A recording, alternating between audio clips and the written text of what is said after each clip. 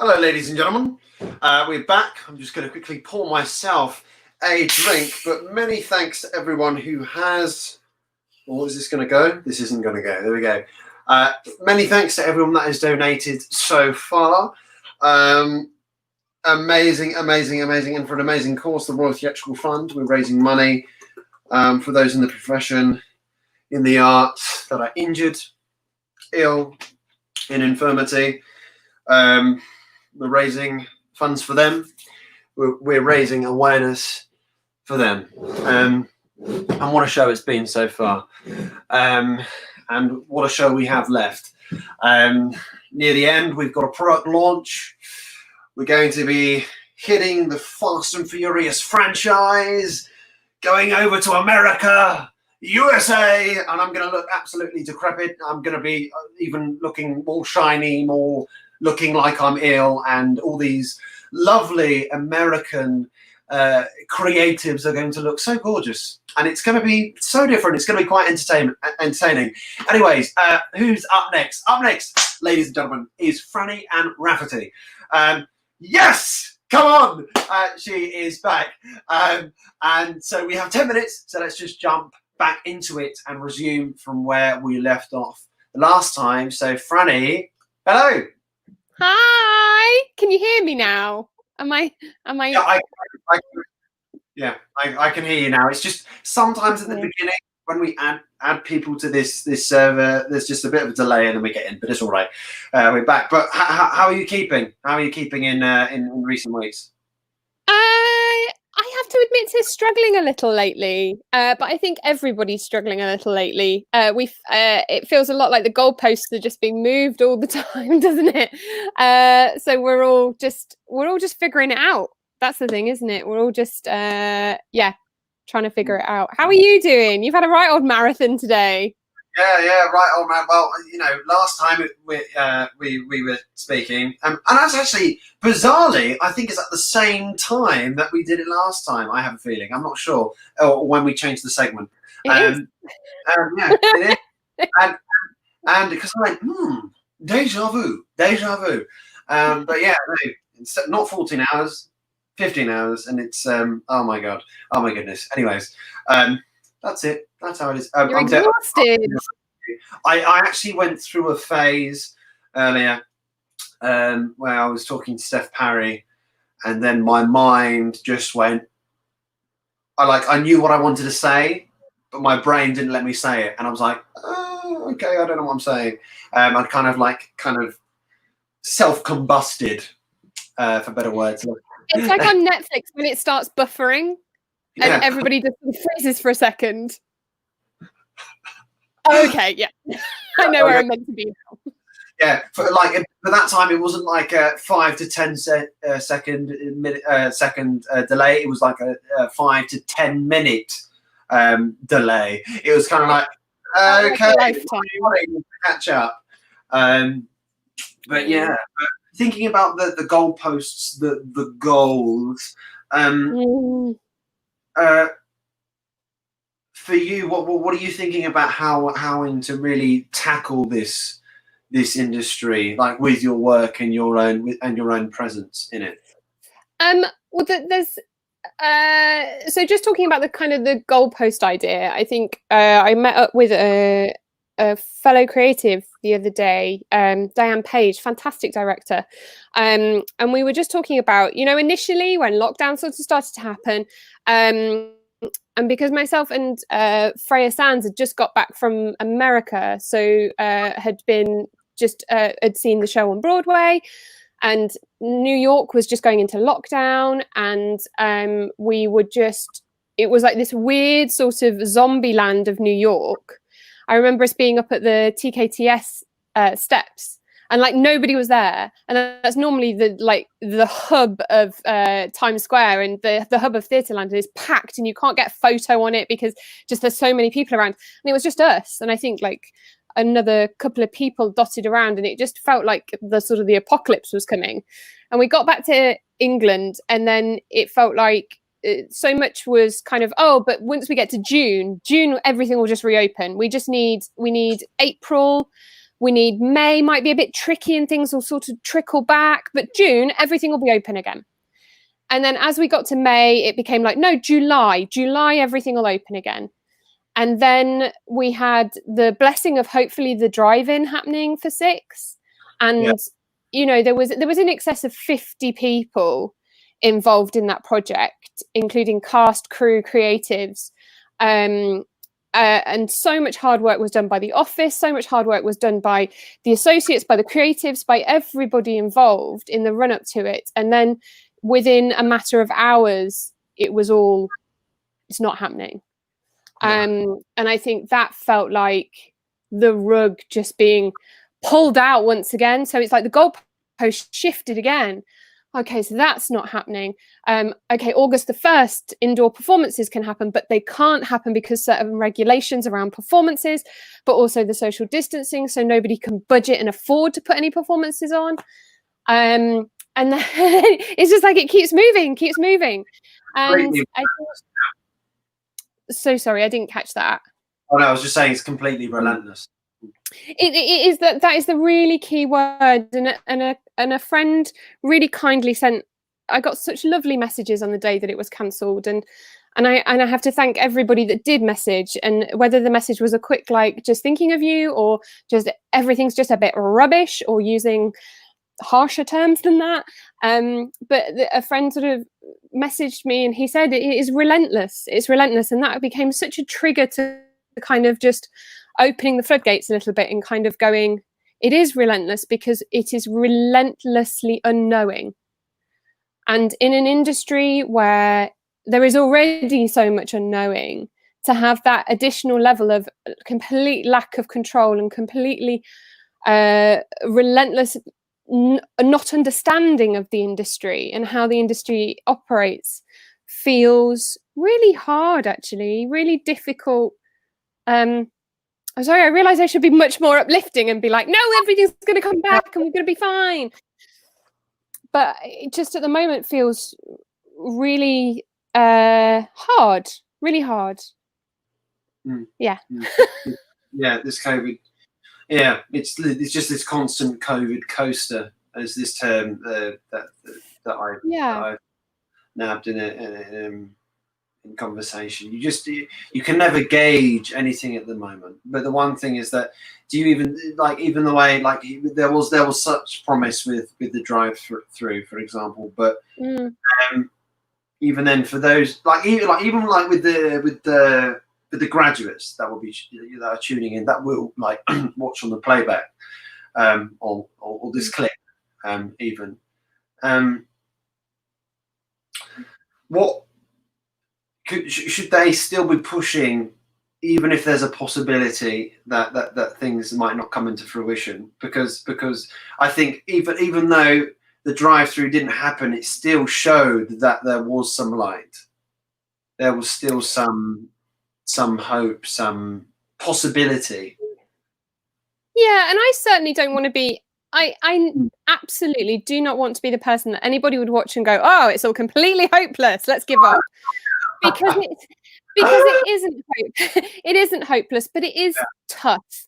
And I think it is about acknowledging that this is not an easy. The COVID coaster is a really interesting term, and there is no part of me that wishes to diminish the seriousness of the pandemic. It is frighteningly serious. But what needs to happen is an understanding of the level of impact that has had on people's lives and livelihood. And I think there is it feels like it's becoming this vicious circle of the frivolity of the arts, and therefore they are not valuable in the context of a global pandemic. But what is valuable in the context of a global pandemic is people's lives and livelihoods, is people valuing themselves as humans, is the fact that so many people have spent years and tens of thousands of pounds training, elevating their skills, working so hard towards aspirations that are valuable. There's a brilliant mockumentary style comedian, Tom, who plays Jonathan Pye. And Jonathan Pye recently did a piece where he went and visited Glastonbury, and he sort of harpoons the media and current affairs, but also at the heart of it says things that are just so real and right. And the value of the arts is in its effect, in its ability to show compassion, to show empathy, to show representation, in the storytellings, which we've done since the dawn, literally the dawn of time. We have told stories as humans as a way of communicating how we are as humans. And so while it feels like our government, and I stand to be corrected, and perhaps this is wild generalization as the liberal politico that I am, but it feels like we have a government that doesn't value the arts and sees it as frivolous, but has no understanding of the level of commitment and value and economic growth, and also personal human growth that the arts brings to the world. And until they do realise that, we are going to continue to be shut out in a frightening way. So, but it will be fine in a year's time, I'm sure. It most definitely will. Sorry, it's just because I want to continue having this conversation, but I'm very wary of the time. So if it's okay, just giving a little schedule, Bailey. Yeah. Pardon? You've got a schedule you need to stick to. I know. Yeah. It's, you know, you would have thought 15 hours was enough, but I'm so greedy. You know, if I could do it, if I had the capacity to stay awake for so long and have energy without crashing and burning every 5 minutes, then I'd be doing this all the time. I'm a greedy git, but very with just finding a moment of lightness, just for inspiration for someone, just maybe a little key piece of advice that might brighten someone's, you know, idea. Someone's day. So I'm not the complete grim reaper of your drink the ink. That I can do, Bailey. That I can do. The one thing I would say is, and there's something that I'm working with friends at the moment on an idea that we'd really like to do, which is an arts action. So it's kind of harkening back to the 60s, 70s performance actions that used to take place. And we're working on that, which doesn't involve us having to find a theatre. It doesn't hopefully involve us putting anybody's lives at risk in terms of safety. And I think it's that thing of whatever crazy idea might be going on in your mind, nothing is impossible. It will feel impossible and it feels relentless, but in actual fact, you just sort of need to be relentless about making the work. And whether that is making the work on Zoom just for a group of friends, or whether it's putting it out there on YouTube, or doing what you're doing, Bailey, doing what Save the Arts was doing recently on Instagram, that fantastic program of masterclasses, doing what CCI are doing. There are so many people who have had like a brainwave and gone, okay, can I make this work? And they have made it work. And it is not impossible for everybody to be a part of that. It doesn't have to be global in its effect. Actually, you can be global in your effect amongst your friends. So making art, and just remembering that the positives of it, that making art is about compassion, empathy, storytelling. It's about creation. Go do it. Be a part of it. But just find new ways to do it. Yeah, Franny, thank you so much. We do you know what? We need a podcast. That's what we need. Oh look, and there's a CCI regular that I've been seeing this week. Oh God, I always say the name wrong, even with my brain dying now. Nayara? Pardon? I think it's Nayara, isn't it? Nayara. Yeah. Okay, no, that's not how you say it. Yes. Oh my goodness. Yes. Regular at CCI. I've loved hosting that this week. Anyways, please, Franny, look after yourself, and let's book another date to continue the conversation. Have a brilliant rest of your day, and it's amazing the work you're doing, Bailey. So thanks for inviting me. Thank you so much. Right, look after yourself. I'll see you soon. Bye-bye. That was Franny and Rafferty, everyone.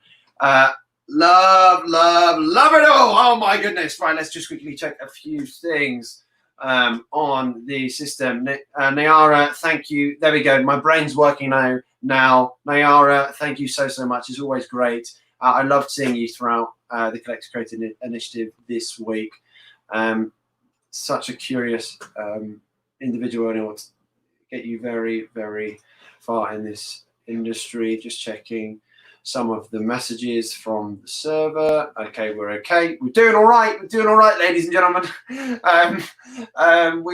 It's nearly 10 and a half hours. I'm getting a bit stiff. And it's so funny watching, thinking back to the very beginning of this morning, and Bobby Winderbank was doing a full-out workout for 15 minutes, and all I was doing was sitting on a chair. Which just goes to show he's coming out there with six-pack, everyone doing the glasses. I'm going to be a teddy bear. And do you know what? So be it. So be it, ladies and gentlemen. Right, up next. Okay. That guest is not here at the moment, but I do see someone backstage, and I'm very, very excited. Piers Cottee-Jones. I have been wanting to have Piers on the show for a very, very long time, and now that's that moment. So let's just say hello. We've only got a limited amount of time. Piers, hello. Hello, how are you doing, Bailey?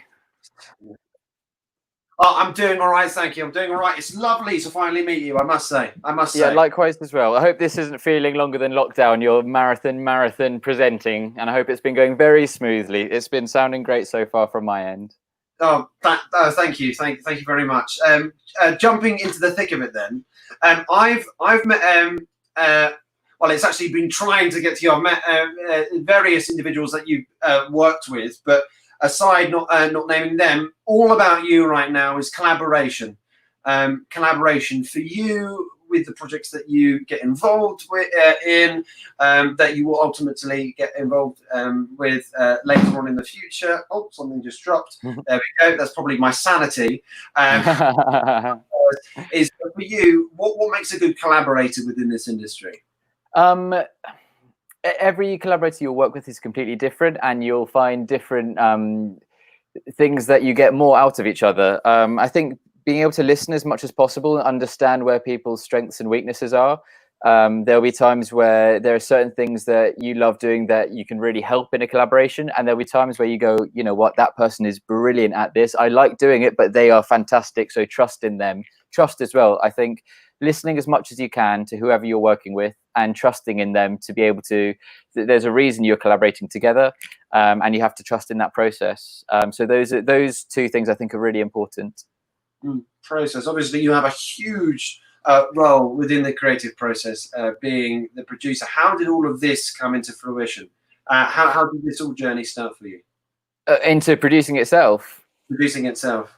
I think most producers will say it sort of ended by accident. I've had a lot of different roles within theatre itself, and one of the main roles I was doing was actually on the agent side of it all, at an amazing place called Jonathan Aaron. And that was really fantastic, and that was really seeing the business side of theatre and how it operates and the ins and outs, and learning more about that. And then it was off to Mountview to do a master's, because I just wanted to learn more about how it worked. I'd sort of seen aspects of it and wanted to really gain that understanding and to a much deeper level. So that was the next step on that journey of educating myself as much as possible. There are lots of other ways to do it, to go into the producing world. That's just the path that was appropriate for me on my journey. And then straight into it sort of from there, and for the last few years or so. It's been a really lovely journey, and it's been a very fortunate one of sort of following your nose, and something happens, then another thing happens. I'd say it's been very accidental, sort of the journey so far. But yeah, it's working with lots of different people has been great as well, because you get to see so many different ways of working and methods, and see how some amazing people operate and how they think, and you learn so much from it. So it's been really fantastic as well. With thoughts, what really makes you tick with a certain project that you do take on? What's the wow factor that's like, do you know what, I'm in? It's different for every show. Sometimes it will just be the piece itself just really connects with me, and I think if the piece doesn't connect with you, then you're always fighting a bit of a losing battle. There'll be times where you love a piece more than another one. That's completely natural, and times where you do have to just motivate yourself a little bit more. But ultimately, if you're going to be spending, whether it's there's a show I'm working on now where it's going to be a month from conception to it being on stage. You don't have it that long to work with each other, but you're working very intensely. Or one of my last projects is over 1.5 years, and there's one I'm working on now that I've been working on for 2 years. If you don't like those people, and it's not like if you don't get excited by the collective vision of it, then it becomes very hard. So for me, it's tuning into that collective vision and just getting excited by as many things as you can. For me, that's not always budgets, but that's always where a lot of things start. But when you have that conversation with the director often, and they sell you this dream, and you just get enthralled by it, that's where some things become really exciting from my side. And having been on a lot of different areas within theatre, and particularly the creative projects with more of a creative element to them, I really enjoy those in particular. For those that are thinking potentially going down the producing path, or taking a similar journey, becoming an agent and then transferring, where can people look to start building that process and really build themselves from the foundations up? There are so many different ways that people come into producing, as I've said before. I think in whatever capacity you are absorbing theatre, whether that is you being a performer, you being part of a production team, you being a graduate, you being someone at school, in whatever capacity you can absorb and learn more about theatre, take that opportunity. If you're a performer, just ask the producer what are the thinking behind that, and what are your ideas behind it. People are I've often found very happy to talk and share things. Grabbing coffees with people is a great thing to go and just pick someone's brain, and you never know what nugget of information you'll get from that. There are also more structured things. Stage one's great. They have lots of ways to engage and learn and absorb more information. There are lots of internships that you can do at various places, and little placements that can help you learn and learn and learn and learn. And there are also lots of people who take up sort of mentor positions. Like I know Chris Grady, who is a mentor for me. He has he's just starting a sort of a digital producing course, so to speak. So there are lots of different ways to do it. There's no right and wrong way. There are just whichever way is appropriate for you. And you absolutely don't need to have an education in it. Most people learn how to produce by simply doing. And whether that's putting on a show with a couple of mates or putting on something that has a huge budget, it doesn't really matter what the scale is, as long as you're excited by it. And don't get, I think the thing that stops people just trying to put their own stuff on, whether it's producing or creatively, is that fear that we all get. And yet, to steal a quote, fear is the mortal enemy of dreams. If you let the fears keep brewing and brewing, it will stop you just taking the plunge into doing it. But yeah, messaging and talking to people is really important. Back to the original question. With communication, as we approach the final few moments, and thank you again. We're gonna have a longer slot, Piers. Of course, yeah. I'm very happy to. Yeah. Yeah. Well, absolutely. That's brilliant. Brilliant. We're on record as well. But I've been toying with this, especially today, is the type of shows that we will be seeing when we go back to a sense of normality, whatever that is, and the type of shows that the audience want to see when we go back. Is there a difference? Is there similarities? What's there? Because it's a very treacherous path almost right now. Yeah, absolutely. I think ultimately no one knows. People have inklings and hunches and ideas, but it's a gamble to anyone, and there's no single person who has that answer currently. There's a theory that with the demographics who get statistically more severely impacted by COVID in terms of older people, that there might be some braver programming done to try and capture the young people who are a bit less worried about attending a public event. But on the other hand, if you can only have a certain amount of people in, and finances are very hard for everyone right now, safe bets become a very appealing option suddenly, and therefore you have things such as Micahel starring in everything as an age cast. You've changed it in whatever way you can to make sure you can fit these things in. We might also see some really big film stars and TV stars who don't often think of theatre coming across because their schedules are all getting thrown left, right and centre. And suddenly, because of that, they do have 6 months where they can come and tread the boards. So it'll be really interesting to see what happens. And I know people are working incredibly hard to try and keep the art form going and be able to create a living for themselves and each other. But yeah, it will certainly be interesting to see how it all pans out. Most definitely. Well, Piers, thank you so much. I can't wait to continue the conversation sometime soon. But until then, have a lovely weekend, and I'll catch you soon. All right? Absolutely. All the best. Thank you very much for having me. Take care. Bye-bye. That was Piers Cottee-Jones, everyone. Insightful conversation there, and we will most definitely continue that conversation when I have some more marbles in the brain, and I'm not so tired. But up next, oh my goodness, is the man who made this all possible, really. Gave me my first yes with all this interviewing nonsense, opening doors up to supplying opportunity. He's not only a supremely talented individual, but a generous, kind person. It is, I dropped my pen, there we go, Adrian Hansel. Hello, Adrian. Oh, mate, how are you? I'm doing all right. It's so good to see you. I'm not even going to lie to you. It's so good to see you. How have you been keeping? Yeah, good. Positive. Oh, goodness. I just can't believe, looking from when I was at Riverside to now here, and then seeing you, and also obviously doing the Theatre Cafe was probably the last time we properly spoke. It's just been absolutely mental. So I just wanted to say just here, when I'm seeing you, literally genuinely thank you, because yeah, living it.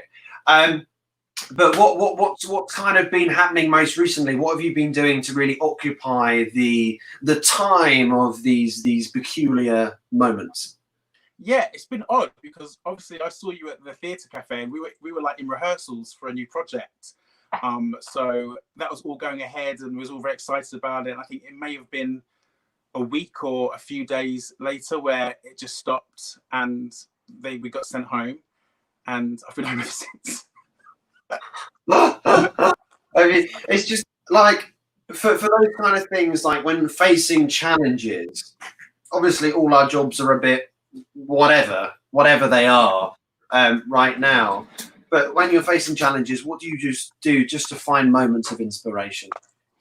I just think, obviously, it's hard, isn't it? But I just think it's really important to remember that it's not going to be forever. And as hard as it is, especially for newcomers or people coming into it, I'm old now, so I've been around for a while, but you may not even ever get another chance. Not a chance, but this probably won't ever happen again, fingers crossed, hopefully, where you'll have this much downtime. So like some of your previous guests have said before, the chance to be this creative and to keep in key with people and to think of new things, and is really important. So once I kind of got over the thought and stopped being scared of what's happening, I just kind of embraced it and thought, well, this is happening. Nothing's going back to normal soon. It's not just me, it's everybody. So just try and keep positive and keep healthy and think of new things to do and think of things that you want to do in the future. Clear out music, go over a repertoire, just keeping yourself busy as much as possible. And just remember that it's not just you. You're not the only one out of work. You're the only one that's lost a job. It's everybody. We're all in this together. So as hard as it is, just try and keep positive. Just remember, it isn't going to be forever. Has it made you think slightly differently about theatre and perhaps the future productions that you will end up doing? Not really. I just think when you've been doing it for a long time, you're in work a lot, that you can be out of work, you can be in work, and it's kind of part and parcel. It's just this time round, you've been forced kind of out of work. So as I think things will be slightly different when we go back in the beginning, but in the end, you know, it will go back to normal. I just can't see them social distancing for the next 10 years. I just can't see it happening. So I think it's just a case of, you know, taking new things, like maybe things you wouldn't normally take on board, or things you would normally take. You know, producers and directors are looking at things differently now, and it's, you know, it can be quite exciting. Maybe more different outdoor gigs, sort of bespoke pop-up sort of gigs and shows are happening, and I know a few drivings are happening. So, you know, it's been positive and thinking outside the box and maybe doing something which you thought you wouldn't have done, which you may do and really enjoy. And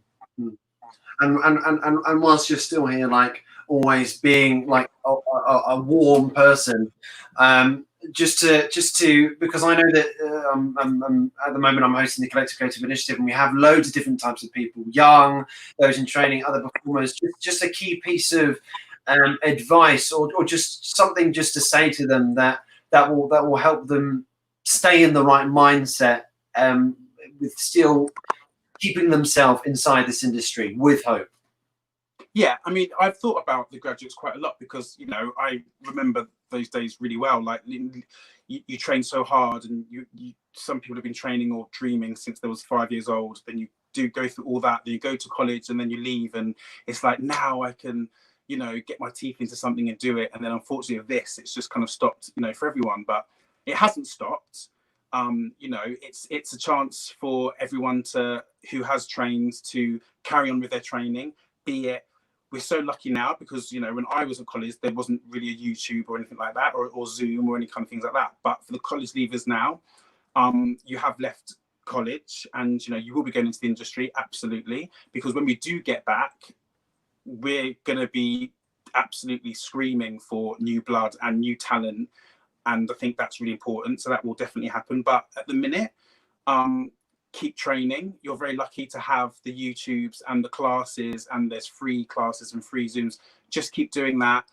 This is a brilliant opportunity to really read through monologues and different plays and really be prepared, because as boring as it is, you know, preparation is key. And, you know, if you can just, you've got the time. So learn 5 songs from 5 different genres, areas. Even if you think it's not your casting, you know, think of a legit song, think of a musical theatre song, think of a rock song, think of a songtime song, think of just as much as you can, and just print that out and just have that in your book and learn it and the best you can. And when the auditions do start coming in, which they definitely will do for you, you'll be so prepared. You'll have your music, you'll know what song, you'll have, you know, your monologue. And, you know, I've been through stages now where something's come in and said, oh, you need 3 songs and it's by this person and the audition's in 2 days. I've not got that. I've not been prepared. So I've been scrambling around doing my best. And, you know, but with this time, make it work for you, and just really just still honing on your craft and what you want to do, and learn and read and listen to all different things. It's still part of your training. So just give yourself that, and just try not to panic, because it's not a sprint. It's definitely not a sprint. It's an absolute marathon. And I left college in '98 and I'm still here now. So there's no rush. Just relax and it will happen, and it will be brilliant, and you'll all be fantastic. Adrian, thank you. It's so lovely to see you again, I must say. But stay in good health, and I'm sure again at some point we will speak again. But until then, absolutely stay well. Take care. See you later. Take care. Bye. That was Adrian Hansel, everyone. Oh my goodness, what a chap. Up next we have. Sorry, excuse me. Right, let me just have a drink. I'm going to be hitting the booze soon. No, only joking. Oh, goodness. Got a burst of energy. Here we go. Let's go. How many hours? Doesn't matter. Let's go. Midnight? Let's go. Up next, Danielle Lockwood. Just stunning, a beautiful talent, inspiring. That's what I took from our last conversation. It's a pleasure to see her again. Hello.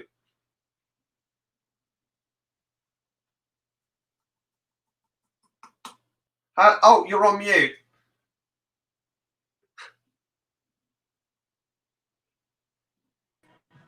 Hello. Hello, you're right. Is that better? Hello. I saw you had a drink, so cheers. I bet you need it. Oh, cheers. Yeah, cheers. How's that? Oh, I can hear all the music in the background. I know. Do you know what? I was in a quiet place a minute ago, but I literally just got kicked out. I might be able to go back in there in a second. I'm literally just having a little shop in Westfield. We're going on holiday in a week's time just to get away from all of this madness. So amazing. a little shop in prepreration. But I have tried to find a quiet place, and I'm so sorry. Absolutely fine, mate. It's fine. Well, great to see you again, I must say. Oh, and you. So just actually just going to the holiday then, just having that downtime, having that escapism. What's it going to be like? Just to leave everything behind for a week. For a week. Do you know what? I can't wait. I'm so sorry about the background noise. I know that must be so distracting. Hopefully it stops in a minute. Yeah, I can't wait just to kind of get out of whatever this is at the moment. Obviously, I know it's the new normal. Oh my God, I'm really sorry about that. I did not expect it to be this bad. But yeah, so we're trying to obviously get used to everything and how it is and how it like needs to be, but it's still so strange. So I can't wait to just be by a beach and just forget about it all for a second. Just relax. And like the last time we were talking about like the craft, the process. How have the classes been going? Because I've seen that you've been like leading some classes. Yeah. So I still do my my skate classes. They're going well. We're trying to get it up and running to start doing it back in person. Because obviously, as much as it's useful and like helpful to continue practicing the skill over this period of time, it's absolutely not the same as having it kind of in an in-person basis.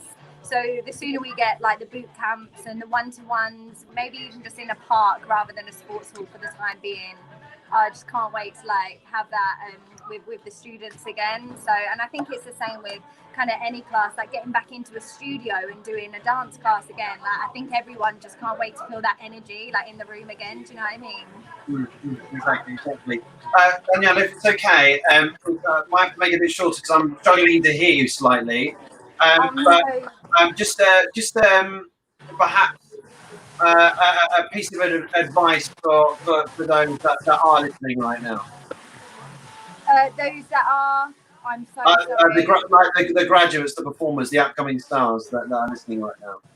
Yeah, so I've been watching kind of people on and off all day, like that have come on, and I think we've all kind of said a little bit of the same. It's just keep going, keep pushing, find something to help you stay connected to the industry, to this world, because it's so easy to like get yourself disconnected, and it's so important to find that kind of like the tether. You've got to hold on to that tether, no matter how like what it might be. Like I know the Collective Creative Initiative are doing all these free classes, which are so good. And I've seen you started hosting some of them as well. Yeah, most of them, yeah. No, that's brilliant. That's so good. But yeah, so things like that, and just trying to get involved in like little projects here and there, because I know that they're coming up more and more, which is obviously a perfect opportunity just to get back in there, no matter kind of what it is, and just hope that sometime soon we're going to get back into a theatre. Exactly. Well, Danielle, I'm sorry to cut you short. It's because I'm really struggling to hear, but I'm sure that others are able to hear you. I'm so sorry. But thank you so much. Enjoy the holiday. Enjoy the holiday. It's always a pleasure. Thank you. Take care. Take care. Bye-bye. That was Danielle Lockwood, everyone. Oh my goodness. I can see Abigayle Benton backstage at the moment. I can see David McIntosh. Love the support, the relationship that those two have supporting each other. We've got another donation, ladies and gentlemen. People are tuning in. Latest one from Jamie C. Byrie, who actually gave me it earlier. Thank you so much, Jamie. So generous. Thank you. Oh my God. gets me all a bit. Anyway. But yes, gorgeous, warm-hearted Abigayle Benton wiped the floor with us. Well, not the floor, the screens when she blew out the cobwebs. There we go, finding the word finally. With when she saying some funny girl. Let's see what's in store for us today. Abigayle, are you there? Hi. Hiya, how you doing? How are you? I'm doing all right, thank you. I got a bit worried because I just went, oh, Abigail's frozen, David's frozen. Is it my end? I don't know what's going on. Everyone's frozen. How are you doing? You must be absolutely knackered. Doing okay. I had a moment earlier on, about 5 to maybe about nearly 6. And now I feel okay. I'm slowly fading again, but I will be absolutely. I'm martini. Saying hello now. How have you been keeping in recent weeks? It's great. It's great to see you again, I must say. It's lovely to see you. Like it's just a bit mad, really. I find myself going in and out of like holes of being really like what's the word? Busy and doing classes and keeping positive, and then you slump back into like lazy weeks where you're just like, well, I can't see a light at the end of the tunnel, so I'm just gonna like binge Netflix, like those classic days. It's been so hard for everyone, hasn't it? It's like it's not been easy. I was supposed to be doing a show at the minute, a contract, but that's been moved to next year, so we can't even announce that yet. But I mean, it's exciting, but we just want to get back on the stage now. Yeah, exactly. Well, like earlier, because I can see backstage that David and Adlyn are backstage saying hello off the cuff, and just because I love everything that you guys do, especially, and it's lovely the relationships that you guys have with one another. I can't remember if I said, could we possibly have a song? Is there any chance that we might have to get a flavour or something? A little flavour. I have brought a little something Yeah. today. Amazing. I am going to sing you something from Anastasia, just because, why not?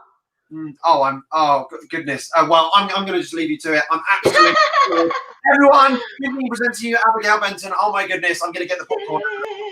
Get the popcorn. Okay, gang. You might be in for a treat. You might not. Let's get this going.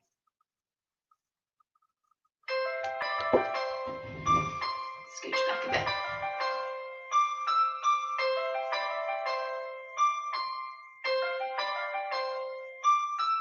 Heart, don't fail me now. Courage, don't desert me. Don't turn back now that we're here. People always say life is full of choices. No one ever mentions fear, or how the world can seem so vast on this journey to the past.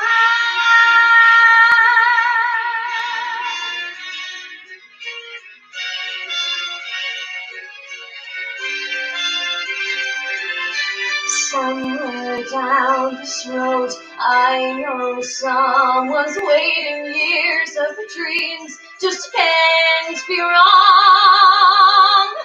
Arms will open wide, I'll be safe and wanted, finally home where I belong. Yes, starting now, I'm learning fast on this journey to the past.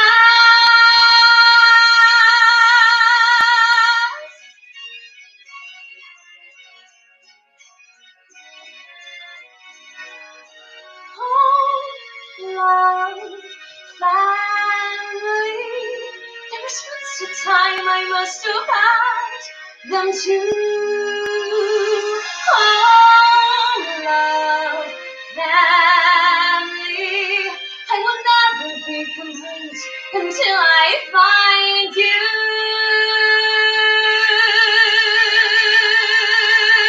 One step at a time, one hope, then another. Who knows where this road may go?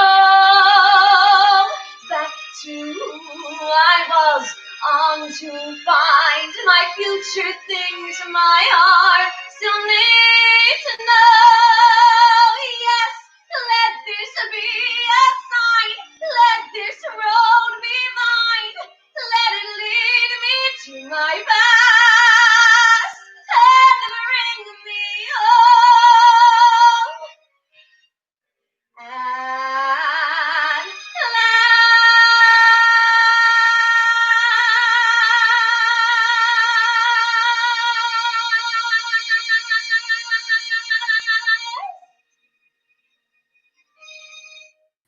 Yes, fist pump. Look, David's doing the fist pump as well. We're all doing it because boom. God, I've been on it has already. to end with a fist. Every song should end with a fist. Oh yes. Oh my goodness. That choreography on Broadway. That's what was missing. That was what was missing. That was what was missing. She needed the fist grab.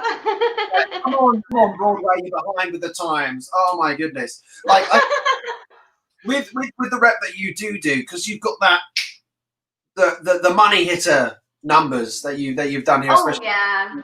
Is that the stuff that you revel in? Are those the kind of? Yeah, I love a song that's got a little bit of welly in it. I feel like I haven't done like a song if I've not like absolutely belted my tits off at the end. Do you know what I mean? Bit of this, that long note. Like, when did you realise that this style was the thing that was for you? This was the type of role that you would be being put up for. Oh, well, I started studios many moons ago, and my teacher started giving me loads of, they like introduced me to Sutton Foster and stuff, and I started singing like Anything Goes and like really hearty songs like that. And I love classical stuff as well. I was a classical singer when I was younger, but it was just those kind of like classic big songs were the ones like the Barbra Streisands and stuff like that. I lived for them, and it gives you like, I'm like shaky now because I just live for it. I remember when I did the last one, I had to go for a walk because I had so much energy after it.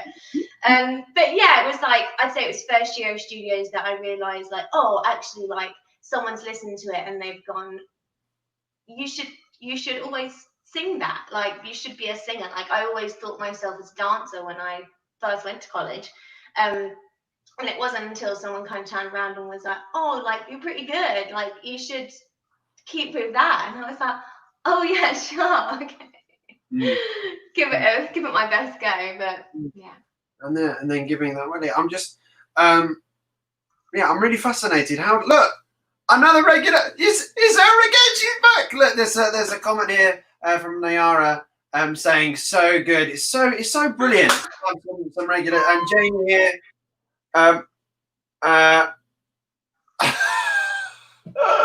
Is Abigayle? Oh, there they are. Oh, thanks, guys.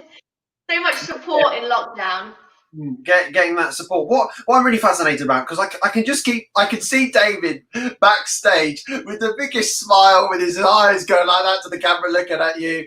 Is it okay if I bring him in and quickly ask how you guys having your friendship? Let's quickly say hello.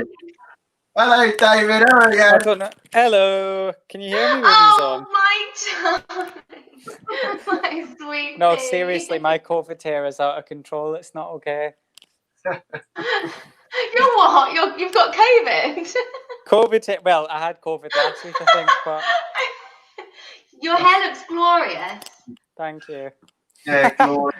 Loving the hair. Just before we move on to the next guest for this evening, how did you guys like start this relationship that you have, because you guys speak so highly of each other, and I love it. We Oh, started he's it. my dreamboat. He's the We biggest started it at dreamboat. the tea. We started it at the tea and coffee station of Funny Girl rehearsals. We both loved a tea. We both loved a biscuit. Oh, we loved a biscuit. We really and did. do you remember that video was out at the time? And it was like, "Hi, my name is Abby," and it was all like Oh, the nice. kids. I'm Katrina. Do you remember that? That had, That's like, the one with all the resurfaced. kids that are dancing. So What? Abby was like, "Oh, I'm Abby. It's nice to meet you." I was like, "Hi, my name is Abby," and then we just set it off from then. The love blossomed. And that's how it clicked, and then the rest is history. Oh my The goodness! rest is Well, history. I just had to ask, because have you guys on the show? And I got to know. I got to find out more about the world of you guys. But We shared relationship of eye rolls throughout the whole contract. Thank you so much. Unfortunately, we've got to move on to the next act of the evening. But David, great to see you again. Andrew. And Abigayle, thank you so much for So lovely to see you. Oh my goodness, you got that welly. I'll see you soon. Got it. That was a feature by the Micahel and the lovely Abigayle Benton, everyone. Righty, looking at donations right now for around and what they're volume 3 in aid of the Royal National Fund. We are standing at an outstanding £140. A lot of people, the people that have donated have donated generously. Many thanks to everyone. Just checking the message on the server. People are enjoying the show. Please remember, if you do want to ask a question to any of these guests, these sales guests now, the BOXSET, please keep it on, and you can speak to those. Also on the server, just listening. Mikey, looking at the time, I'm going to make a quick call, and because there's been some clashes with times, just to double check on someone. But up next is Dior Clarke, but please stay tuned whilst I sort out a couple of technical things. Up next, Dior Clarke.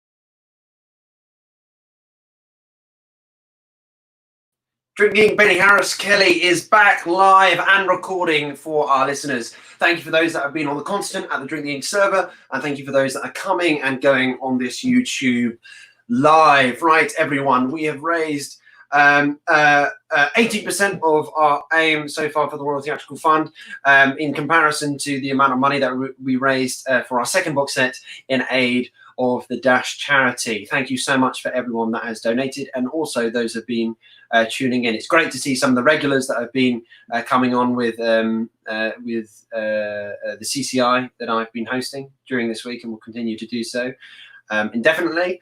But yes, up next we have Dior Clarke, an Hour grad, a creator of Batty Boy, an actor, director, and writer, and has an eye for opportunity. Dior is here. Hello. Hello, can you hear me? Hello. Yeah, I can hear you. It's just taking a bit of time to see. Absolutely fine. Hello. Oh. Hello. Okay, you're slowly coming in. You're slowly coming in. The Wi-Fi will be fine. There we go. There's the smile. Absolutely great. Dior, how have you been keeping in recent weeks? Oh, I've been all right. I've been using this time just to do a lot of writing. I miss acting, but I've just used this time to write as much material as possible. So I've been all right.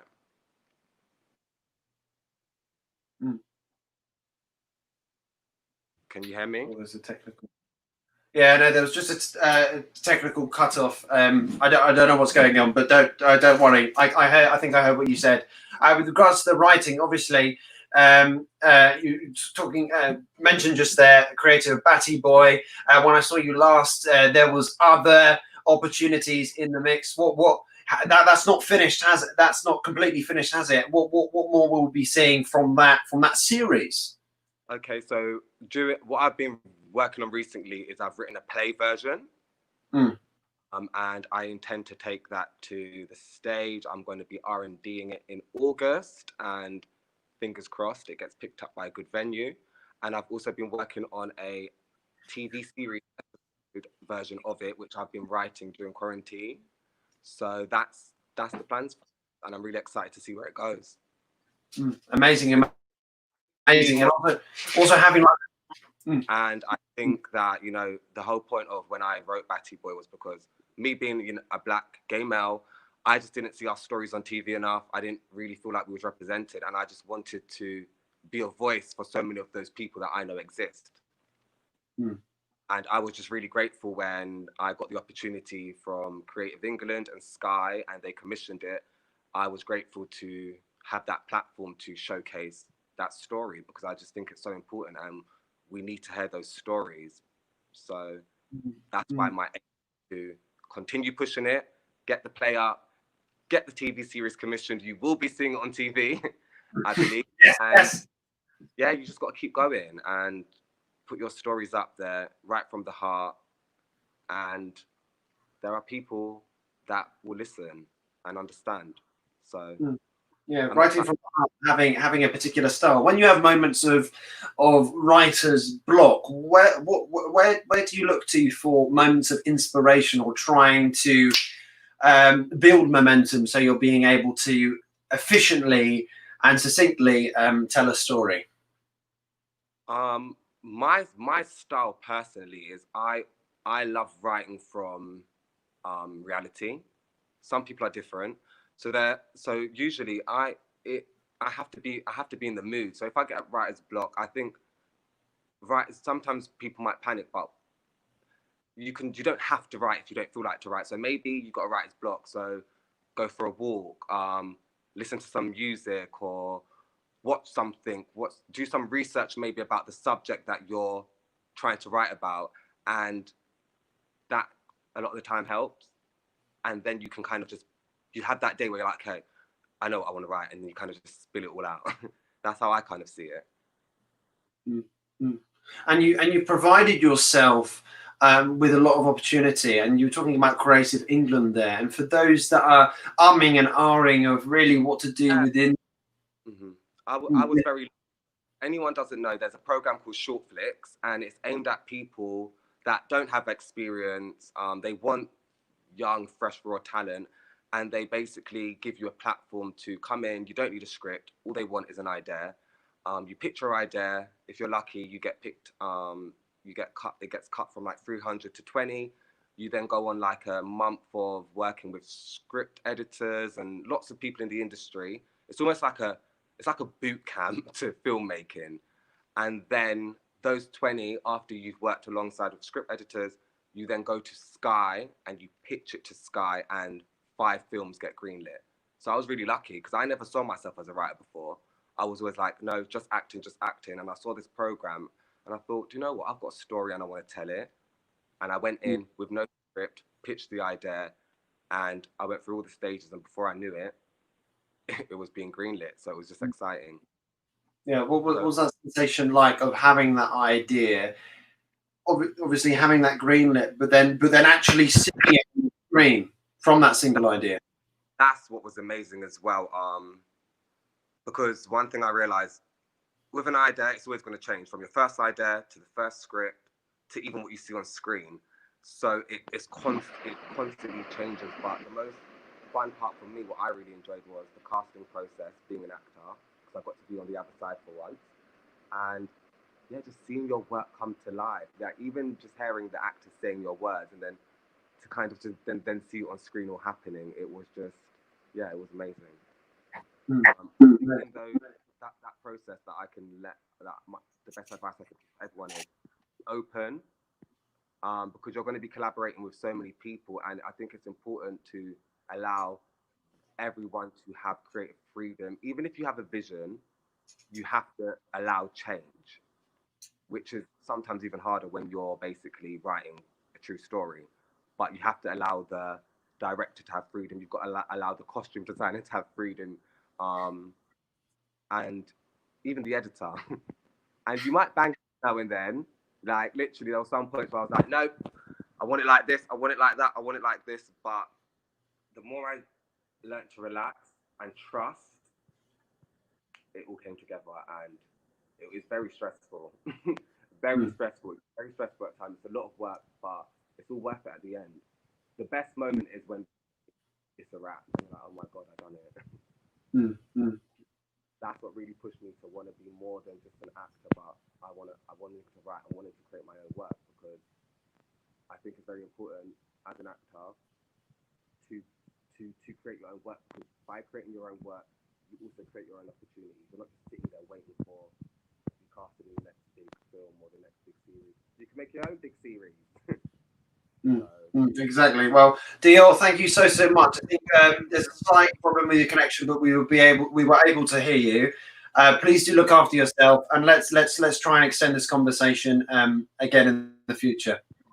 Definitely. Take care. Thank you. Take care. Bye bye. That was Dior Clarke, everyone.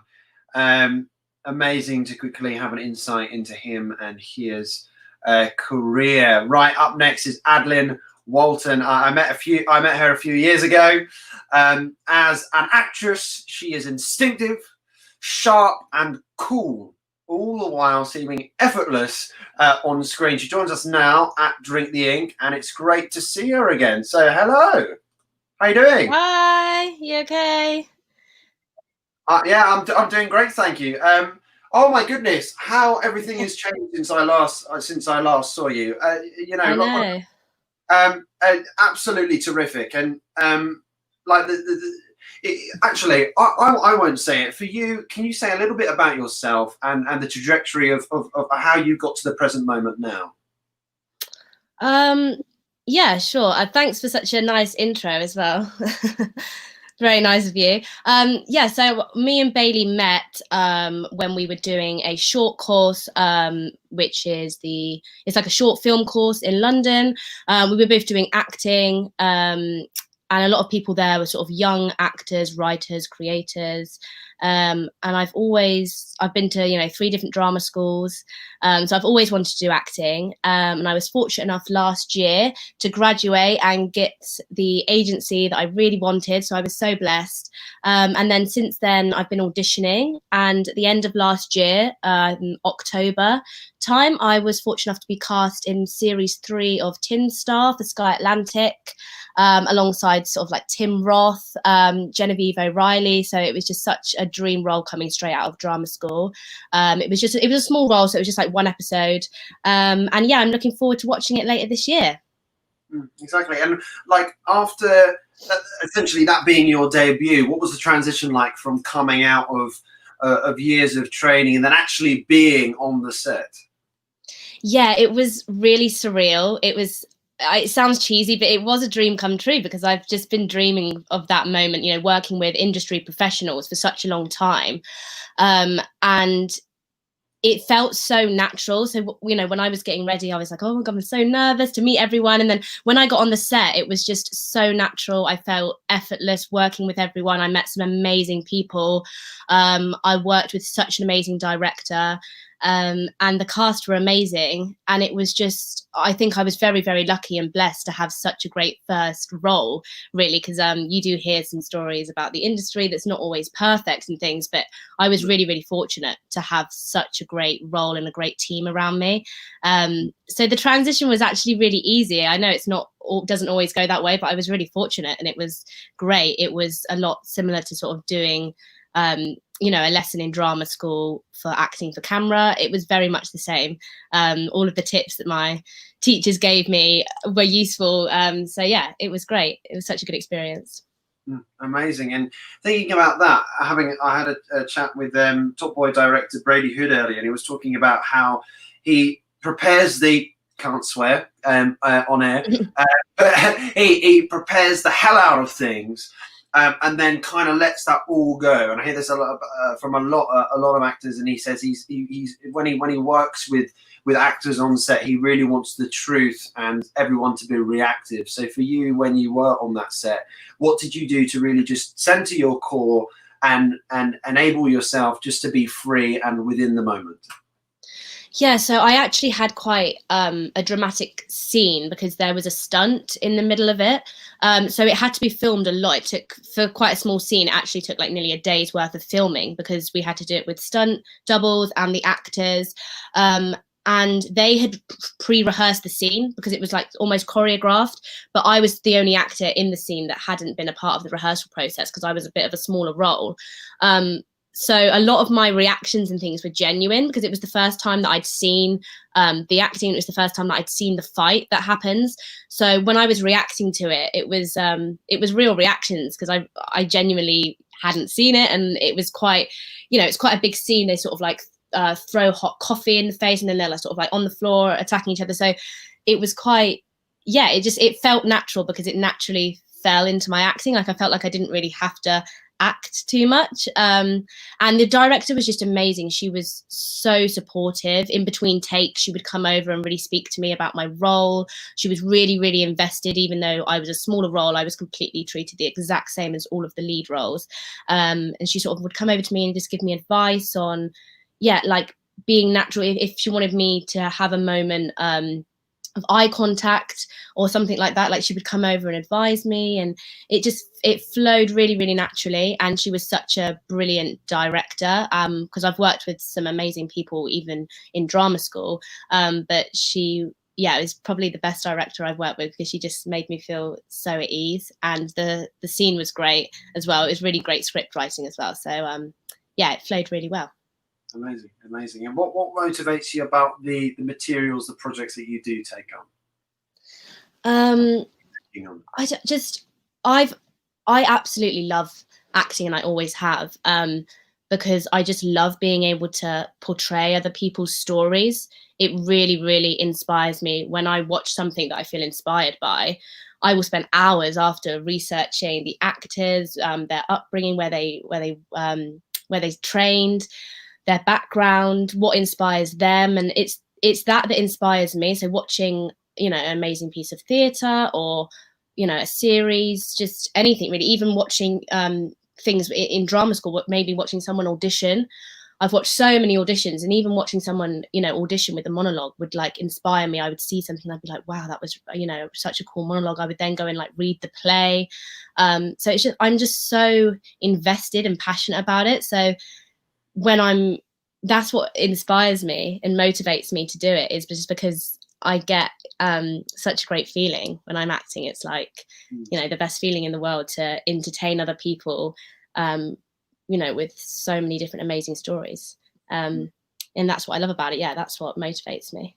With the story, where finding those moments of, like earlier when we were just talking to Dior, like moments of writer's block, we were talking about how he finds moments of inspiration. But for you, if you find a scene maybe particularly difficult to access or tap into, or even with an audition where you feel like it's not clicking for you, what do you just really tap in and embody everything and allow the possibilities to come to you? So yeah, with auditions, I've been up for a few auditions that were a bit out of my comfort zone. Even though I graduated in musical theatre, I've been up for a few musical theatre auditions, and I just was like, oh my God, like I'm always so much more comfortable just in my acting. So when I'm sort of acting through song, or I've got like a dance recall or something, that's when I feel like I struggle the most. And what I will do is just practice, insanely practice so much.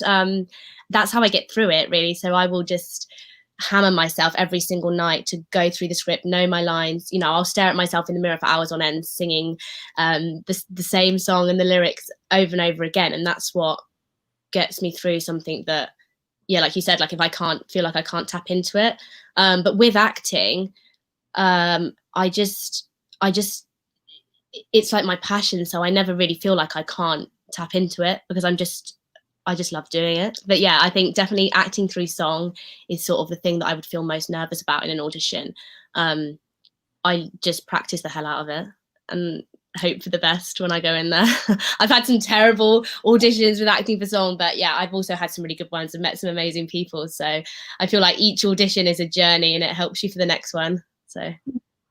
And thinking about journey as we start to close the interview, it's always a pleasure. And it's great to see you, and it's actually great to speak to you again. I know. We keep saying, you know, we need to talk, we need to meet up, we need to catch up. But you're so busy. Everything you're doing is really, really good. You know, I follow everything you do on Instagram. It's really great. It's really great because I've seen it grow. You know, since I met you, it's sort of the people that you're getting on your shows now are really interesting people in the industry. So I think it's great. Yeah, thank you, Adlyn. When we so with your journey, what kind of stuff? I know there's no sense of normality at the moment. Things are uplifting, but for you, and I'm really interested. What shall we expect more of from you with the types of shows that you will end up ultimately be doing? Ultimately, I would love to be doing a series. You know, for something like BBC Three or Netflix. I think, you know, so things like I May Destroy You on BBC Three by Micahel, that would just be my absolute dream to work with her. She has been my inspiration since I first started drama school. I remember I first read her play, Chewing Gum, and I was just like, oh my gosh, this is incredible. So when I watched I May Destroy You, I was just like, wow, I was watching it thinking, I want to be in it so much. So to work with Micahel, that would be absolutely amazing. That would be my dream. But I think in the foreseeable future, yeah, hopefully more roles on telly. I'm not that fussy, but I think series, TV series are sort of my niche, and comedy as well. I'd love to do a comedy series. I'm actually writing my own comedy series, and it's sort of like Micahel. I plan to sort of write something and then also star in it and also do every role, just like she did really with Chewing Gum Dreams. So and then ultimately write the play and then have it as a one-woman play and then go on to having it as a series just like she did. That would be my ultimate goal, a comedic sitcom for my own. That would be amazing. That would be absolutely brilliant one. I can't wait of where that leads to. So, Adlyn, please look after yourself, and most definitely, let's have a catch up sometime soon. Yeah, thanks so much for having me. Thank you so much. Take care. Bye-bye. Bye. That's the lovely Adlyn Walton. Everyone. Right, let's check how we're doing with the total. It was quite nice increase with viewers, especially on the YouTube. Staying at a constant here on the server. With people coming on. Let me just reply to a guest quickly.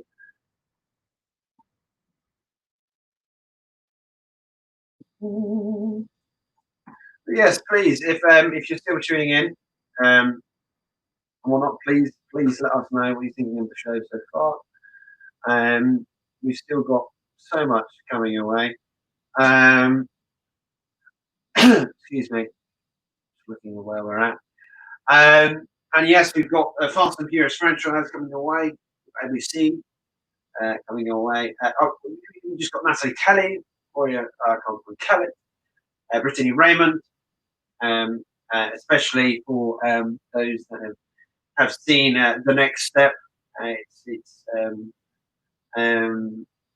We've got Ramon Jackson coming back. We've got spoken word artist, improviser Diamond Bavell. We've got Clayton Bryant, Nick Barstow, who's most recently been involved with Intermissions, Alice Fern, and David Hunter and Caroline Kays. Little musical that you've been seeing around. We've got Ryan Carter behind Turn Up London coming in. We've got Kayla Carter. Yes, they are related. Coming in, we have Kimberly Powell, Gus Henry. We've got Lovo'Clock, who was on a poetry segment, and I saw him and I went, I like him. He'll be sharing some other stuff. Jack Maple is coming back. We got Liam Lau Fernandez, who should be coming in very, very soon. Whilst we're waiting on the guests, I'm going to check up on their whereabouts. We are nearly near the home straight, ladies and gentlemen. It has nearly been 12 hours of me sitting in the seat and you hearing me babble on. But ladies and gentlemen, please stay tuned whilst I see where the other guests are. See you in a bit.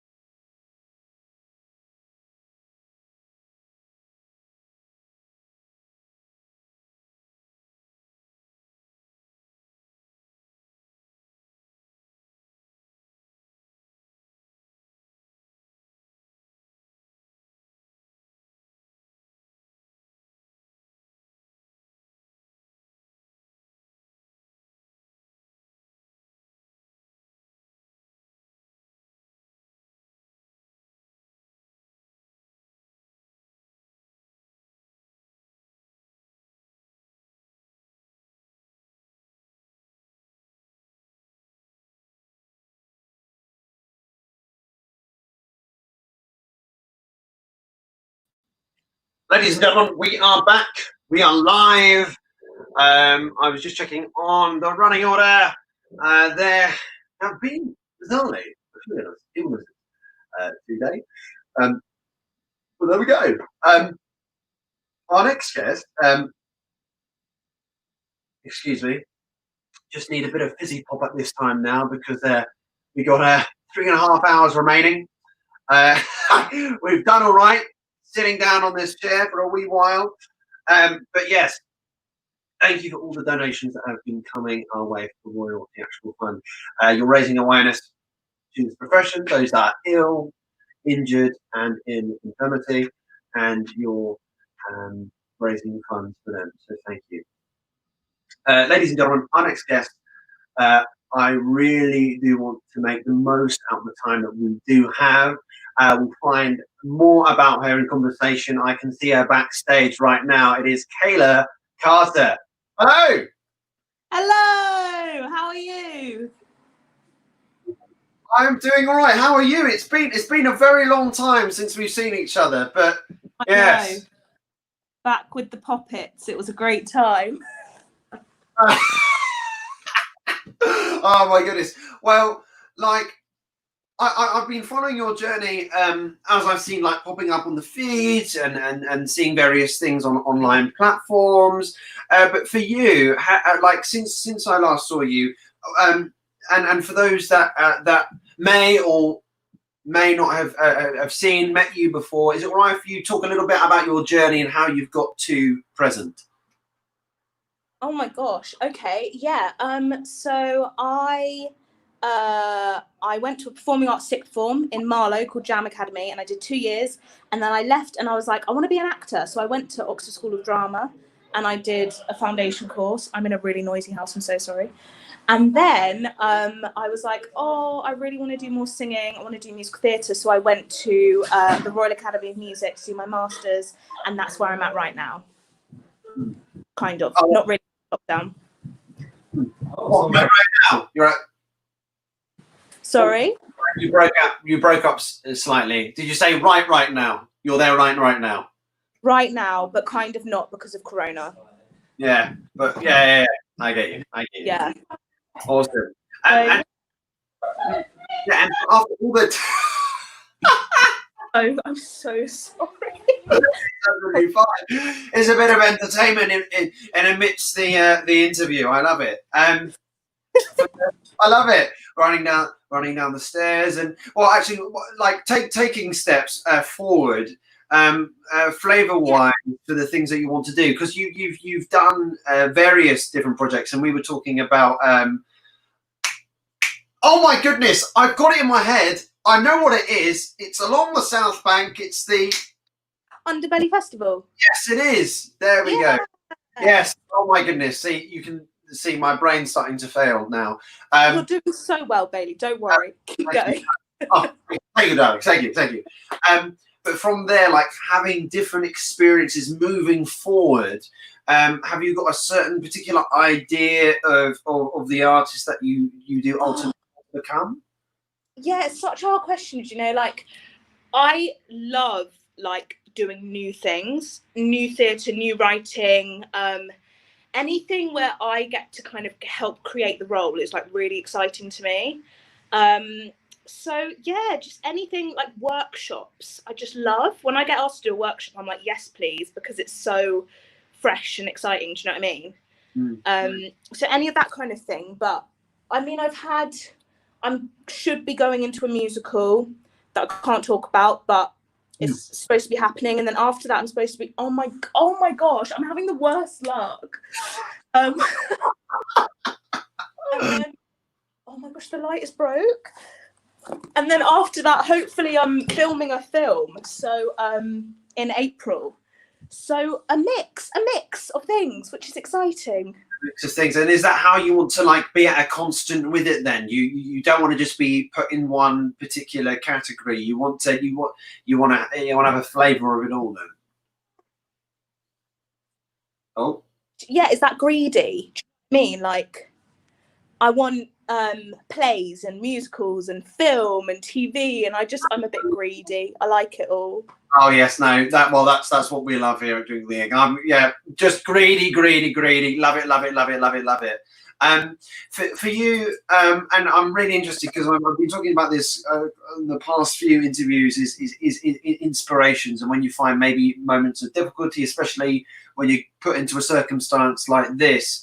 Where do you look to? Who do you look up to really motivate yourself, build the momentum?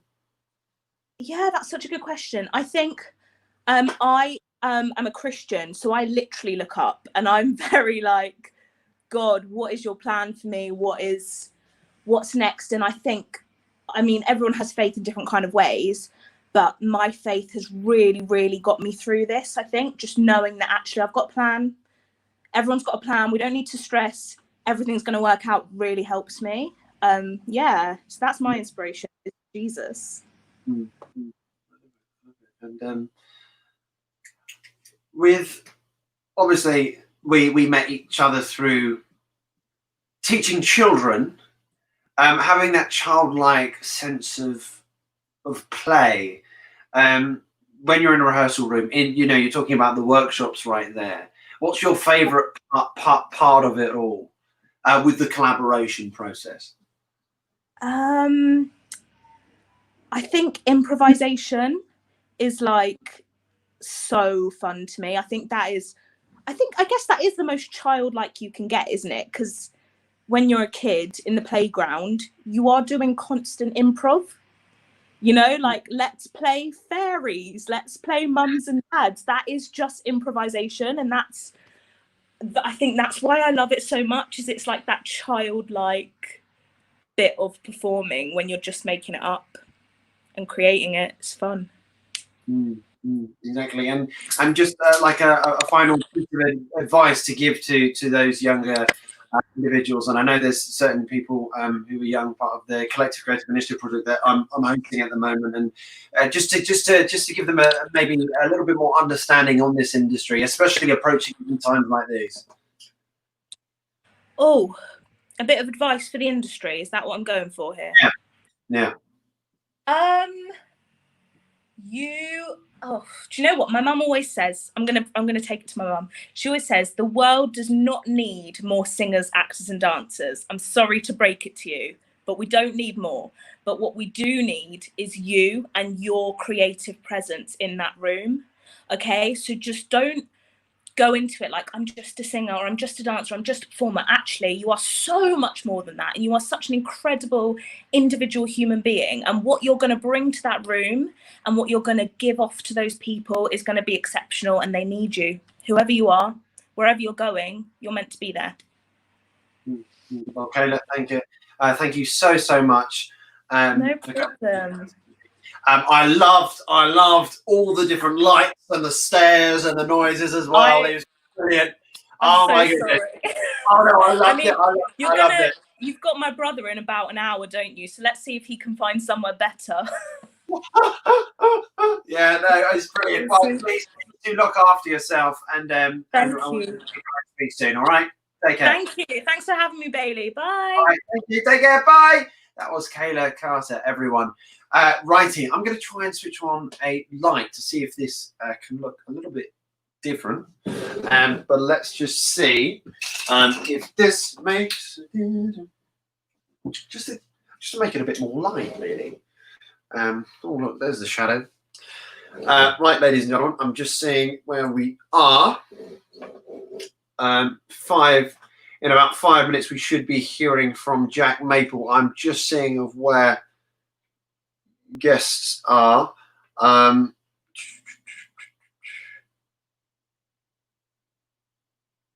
Just checking up on the guests.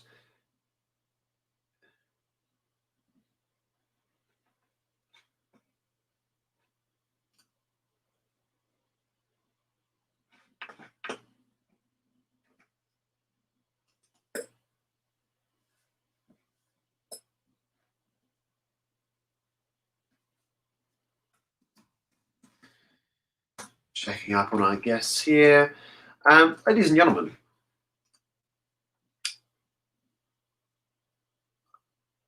we've nearly hit 12 hours. Nearly 12 hours of non-stop. Well, I'm actually just standing right now. Probably just, oh, did you hear that click? Oh my goodness. Of non-stop presenting, interviewing and hosting. And now we've just paused for a moment. And that's fine with particular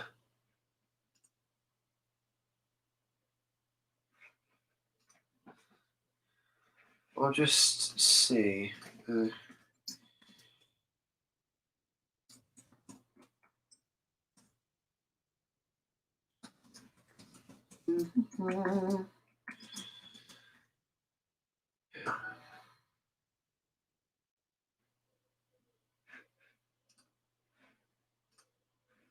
Thank you for the very kind responses, texts that are coming through via the server. And then thank you for everyone that is that has been tuning in on here. I'm just going to quickly reply to a response, respond to a particular guest, just very, very quickly right now. But please let us know what you think, what you want to see more of.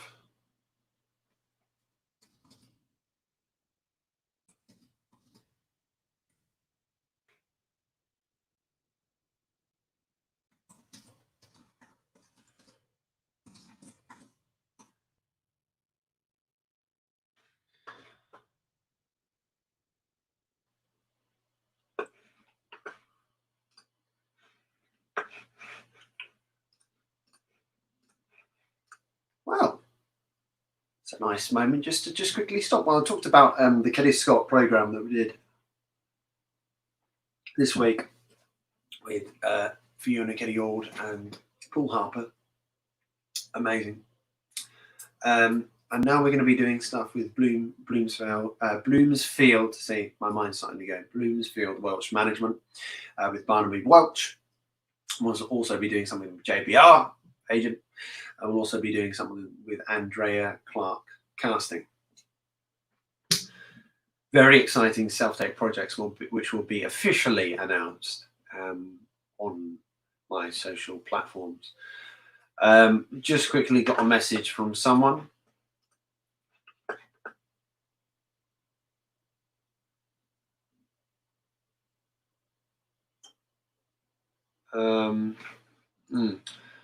Someone's just having technical difficulties, so I'm just going to quickly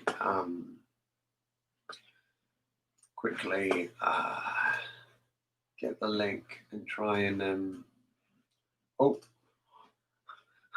nearly signed into the whole thing. It'd be a bit weird talking to self. Oh, I'm doing that.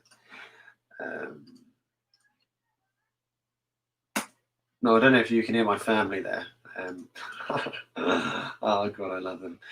Remember, please, we have a product launch coming your way with Kelly Roseanne that we heard from earlier at midnight tonight. We've got a lot of performances coming this evening as excuse me, as well, especially as we go. I'm doing like the weatherman. As soon as we go towards the 9 o'clock section of the night.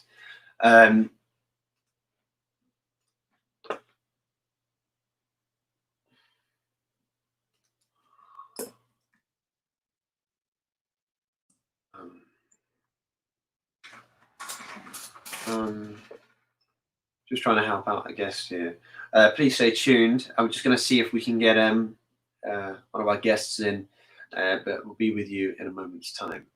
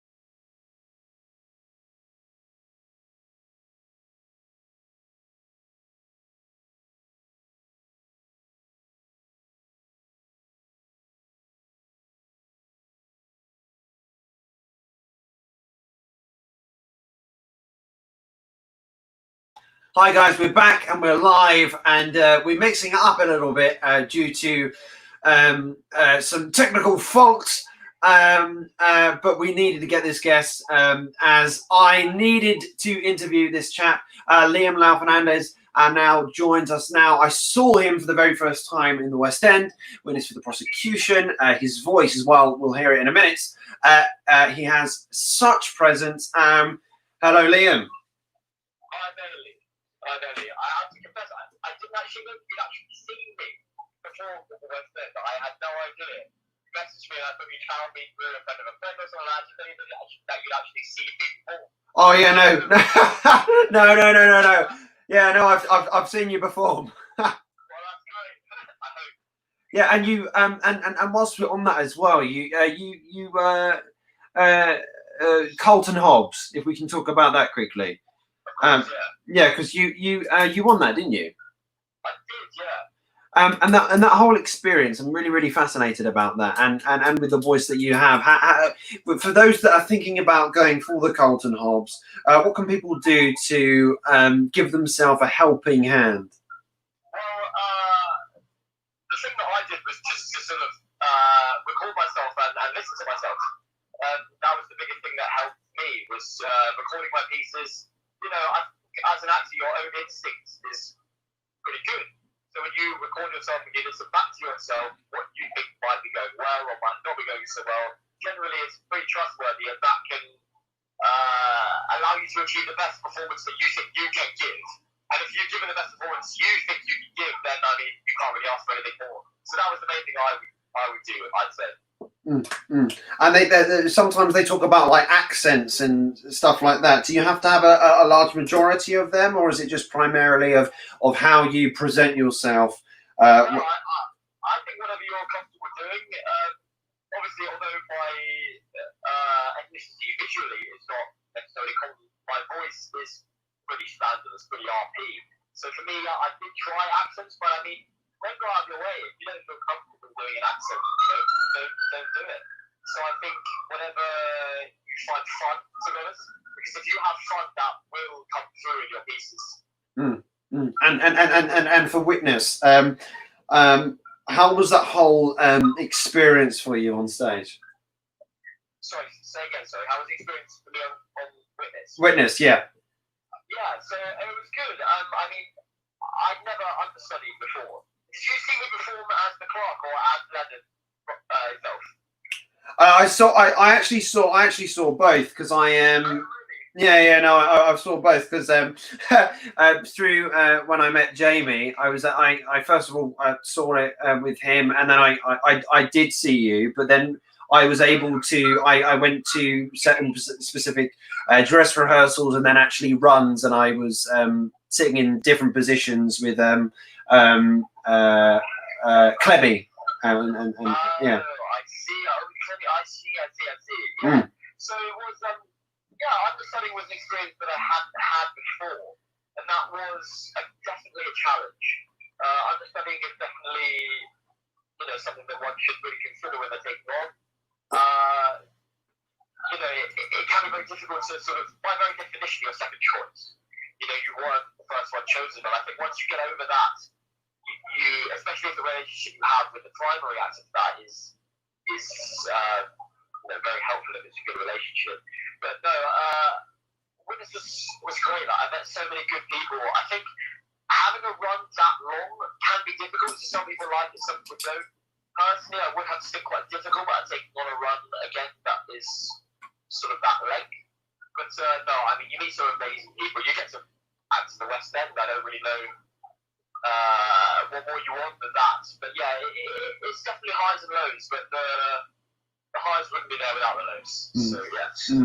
And you've been transitioning and in recent times to film as well. How's that whole experience been for you? Yeah, so that was an amazing thing that I got to do last year. I was very fortunate to get the opportunity to be in a film, which is yet to come out, due to the world going to absolute pop. So yeah, that's been great. Most actors will say that they want to do a bit of everything. To me, at the moment, I'd love to do a bit more film, and this was such a great opportunity to be able to do that, and to be able to do my own action as well as do a few stunts and things like that was hugely enjoyable. So hopefully that will come out and maybe people will like it. Who knows? Amazing, amazing. Well, Liam, I'm sorry to cut you short because of time, but let's try and get a podcast in or something. Sorry, say that again. Let's try and get a podcast in or something. Yes, that'd be great. That'd be great. Listen, thank you for having me, Bailey. I'm so sorry about the technical difficulties. Oh, no problem, no problem. The streets to try and get a bit more signal. I don't know if that's how you can hear the traffic, but yeah. So hopefully people can hear it. It's all right. Well, no, thank you so much. Please do look after yourself. All right. Yes, Bailey. Cheers. Okay, take care. Bye bye. Bye. Well, that was quite different, wasn't it? Trying to go against the odds and interview that chap by Liam Fernandez there. We will most definitely extend that interview and sort out a technical size on both areas. But anyways, time is ticking. Time is getting on. We're approaching our 12th hour non-stop with this marathon. 3 hours to go, and our next guest, well, I can see them backstage right now, and after hosting a poetry night not long ago, this one individual received a lot of positive comments. Lovo'Clock, and it's so great because I can finally see this chap's name. I've all going by his performer's name, and it fits perfectly. It's time to get to know the person behind Lovo'Clock and also see his works in full swing. So, hello. Hey, how's it going? Great, thank you. It's great to see you again, I must say. Yes, it is. It was. We had a great time the other day, and I was really glad to accept that invitation. Yeah, no, absolutely brilliant. Well, if it's okay, can you tell us a little bit about yourself, who you are, and how this poetry came into light for you? Absolutely. So my handle name on Instagram is Lovo'Clock, Lovo and I've been writing for a couple of years now, but really invested myself in sharing my poetry at the start of the quarantine, so around 2 or 3 months ago. So I started from scratch. I had a lot of notes on my phone, and I just decided to share this with the poetry community, and I had the chance, and I am extremely grateful to have met a lot of talented people, and I've just been inspired by so many things in my life. Obviously, my name says it, right? I am passionate about love, and that's the main theme on my page and on most of my work. So I try to inspire myself a lot of everything going in the world, in my personal life as well. So relationships and everything. And I really try to, I'd say, through my texts and the messages I try to share, inspire and give this sense of hope, right? Because I believe that love is the essence of life, and that we all have this in common. And yeah, I'm so glad to be here and to be able to share my work once again. Is this like with your poetry? Is it a stream of consciousness? Like earlier I was speaking to Kelly Rosalyn, and it's more about how it sounds, or other people it's about the rhyming, or is it like for you? What's your signature thing? What's your style? What makes you you? That's a good question. I'd say one thing I really take a lot of pride on is to post everything and share everything with people out there the way it was written on the moment. And my signature, I'd say, is to write the exact time that I wrote every single piece of mine. So at the start of every text, there's the time, and I don't modify anything. I don't go back and work on text I wrote 2 or 3 years ago.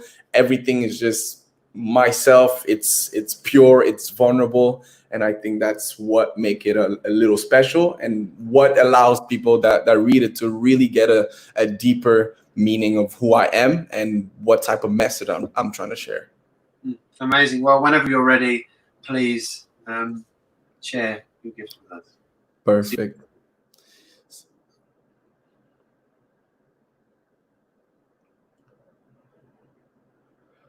1 a.m. My favorite kisses. Forehead. This is the special one. Soft, tender, delicate.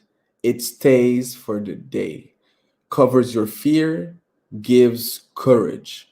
It's the one you remember when you're alone.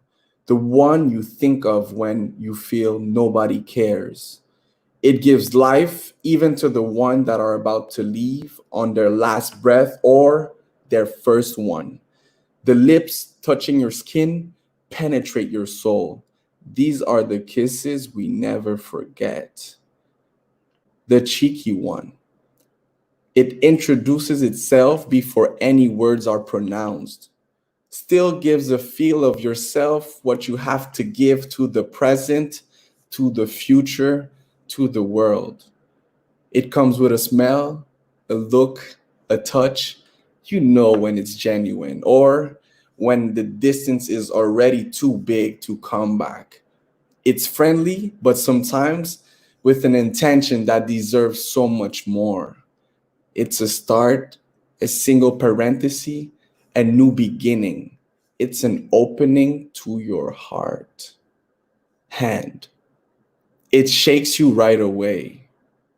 Charming, it welcomes you like a bed of roses where you can just lay and rest fully.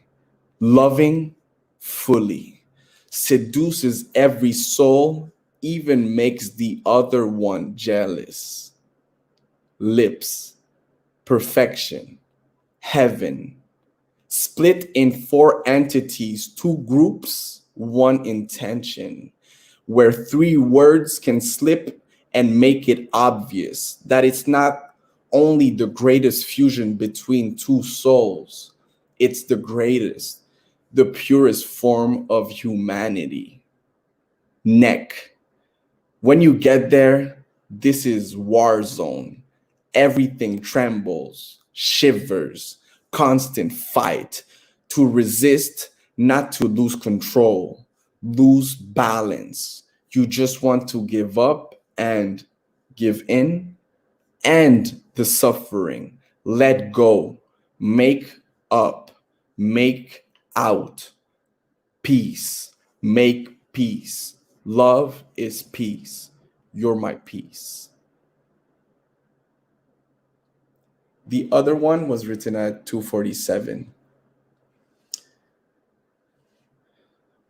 When you find someone you love, life turns into a train ride.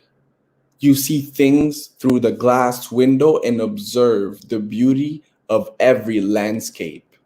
Every river, time is altered, colors are brighter, green is greener, sky is clearer, dark is lighter. You don't worry about the road. You know. You let go because you know the driver's in control. Your fears turn into faith. Your doubts turn into beliefs. Then you come to realize that the journey of love always, always, always takes you where you need to be. I have a couple of shorter ones now. 121. If tomorrow never comes, I want you to know that my love for you will never die.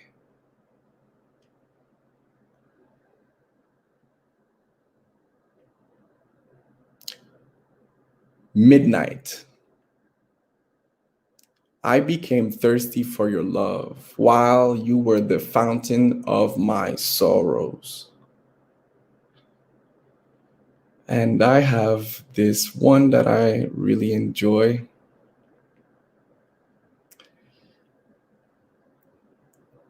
It was written at 2:49. A lover may leave, but still stay for a bit. until you make the decision to fill yourself with that unique love of your own. That is what makes you special. You are worthy. I really like this one because I believe that sometimes in love, right, and in that whole process of self-discovery, it is really important to know that we are all imperfect, but that is what makes us perfect, imperfectly perfect people. And I think that it's easy to compare ourselves with other people and the standards that society kind of brings us, but we all have this unique value and potential that we need to be connected to and to appreciate. Thank you so much for sharing. Thank you so much for sharing again. It's always lovely to hear your gift. So please look after yourself, and I'm sure we'll see you again at another poetry sharing that either Drink will be collaborating on that you're at or something or other. But until then, please look after yourself. All right. Absolutely. Thank you very much again. Take care. Have Bye-bye. a good one. Bye-bye. That was Lovo'Clock poetry there for you. That's one of the best things that I could possibly say that we try to have on this show. A variety of people. You know, for the rest of the show, we've got people from the Fast and Furious franchise coming in. This is one for the children that will be watching on playback. People from The Next Step, American TV shows. We've got leading producer from ABC. We've got leading producer just coming up now, Jack Maple. Theatre is slowly but surely coming back together bit by bit. Saw a bit of light glimmering on news that he announced. Let's just quickly say hello to Jack. Jack, good evening. Hey, sorry, Bailey. I was in the wrong chat room. I'm here now. Hi. That's all right. We've had that a couple of times, but it's great. It's great to see you again. How are you keeping on? I'm doing very well, thank you. How are you? Yeah, not bad, thank you. I saw that you and Brian went to the Palladium the other day, didn't you? I did, yes. Andrew O'Dubber had this COVID social distancing test at the Palladium. It was a weird afternoon. Wonderful in many ways because it was great to be back in the theatre. Beverly Night was incredible. It was a really simple hour-and-a-half set with Beverly on stage with 6 or 7 musicians. We realised it's the first time we've heard live music in months now. So it was really good to be back. But, you know, it's a 2,300-seat theatre with about 600 people in. So the atmosphere is odd. The whole thing was a little bit odd. But it is a step in the right direction. And all it really did was prove that social distancing in theatre is just not going to be possible, which is sad, but it's a reality that we face right now. Yeah, talking about a step in the direction, you've announced some exciting news of how you're going to be bringing back to theatre. How have you been dealing with that in that sense, in that regard? Yeah, I mean, sort of 10 days ago, I think our government said that outdoor theatre could resume, which was another sort of baby step forward for the industry. And the Barn Theatre, this wonderful theatre out in Cirencester, decided they were going to start putting on plays or a season of outdoor work in their garden, basically. So they built a marquee. They put the audience all undercover, but they put together 9 incredible plays over 4 or 5 weeks and turned it around in a crazy amount of time. I think we got the heads up on a Thursday. We were asked if we could do anything, and by the Monday we announced not 1 but 2 plays. So we're really excited. We've been able to do one play that we did earlier this year at the Old Red Lion, Instructions for a Teenage Armageddon, which is a brilliant one-woman play written and starring Rosie Day, who's a phenomenal young actress. And then we're doing a Michael Morpurgo, which is really exciting because I studied that book at school, and it's a one-man retelling of a private peaceful. So again, they started rehearsals this week. We open in about 10 days' time. Amazing. It must be truly something to finally see a glimmer of light, because it's really hit us hard, all of it, hasn't it? This COVID. Yeah, COVID. me and my business partner Brian have kind of written off live theatre this year. We really weren't expecting. We've got some streaming content that we're about to announce next week. But we're going back into a West End theatre to stream some concerts, which is really exciting. Amazing. We never anticipated performing in front of a live audience this year, and so for the Barn to kind of say, look, we have this space. You know, there's 120 people outside. Everyone's in boxes 2 meters apart. It's all very, very safe and contained. But just to be back with a live audience is going to be quite something. Yeah, electric.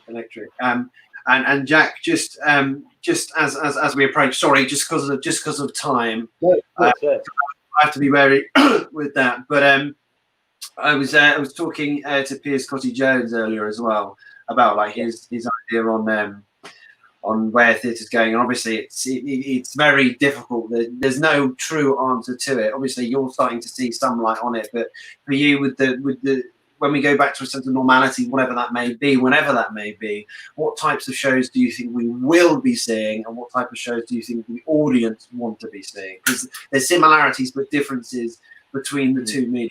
Yeah. I think at the moment the big question everyone's left is panto, and are we going to be in a position where pantomime is this year?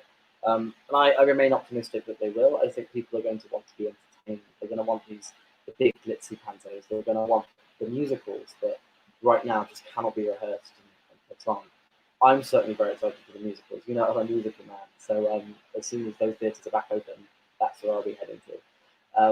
But I don't know. I think that as an industry, we're going to have to play it a little bit safe for a while. You know, getting audience trust back is going to be a real difficulty for all of us. But we will get there, and we will sort of come out of this stronger. It's just a question of when, and nobody has that answer yet. So who knows? I look forward to it. Yeah. Well, Jack, please look after yourself. It's always lovely seeing you. Yeah, stay safe and well, and definitely I'll catch you soon again here at Drink the Ink. All right. Thanks for bearing with me, and good luck for the next 3 hours. Yeah. Thanks. Take care, Jack. Bye bye. That was Jack Maple, everyone. Right. I need to quickly check on someone just to see of where someone is. See if they are not lost within the midst of everything. But again, because I can see more people tuning in via YouTube. I know we're at constant about 3,100 still listeners on the server. It's absolutely incredible. Just quickly, just messaging one of the guests.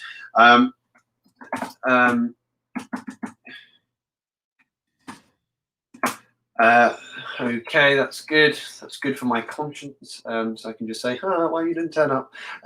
So don't have a go at me.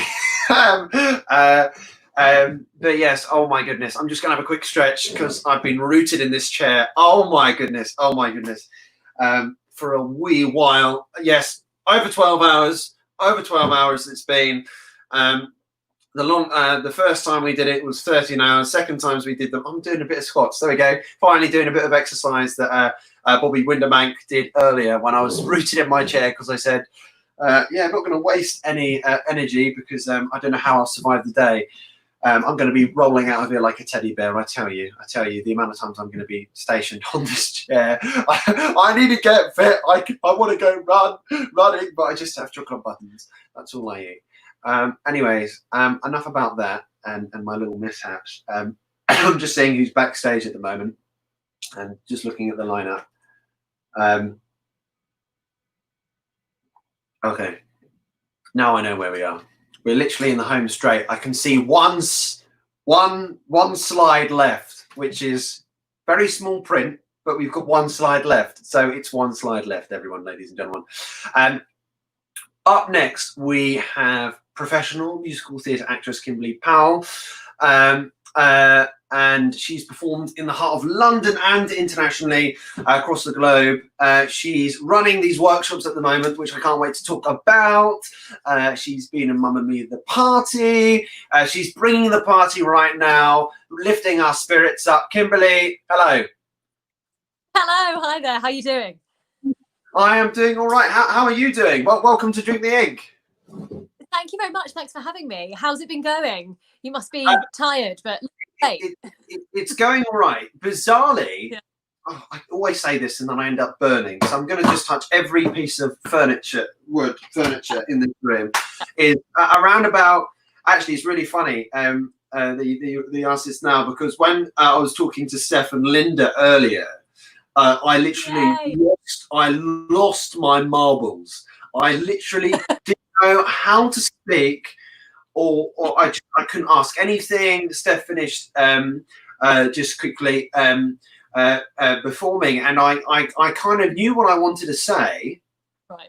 but nothing came out. But yeah, I'm doing okay now. But it's such a pleasure to have you on the show.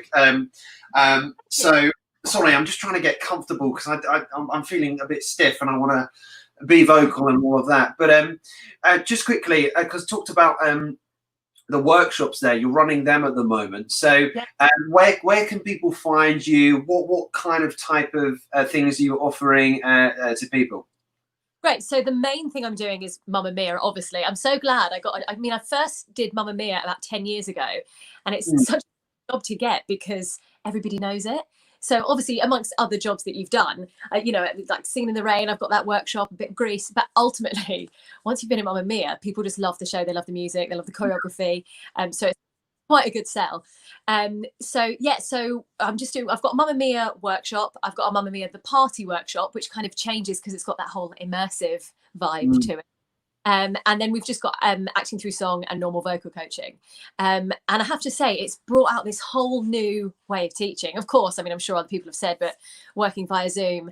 And I'm such a technophobe anyway that I thought, oh God, there's no way I'll be able to do it. But once you've done your first few, it just becomes, it's how we work now, I think. And I mean, I literally had one this morning and it was great. And they're based up in Essex. And ordinarily that would take forever to get to. But so it's been great. But no, so I'm on Instagram just as Kimberly Powell Workshops, but I've got a website as well. And again, it all just came about because of COVID, I suppose. I think we were just, you kind of start thinking, oh, what will I do instead or as well as.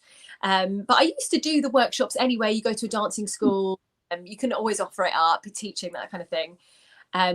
But yeah, I was sat at home and I just thought you just got to feel productive in this time. And you know what, you don't have to. I know a lot of people have just taken the time to rest and recuperate, which is great as well. But you start getting itchy feet, don't you? And I think for me, just to know that there are so many people that want to be around the music, want to be around entertaining or, just being on stage, feeling like you're performing. So it just came about, but it's really kicked off. And there's so many companies that are doing it. And there's so many other, I'm doing one for West End Workshops Live, I think, and they've had incredible people, just, people that have done it. I think this week they've had the Elphaba from Broadway, and people, they've got a Hades Town one, and really, that we wouldn't otherwise probably really get the opportunity to do. So it's been good fun. It's amazing, and having fun, and still like in the same vein of Mamma Mia, you're talking about like the different workshops and Mamma Mia Batty obviously being the immersive style. When like the transition between Mamma Mia and Mamma Mia the Party, what was that like for you? Because obviously you've got the flavour and the bug of it, but is like the presentation, the aesthetic of it has to be quite very different. You're absolutely right. It's a completely different show. And I think even at the auditions, I didn't really have a clue what it was. And I spoke to my agent, and we've heard of Mamma Mia the Party, the immersive thing, and they had it in Stockholm, obviously, but we still couldn't really fully get the. And I remember auditions, and Stacey Haynes, who's the one of the associate directors on it, she was kind of singing over us and asked, she was like, now do it this way, and she was like, she said, have you ever done anything before where you include the audience? And I even just like with gigs, I said, I've done a bit of Kaylee calling and a few things here and there, and Steph as well, she's done what's it called, the singing waiters. So I think if you're a bit familiar with getting involved and being with everybody, they flavour. But yeah, so then first day of rehearsals, and we were reading the script which Sandy Toksvig had written, and I suddenly thought, oh okay, so this is what it is then.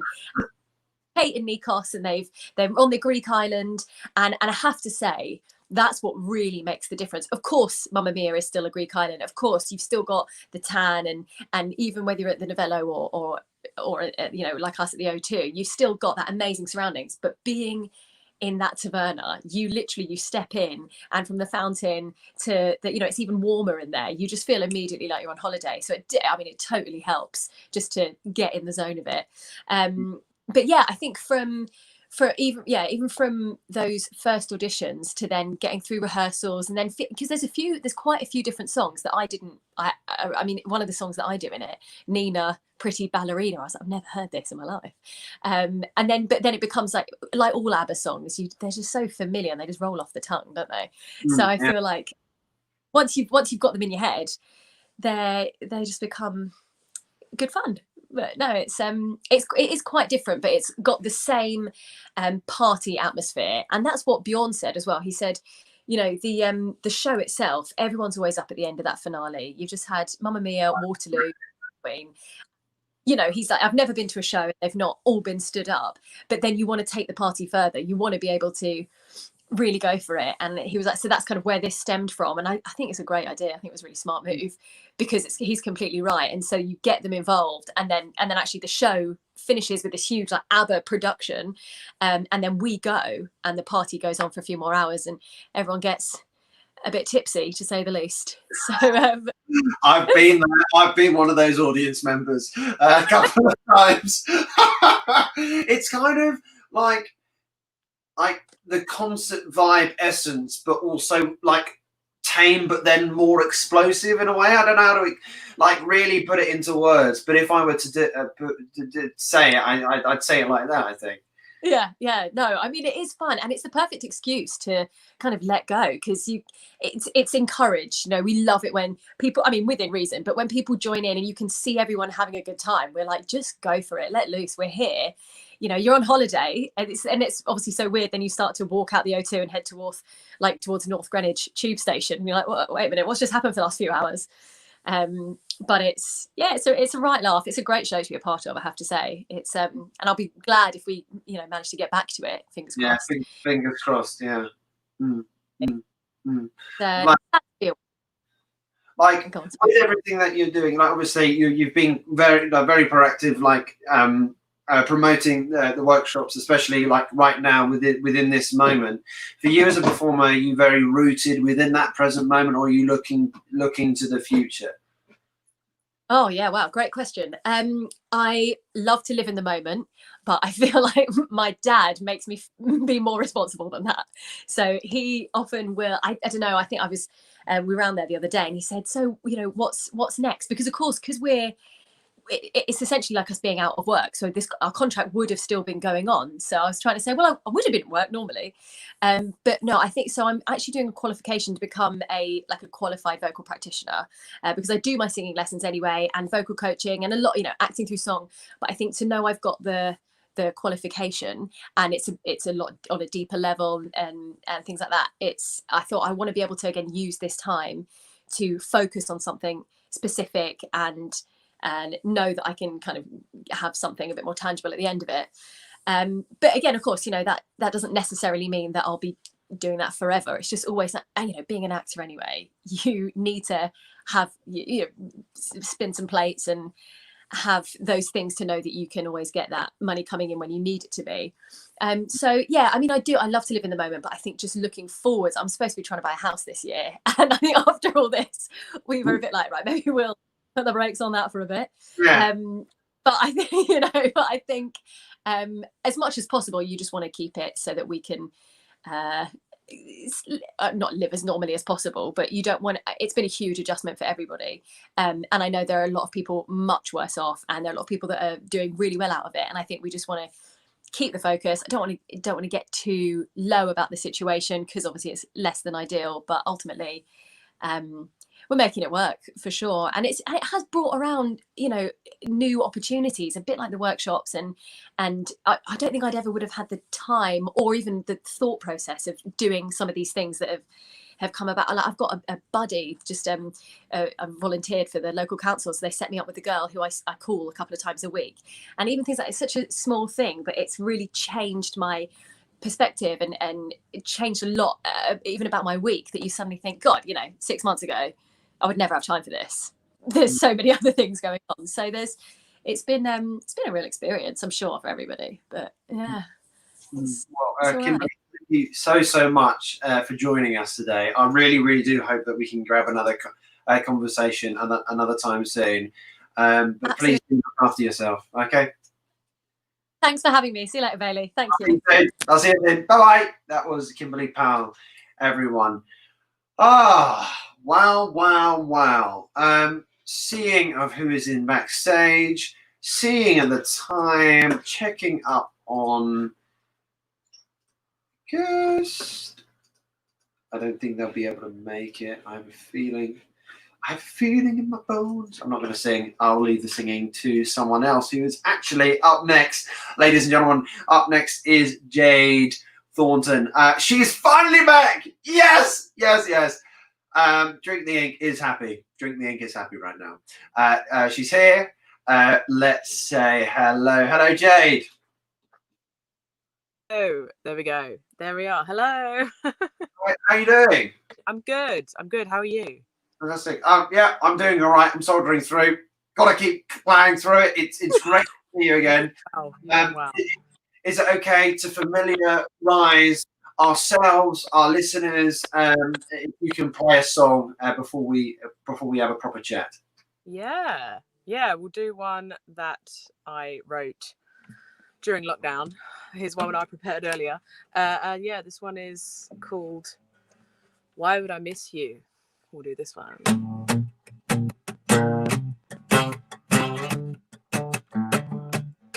If it didn't happen then, it would happen 20 times by now. Should've listened to my head, gut feeling, just screaming it out. Could've run while I had the chance. That was never romance, no I see it. One-way conversation, cold touch to the feeling on my cheek. Oh, why would I miss you? It never made sense for us to really different lives and different circles. I know what I want, and it ain't you,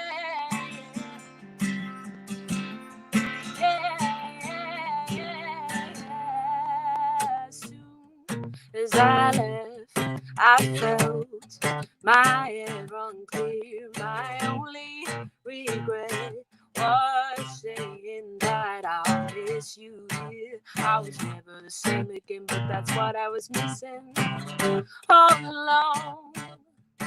Could I waste so much time, even when I knew it was wrong?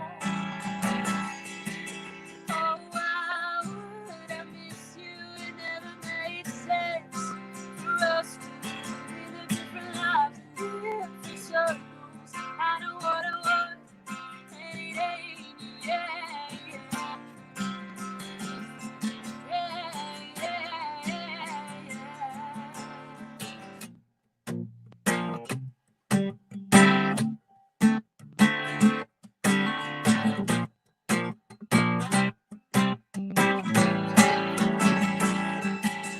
Oh, why would I miss you? It never made sense for us to live different lives and different circles. I know what I want, and it ain't you,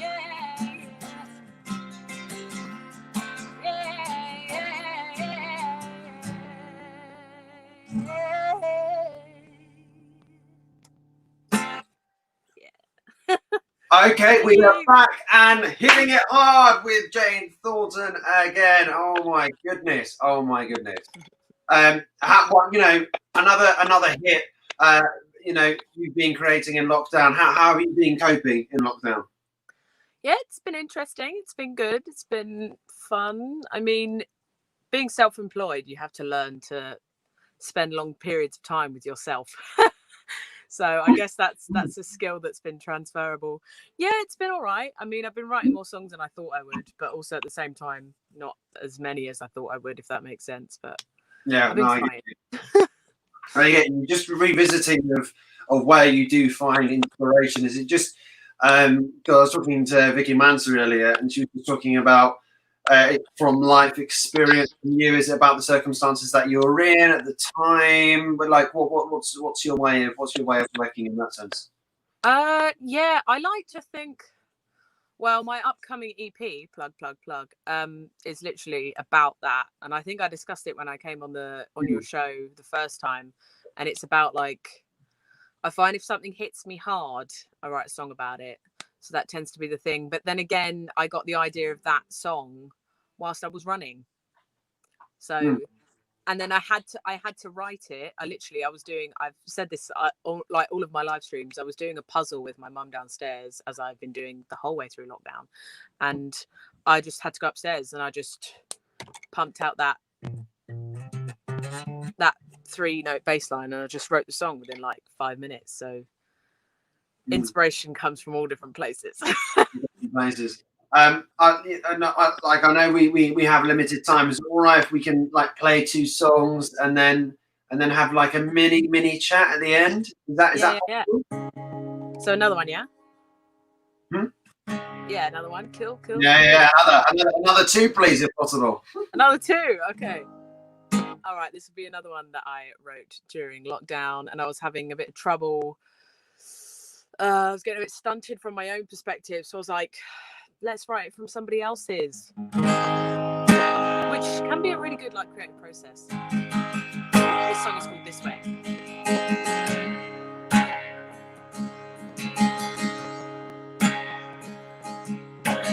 I can see your light fade away.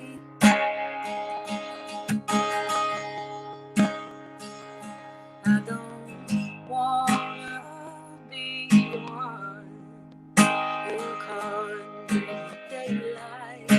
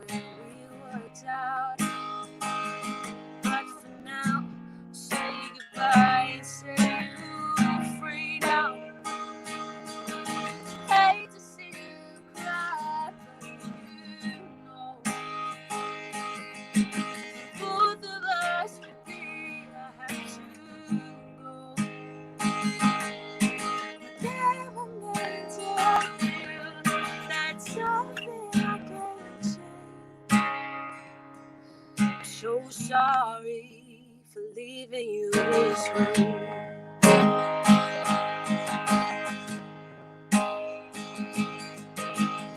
Go ahead and cope out.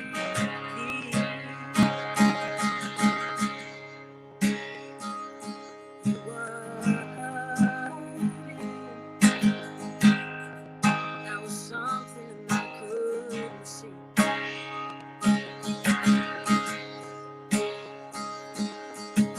Maybe there's a life where we worked out. But for now, say goodbye and say you're free now. Hate to see you cry, but you know both of us have to go. Never meant to hurt you. That's something I can't change. So sorry for leaving us this way.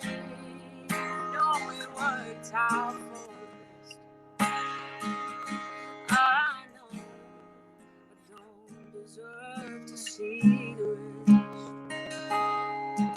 Hate to see you cry, but you know both of us today I have to go. Never meant to hurt you. That's something I can't change. So sorry for leaving us this way.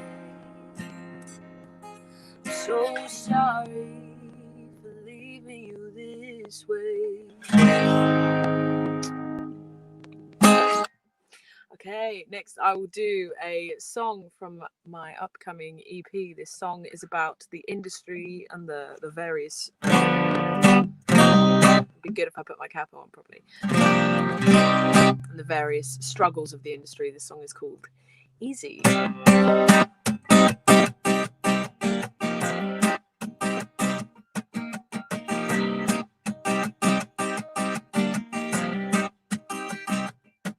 Slip into the flame, walk out with my name, place your desire, you'll find it somewhere higher. I'll tell you one thing, you're kind to be me, go and take one more shot, give it all you got, 'cause I know it ain't easy. I try, for no reason. Every road I travel down, feel like tearing it around.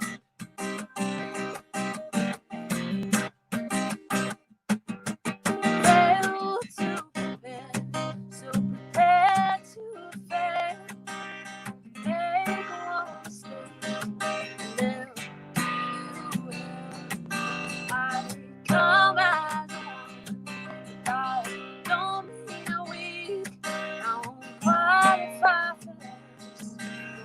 Take sense, 'cause I know well it ain't easy. I try, no reason. Every road I travel down, feel like tearing it around. I won't hit the ground.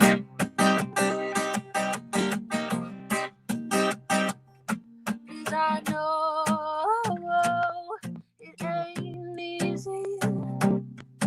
I try, yeah, I try for no reason. Every road I travel down, feel like tearing it around.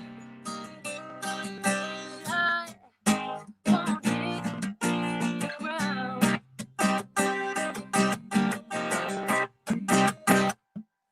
Thank you. Yay. Hey, hey, Thornton, everyone! Oh my God, it's great to hear your music again. I'm not gonna lie to you. Absolutely, from day one when you came to the race. Well, actually, seeing you at Waterloo and then seeing I you the miss it. yeah, it's brilliant. But please do look after yourself. I hope we can do a proper set piece at a later date. But it was great just to jam back with it. Seriously. Yes, thank you so much for having me. Seriously, you're truly incredible. Look after yourself, all right? You too. Bye. Thank you. Bye. Thank you, everyone. Thank you, everyone. So far with the payment, we're recording on the line. We have 2.5 hours to manage until the line. What do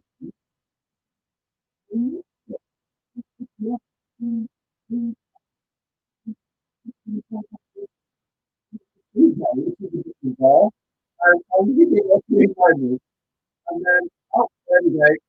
Up and here we go. Yeah, the concept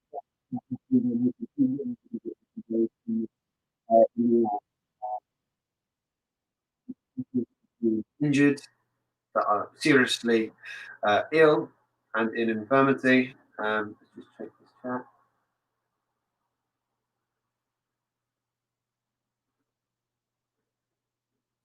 Yeah. Sorry, that was just a thing with the microphone. There we go. We're here, we're live, and we're still going. going strong. And what a segment we've got. Up next, we have Ryan Carter. Then we'll go to Nick Barstow. Then we're literally going to the US. We're going to hear from Clayton Bryant, a Grammy and an ASCAP award-winning professional lead and background session singer, songwriter, vocal producer. We'll go to Ramon Jackson, chart-topping R&B singer, lyricist. We're then going to go to the Fast and Furious franchise.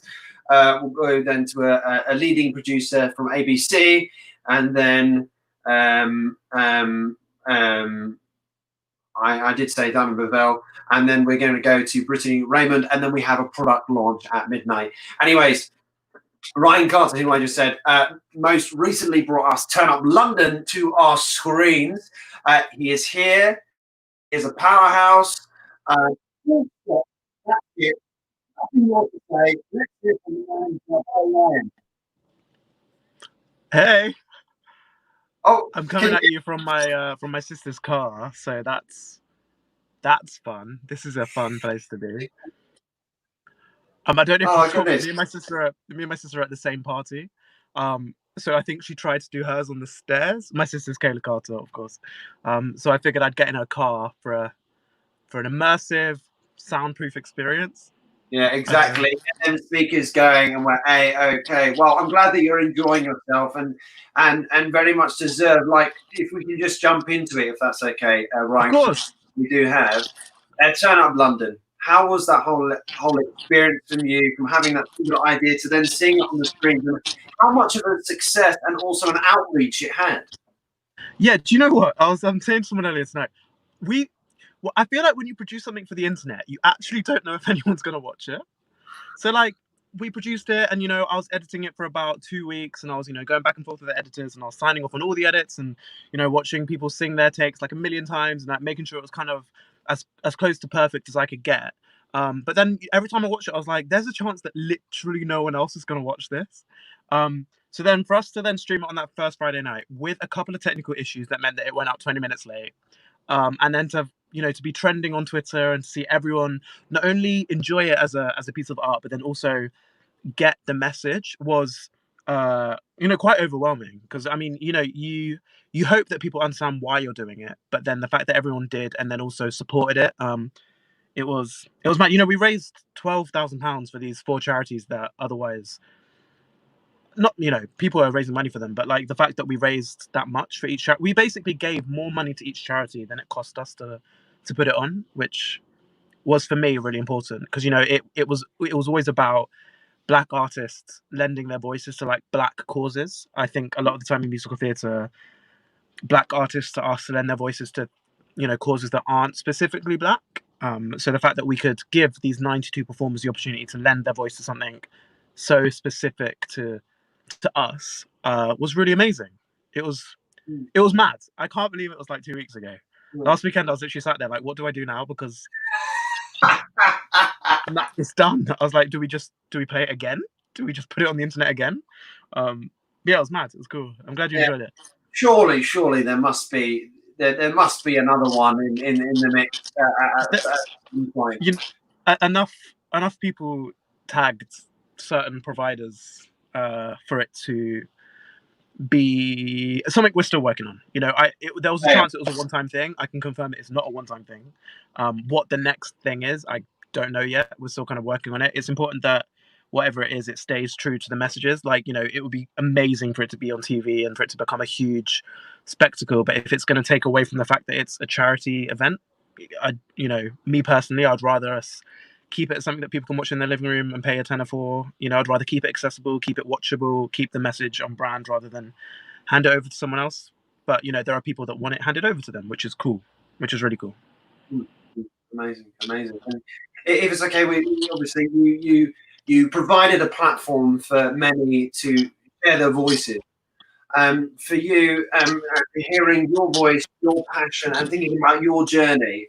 Obviously, I've met your sister in person, spoke with her briefly, not on the most typical thing that people would work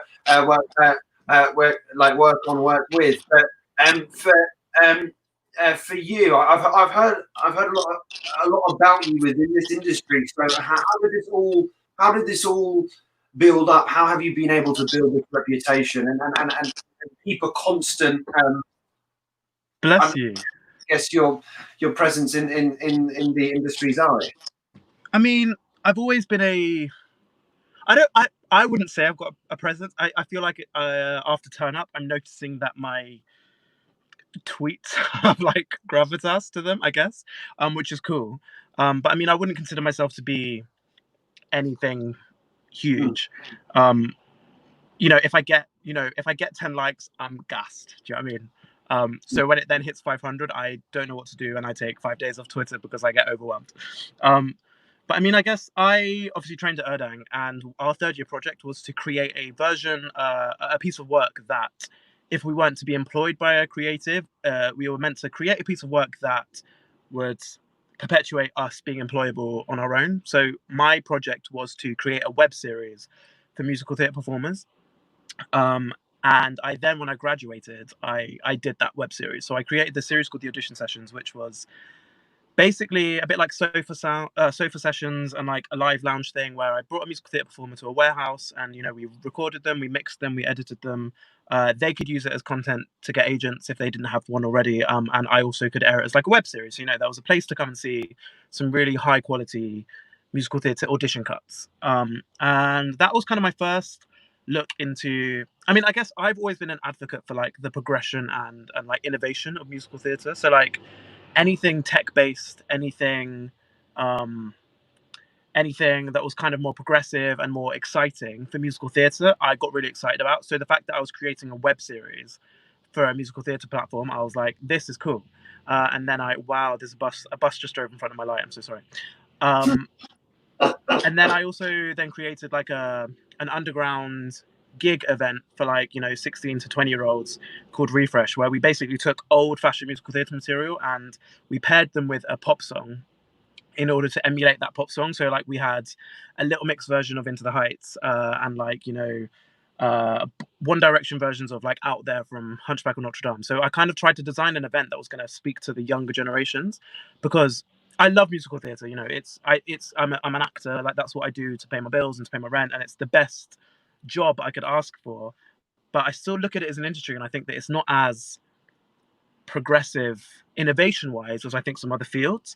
So like if I can have, that's why kind of Turn Up being a streamed concert was really exciting to me. If I can have some kind of involvement in a project that not only creates theatre but then creates it for a digital audience, or creates it for an audience of Netflix, the Netflix generation, I think that's really cool.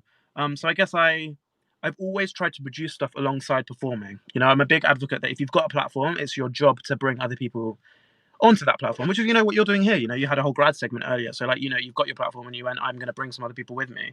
I think as soon as you decide that you're going to be the only person to occupy your space, I think you are no longer deserving of that space. And I feel like that's a big statement for me to say with like my whole 2 West End credits. Do you know what I mean?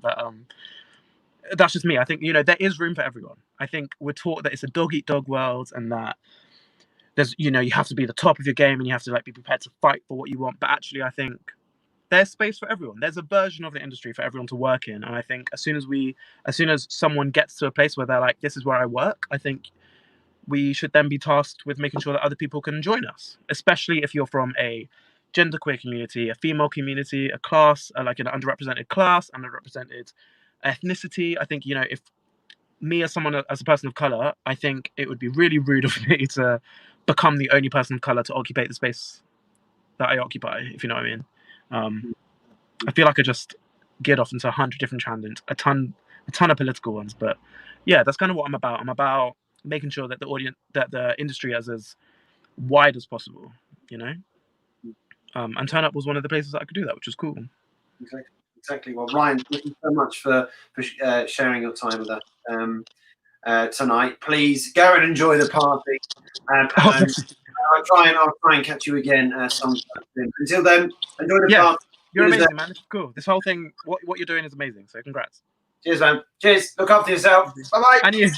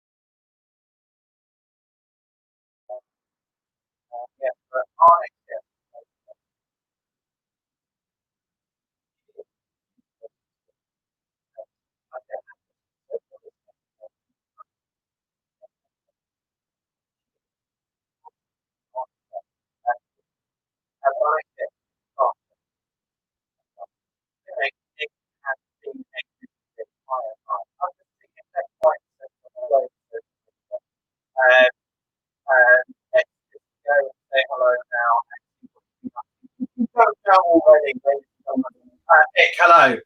Oh my God, hello. I'm still really struggling to hear what you're saying sometimes. Wait, speak now.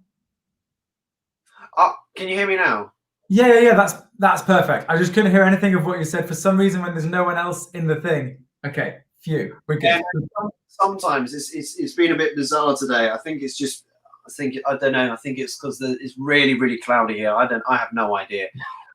Always blame the weather. Yes, absolutely. Yeah, screw you, weather. But it's just the beginning section. It always sounds a bit weird. But anyways, we're fine now. Nick, how are you doing? Yeah, I'm really good, thank you. Yes, it's been a wild 2 weeks because I'm back in Leicestershire now because it's my mum's birthday tomorrow. But I finally went back to London, having spent the entirety of lockdown in Leicester, and spent a fortnight back in London. And yeah, it was really mad arriving and kind of seeing everyone else who's been used to like the London version of lockdown, as opposed to me, who was used to the village version of lockdown. So much felt completely normal, but obviously everything is different. Whatever I expected London to be like, I don't think it was how it was. Does that make sense? Yeah. No, that does make sense. And like throughout all of that, like you genuinely, like always, is constantly proactive, and like obviously you have to go to intermissions. Can we speak a little bit? And obviously Caroline Kay, David Hunter, all of that. Is all right if we can shed light on those two. Good. Well, I mean, yeah, intermissions is the absolute like light of my life at the moment, just because it's. So if you've not seen it, it's Alice Fern, who was Elphaba and Wicked for 2 years and was in Come From Away until it obviously had to close due to coronavirus. We're doing live streamed gigs from her home, but we're kind of aiming to be like the budget one show of the musical theatre world. So like we have guests, it's completely live. So like people send in photos and like Jake, the tech guy, manages to put them up on the screen and we talk to them, and it's like, it's very, very technologically impressive for me, but the most pleasurable thing is just to be in the same space as other singers and to interact with them in a way which I didn't know how much I missed until it happened. And it was just like absolute nirvana. That first sort of play a chord, someone else sings in the same space as you. It was joyous. It was amazing. Yeah, and there's so much more to come, isn't there? With it, it's just the start, and hopefully it only says the summer edition. But I'm sure even that is just a little tease. I think in it on its own. Well, I think it's kind of like what you were saying just now. It's that we've started finding ways of making digital online entertainment really work for musical theatre, and there's no reason why we should throw all that aside as soon as live theatre comes back again, because it's a different form of entertainment that you digest in a different way. It's accessible in a different way. So, I feel like intermissions as a thing, just because we created it for this sort of pandemic-y circumstance, it doesn't mean that we can't continue it when we feel fully recovered and when the effects are no longer being felt in the same way. Yeah, I think it should truly. I look like it will be, but I think it's something the industry really, really needs. Anyway, I think it's always had to be there, and finally it's set under these circumstances. Well, yeah, it's like we always kind of tell ourselves as performers, musicians. We say, we are the innovators. We make stuff happen, and I think the capacity to do what we've been doing has always been there. It's just that it needed the cold, hard necessity of theatres being closed for us to actually decide to do it. I think it's always been available for at least the past few years anyway. And also, like, I just don't know how you monitor all these different projects that you're doing, but also, the Caroline Kay, David Hunter, the musical, working on that project. What was that whole like? It's.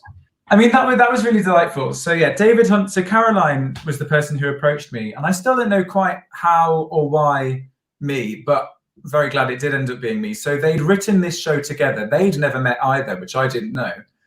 but they were kind of familiar with each other's work, and they decided they wanted to write a mini musical together. And then they kind of brought me on board to musically package it more like a musical, because what they had was singer-songwriter style. They had these amazing lyrics and melodies with chords underneath that were just kind of like needed a bit of theatre zhuzh and sort of fleshing out in a way which made it feel like and also kind of to bring their two styles together, because David wrote one song, Caroline wrote the other, and then they wrote the duet together. So there was a little bit of a task to be done just in making sure that those first two numbers felt like they belonged in the same world, which was a really, really fun job for me, because it's basically just like someone giving you their best bits and saying, like, have a play with this, which is kind of the dream for someone who enjoys doing what I do. Yeah, amazing. And like talking about enjoyment, is it okay if you can quickly share a quick sharing with us? Yes, yeah. I mean, so I've literally just stolen this straight from the brain of Sam Tutti, who was our guest on Intermissions last night. And he sang Beautiful City from Godspell. It's just a song I've always known and always been familiar with. But I had to kind of just like arrange it, do a little, add some instrumental track to the version for the show. And so I kind of got to know it better than I did before. And I was like, actually, this is gorgeous. So yeah, I thought I'd just sing a bit of Beautiful City, if that's okay, from Godspell. Yeah, well, whenever you're ready, take it.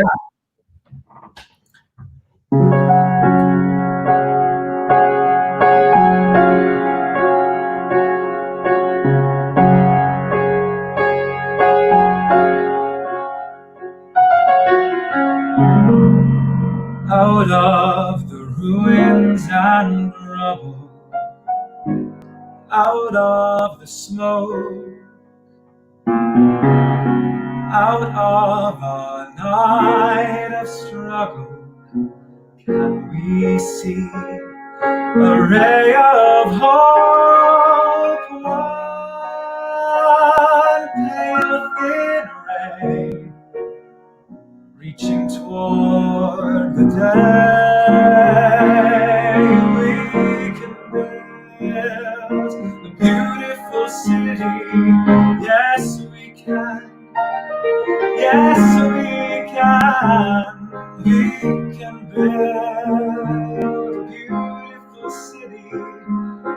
Not a city of angels, but finally a city of men.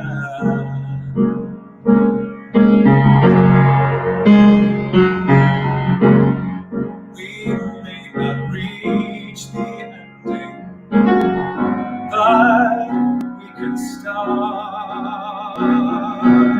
slowly but surely, ending brick by brick and heart by heart. Now,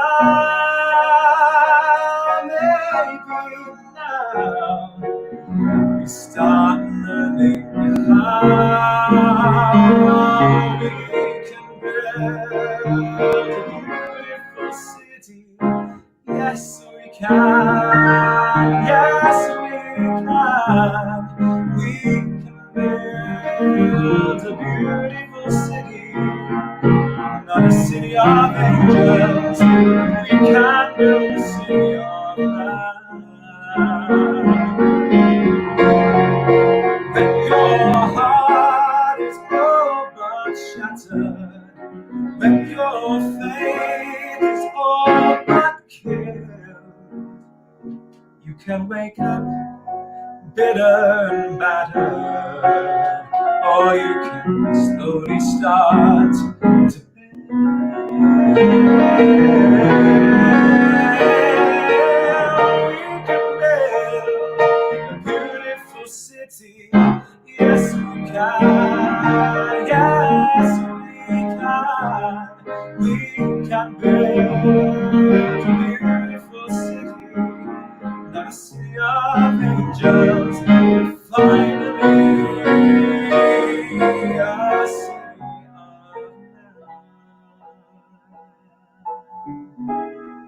a city of man. A city of man. A city of man.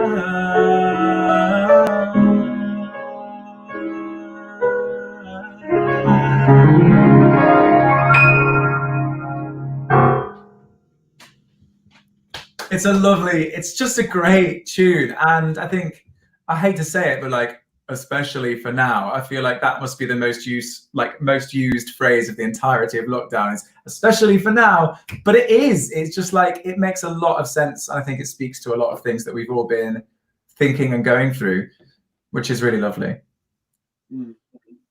Yeah, no, most definitely. It's just, I can't get enough of, number one, the way you play it, the instrumental, and also just, I love you. Oh God. Anyways, we're not going to go down that narrow, that me going on that tangent again. But like Nick, because I'm just looking at the time, and we've got 5 minutes remaining. Yeah. For you, one of the just picking up the positives of this lockdown. What's been the best thing that is you've kind of really taken out of it? I think the best thing for me, there are so many things, and some of them relate to like person on a just like a person human level. Like having 3 months of time out at home has been actually really, really wonderful, and I'm really grateful to have been able to spend so much time with my parents, because you never do as an adult. And normally if you do, it's because like something is not going to plan. It's like if you end up with without a home in London or something, you might say, look, I really need to come home. But to have it as this time when it kind of just felt like the whole world was doing the same thing was really, really lovely. Musically, I think my favorite thing has been, like you said, I haven't really stopped, which is very, very lucky, and I'm fully appreciative of that. But because the live performance has taken a bit of a back seat, for the intermissions gigs that we've been doing, I've been off book, so I haven't had any sheet music, which is something that I never normally do, because you do gigs so quickly and you like arrange it one week and then you play it the next, so you're always on the iPad scrolling pages. And I've just felt like, obviously there's a little bit of an extra layer of nerves, because like, do I really know this song? But as soon as you start, it's almost like you can't possibly go wrong, because there's no music to remind you of what you just did that was like not quite perfect, or what's coming next that's like a little bit tricky. And so you can just like sit in the music and just let it happen. And it's been the most relaxed I've felt during any gigs ever, which I've been really surprised by, because I was assuming I was going to be incredibly nervous, because it's the first time properly publicly performing live to like lots of people in a very high pressure situation in ages. But yeah, the opposite. Amazing. And Nick, is it all right as we approach the final few moments, if we could possibly grab one more performance? Yeah. Of course, that's absolutely fine. Thank you for being very, very, very kind to me, who's slightly vocally tired, needed a little bit of a rest. This has been lovely. This is perfect. I'm afraid I think I've probably done it before at a Drink the Ink somewhere along the lines, but I was going to do Old Friends because I like it. Is that okay? Love it. No, absolutely love it. That's it. I'll probably forget the words. I'll probably really ruin it. Now I've just gone on a big spiel about how it's great not having music for stuff, but here we go.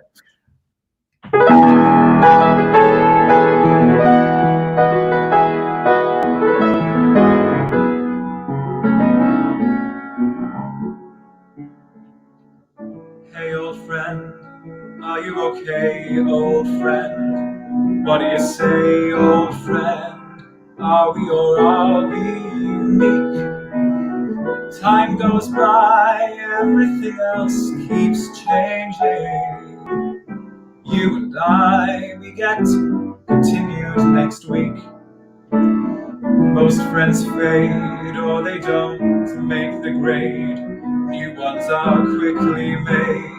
Some of them worth something too. But us, old friend, what's to discuss, old friend? Here's to us, who's like us down here.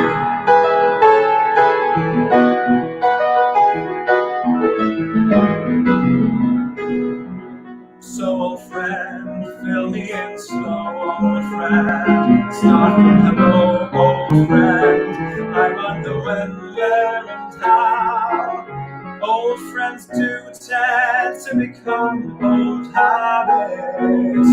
I never knew how much I missed you till now. New friends pour through the revolving door. Maybe there's one that's more. If you find one, that'll do. But us, old friend, what's to discuss? Old friend, here's to us. So like us, good friends, point out your lies, whereas old friends live and let live. Good friends like an advice, whereas old friends love and forgive.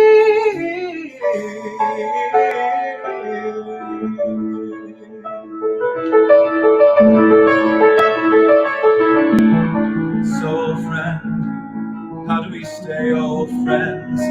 How do you say old friends? How an old friendship survives. One day, chums having a laugh a minute. Next day comes and they're a part of your lives. New friends pour through the revolving door.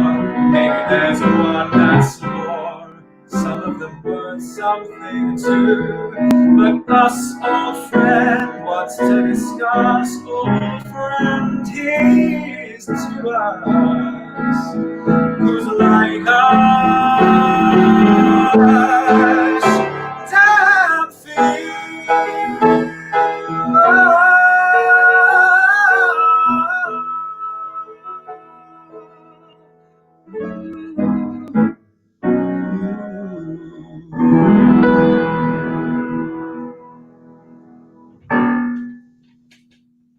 You love that song. I love that song. I definitely got it slightly wrong, a little bit, but nobody noticed. It was fine. But I did get it wrong, just to own up to that. That wasn't correct. But it was still. Oh, I don't care. I blooming loved it. And as well, I don't know how to talk about voice in technical terms with that, but I blooming loved it. Thank you, Nick. Thank you, Bailey. Thanks very much for having me, as always. Always a pleasure. Yeah, it's always lovely to see you. Look after yourself, all right? You too. See you soon. Bye. Bye. That was Nick Pastor, everyone. Absolutely lovely. Love having him on this show. We have 2 hours remaining, everyone. 2 hours until the show is done. 2 hours until Kaylee Rose Allen Divine Lines product launch, ladies and gentlemen. What a show it has been thus far. It has been, how many hours? Oh, God. 13 hours. It's been 13 hours, ladies and gentlemen, with me sitting in this chair, talking non-stop, with a little nice break here and there with people performing. Ladies and gentlemen, I am very, very excited for our next guest. Really, really excited. So I'm just seeing the messages that are coming in from the server and also from everyone on YouTube Live. Right. Our next guest. Ramon Jackson, everyone. His music is fluid, addictive, sensual. Oh, ladies and gentlemen, he knows this drill. Let's get those thrills, Ramon. Ramon Jackson, everyone. What's up, my brother from another mother? Oh. How you doing? Can you hear me? Oh, yeah, I can hear you. You're just getting in. You're getting in. There we go. You're in motion now. Goodness. How are you doing? I'm doing well. How about yourself? I am doing very, very well. Ramon, is it okay if we hit a song and then we'll have a chat? Let's do it.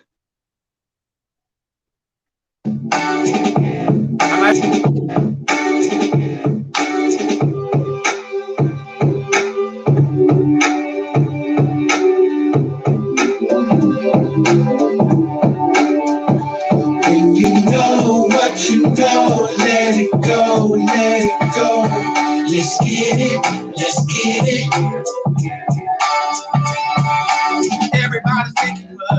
everybody's thinking, but not easy.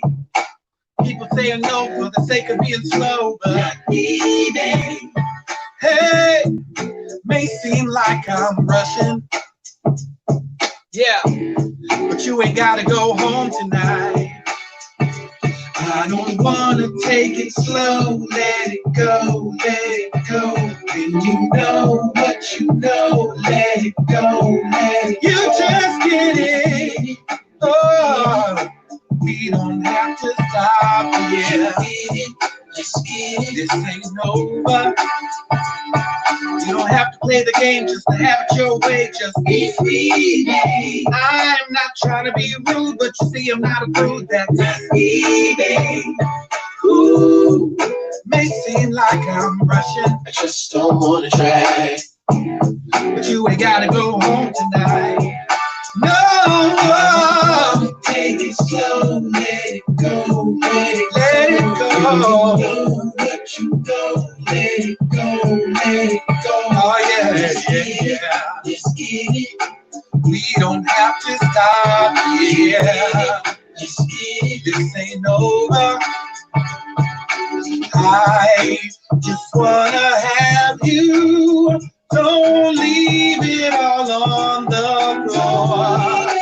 Our chemistry is on fire.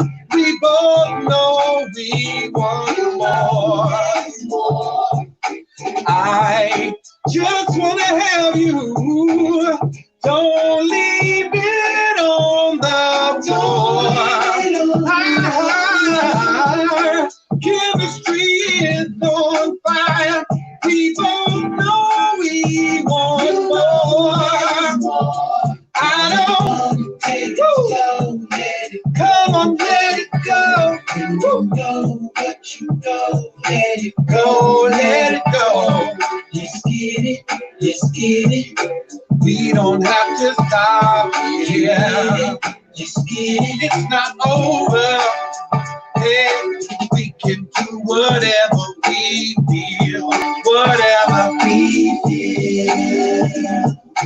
We can do whatever we feel. Baby, this can go however we feel. Whatever we wanna do, whatever we wanna do. Hey,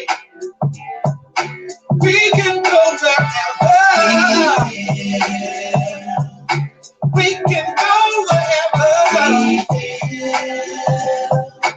We can do whatever. That's all I'm saying. Let's get it. That's Let's Get It from the album, y'all. Silver Tongue. Oh yes, Ramon. I was having a good old groove dancing. Yeah, got to get you moving a little bit since you've been sitting down for so long. Yeah, I absolutely love it. Feel a bit reinvigorated. And as well, at the beginning there was a slight delay, but we could hear you grooving, and now connection is a lot better. It's amazing. Yeah, perfect.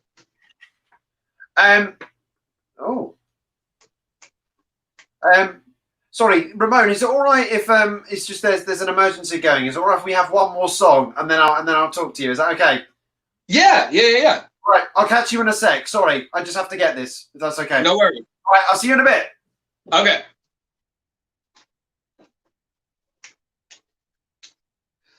All right, guys. This one here is called Don't Want to Die by Murder.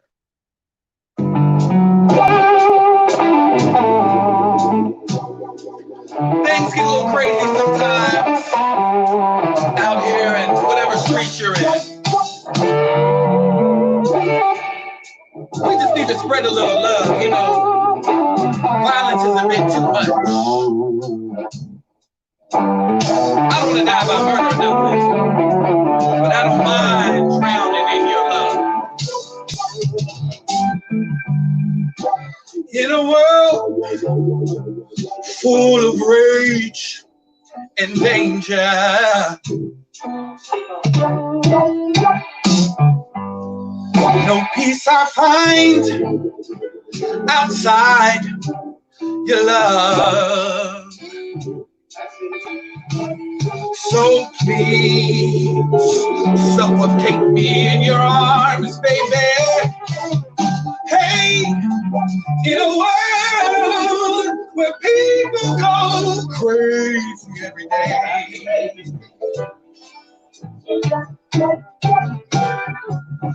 My sanity is knowing that you're my rock, come what may.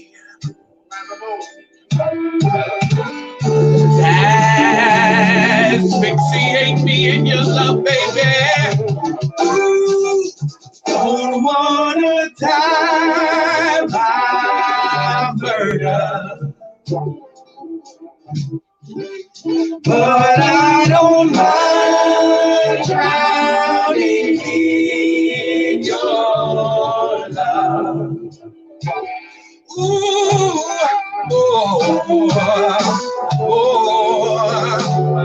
suffocate me in your arms, baby. Inside I've been blue, needing you to do what you do. Otherwise I'm through. I need you.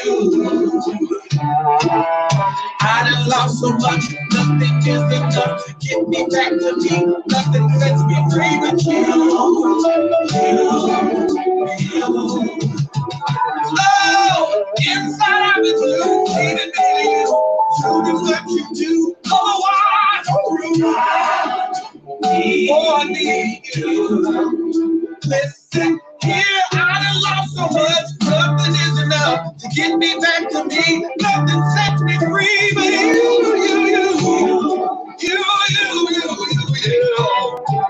I said it, don't wanna die by murder, but you know love, I don't mind.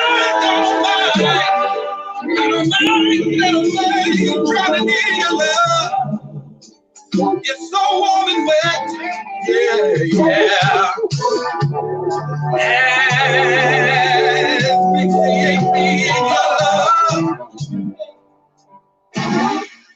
Don't wanna die by murder. Said I don't wanna die by murder.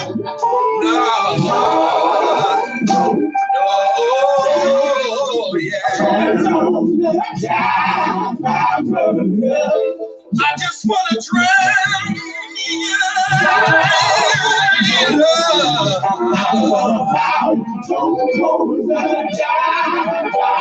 Every time I think of your love, baby, I come in a prayer.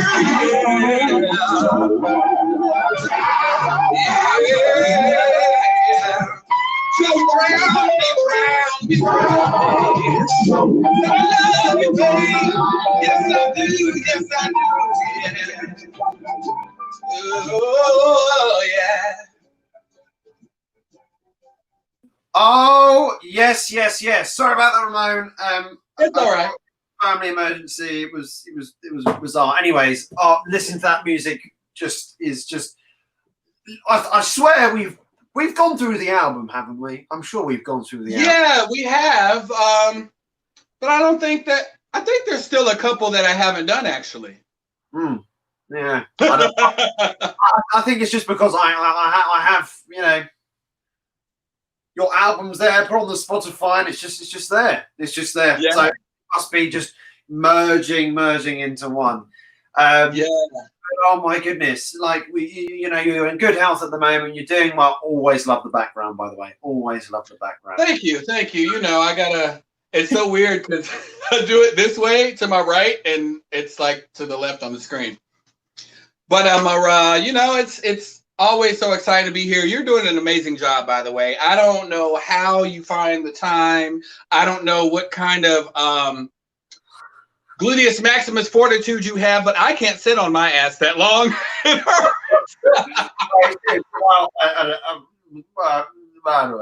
I don't know. Someone wasn't expecting that. I've literally been practicing it for over lockdown now, I presume, and yeah. It's just been one of those things. I think surprisingly, I haven't actually had really any soft drinks or alcohol or anything to really get me through this, which is a bit of a shocker actually, because the last two I did, I really crashed and burned quite early on, but we're doing all right at the moment. We got an hour and 45, and yes, it's do you know what? Like it's very exciting that obviously we'll be collabing very soon and be releasing something. I'm so excited. I'm actually recording the song this coming week, so I'll get to send you over the song, rough draft anyway, not mixed and mastered, so you can get a feel. So everyone, I just want to announce this. You guys get an exclusive of this. Bailey and I are working together, and he has a spoken word piece, and I've written a song to go with it. So we're actually producing a song together, and it's called Bitterness, and hopefully it will drop by the end of August. So you guys will be checking out some exclusive new music for 2020 by Bailey Harris, Kelly, and Ramon Jackson. Yeah, and Ramon Jackson, yes. Ramon, like with new material, what others? Have you been making other new material alongside this? I'm actually, I have. I'm in the same city as my band now, and that's amazing. And so we're doing some live band remixes of songs from my first album. We already did a couple from my second album. And we're also creating an entirely new project. So I will probably release an EP this fall that has 4 new songs plus the live band versions of songs that have already been released. And then in January, I will release my 3rd album, which will probably be a compilation of collaborations.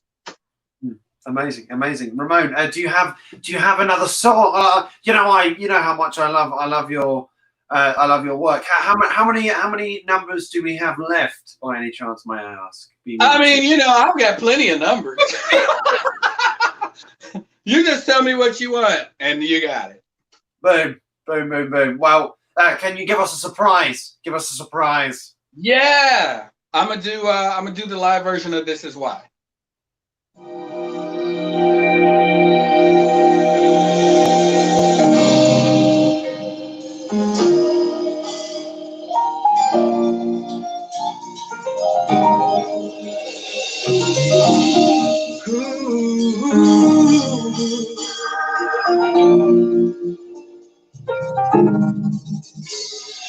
Used to be my part-time lover.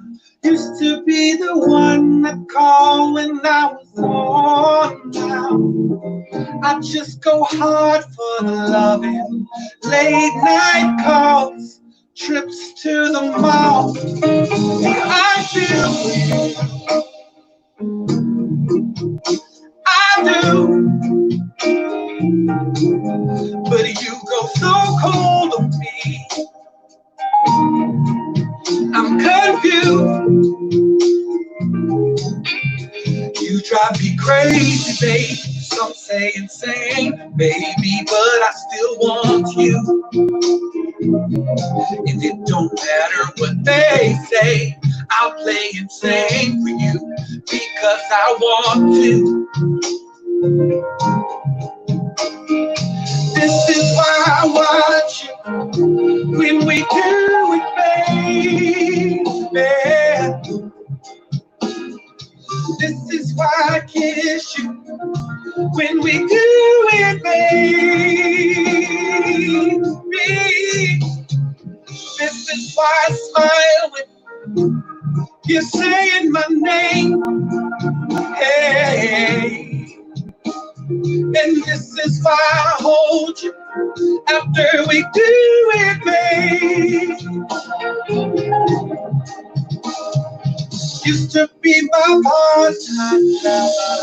Used to be the one that called when I was gone now. I just go hard for the loving.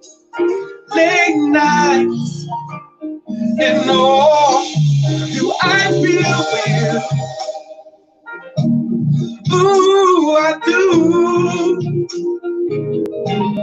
But you go so cold on me, baby, and I'm so confused. You drive me crazy, baby. Some say it's safe, baby, but I still want you. And it don't matter what they say, I'm playing safe for you because I want to. Ooh, oh, this is why I want you. When we do it, baby, yeah. This is why I kiss you. When we do it, baby.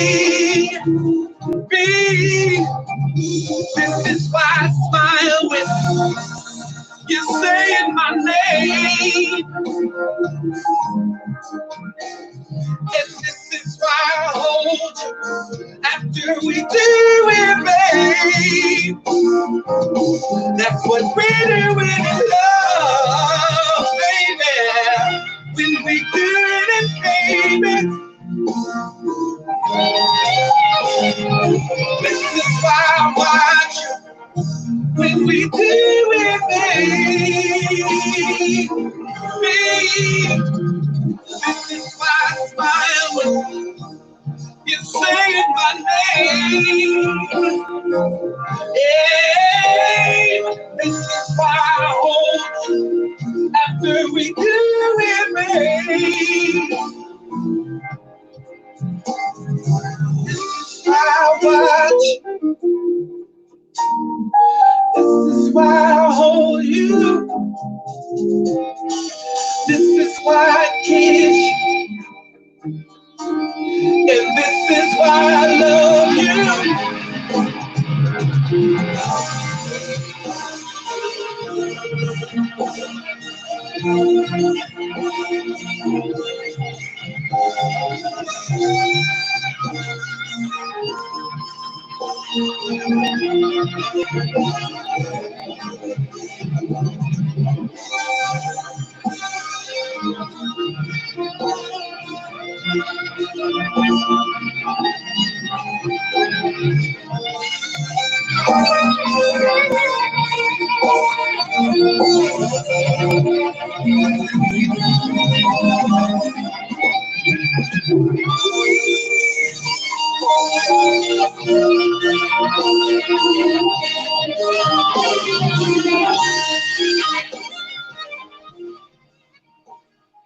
Oh my God, my band killed that joint. Oh.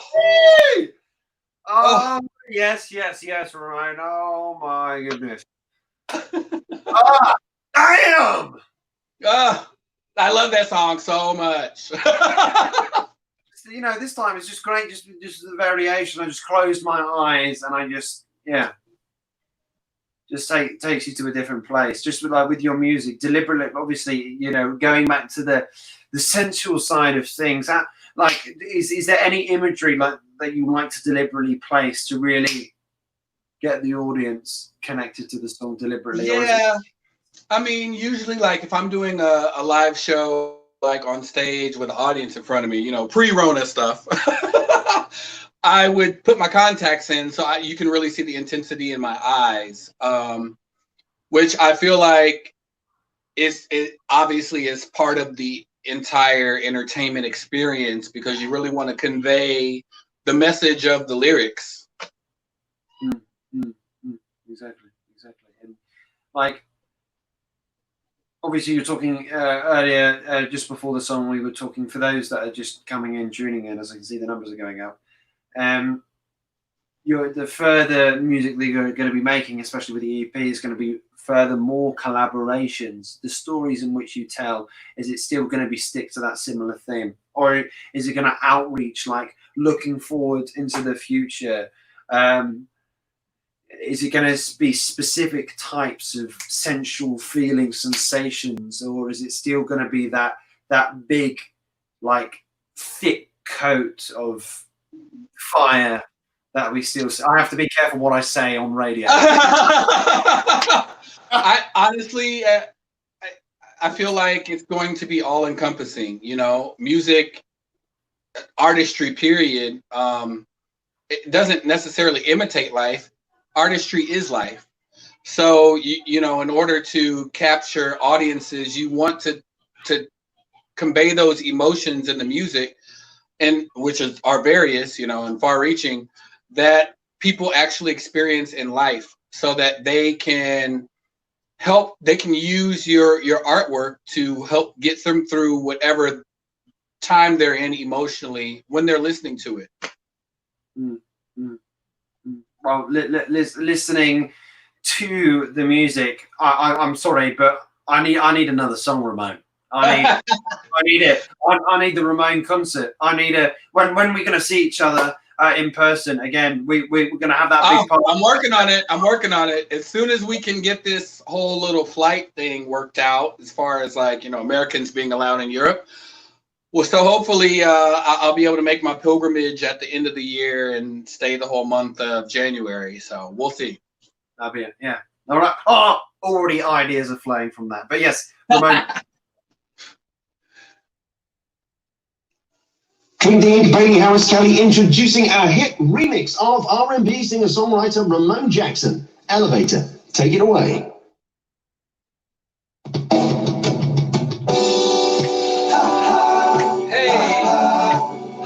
Everybody rock side to side,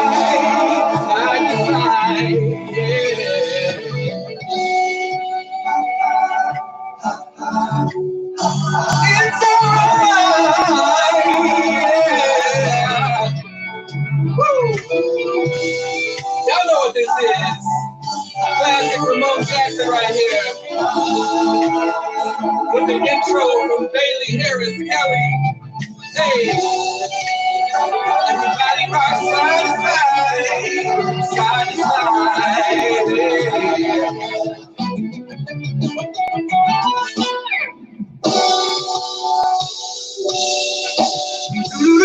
Baby, come with me. See, there are infinite possibilities. Yeah. Take my hand and you'll see just how far we gonna elevate in ecstasy. Yeah. I could tell you that if these two hands were to touch your body, they would leave you yearning for me. I could tell you that if these lips were to touch your lips, they would have you quivering to your knees. I would say that if we made love, you would search for me coast to coast for some more, but I won't, babe. Just come with me and you'll see there are infinite possibilities. Yeah. Take my hand and you'll see just how far we gonna elevate in ecstasy. Yeah. Y'all like that? The moment I gain what I want is the moment you get what you need. Let's elevate all your senses for a moment. Let go and let me take the lead. I'll dedicate all my energy to provide your every desire and to show you some things I dream. Ooh, babe. Hey, so come on, take this ride with me. We can dance fast so you can grind on me. I prefer to start slow, set your body free. No need to blow smoke, just get high on me. Come with me and you'll see there are infinite possibilities with me, babe. Yeah. Take my hand and you'll see how far we gonna elevate in ecstasy, babe. I can see it from the love we're making. Now I'm getting elevated. Treasure you. I'm sweet on you. Now let me return the favor and be your elevator. Ooh, babe, treasure you. I'm sweet on you. So me. I prefer to start slow, set your body free. No need to blow smoke, just get high on me. See, there are infinite possibilities with me, babe. Yeah. Take my hand and you see how we gonna elevate in ecstasy, babe.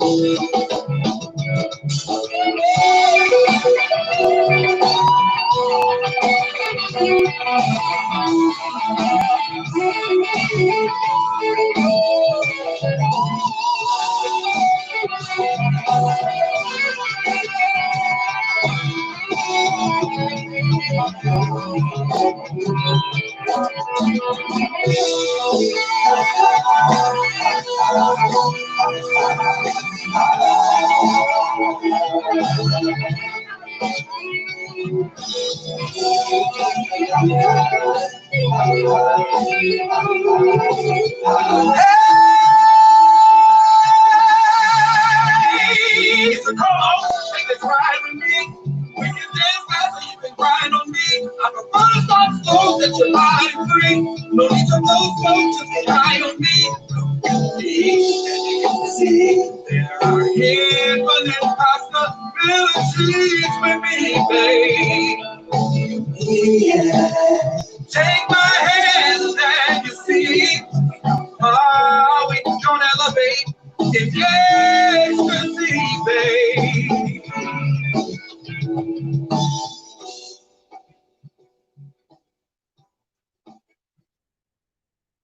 That one's called Elevator. Ah, that one sounded very familiar.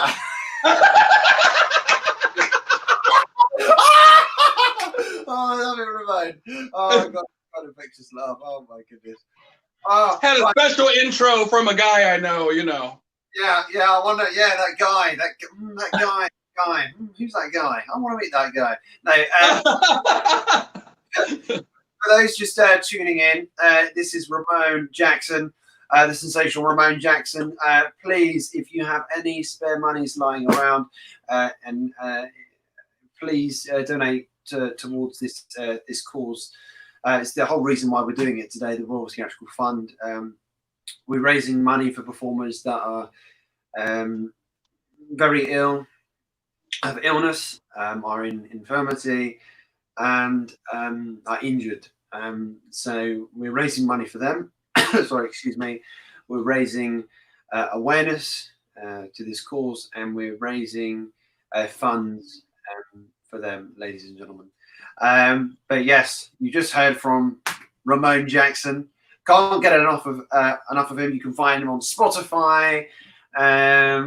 It's just that's where I'm listening to him. Up, you know, the old YouTube clip. I'm on everything. So you know, if you listen to music on Spotify, I'm Ramon Jackson on Spotify. That's RamonJackson. If you listen to music on Pandora, I'm literally on everything. Deezer, like. It's like 379 different digital platforms, and I'm on all of them. Wow, I didn't even know that was. I had no idea either, but my distributor distributes them to everywhere, and I was like, wow, I had no idea there was this much out there, but apparently there is. Oh, amazing! And like working with a team, just like on your own, just before you had a team on board, just having a singular idea. What's it like actually having people around you, and you're starting to build the Ramon empire? Well, you're looking at my team. I do have a band now, that is great to work with a band as opposed to several bands. When I travel, I still do work with other musicians that I work with regularly while I'm in those cities. But my band that I have now travels around the US with me, which is perfect because we already have a chemistry. I'm not worried about whether they actually learn the music and all that good stuff. So we get to do extra things with the music because we're used to each other's work and how we flow. I have a couple of videographers and photographers that I like to use as well. Now, you know, I'm still looking for other, you know, professionals that, you know, but right now I'm my booking agent, I'm my executive producer, I'm my promoter. I do all my marketing and everything, which is great for now, but yeah, I am looking for a team. Yeah, amazing. It's time for more growth. Yeah, exactly, and just doing this on your own as well. It's just crazy. So then, just taking that step, it's just exponential. It really, really is. Truly. Yeah, I think the craziest part is I guess learning a proficiency in a part of the business that you have inadequacies in, which I would suggest that all artists do anyways, just so that they don't get screwed by unscrupulous, you know, vultures that will call themselves agents and managers, etc. If you're familiar with the business, you can sift through them, and you want to interview people that are trying to represent you as, you know, as their talent, you know, so that you don't sign a bad contract. After that part is done, then it's easier, I think, to rest your career in, you know, or that portion of your career in someone's hands. Well, putting yourself in other people's hands, promoting yourself. Can we have one more song? Yeah, why not? This one's called Butterscotch Baby. It's a collaboration that I did with a band called Bombser, and it is fire! Can't wait. Ramon Jackson, everyone.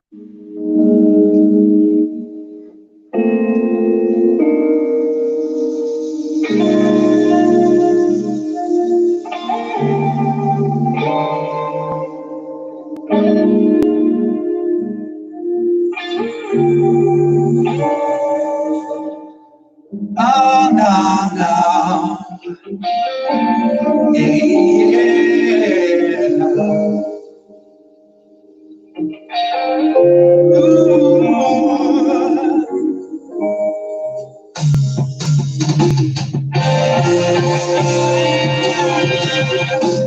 Tight jeans, you know I like.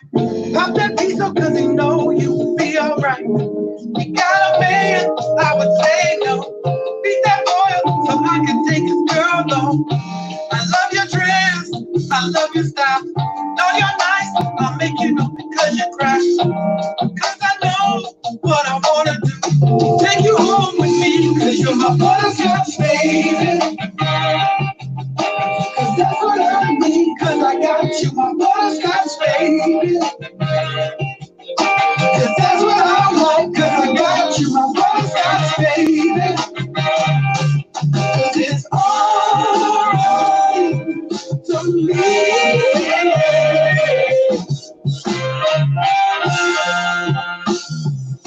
It's up to you, but she be crazy. But I love her, so she gotta. I love her skin, I love her style.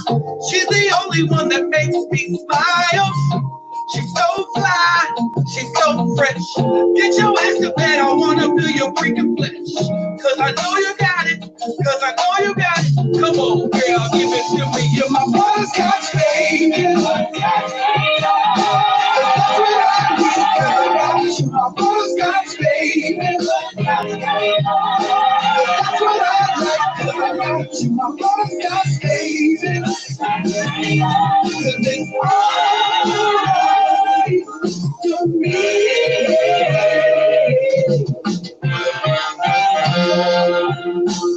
Baby, your baby, my baby.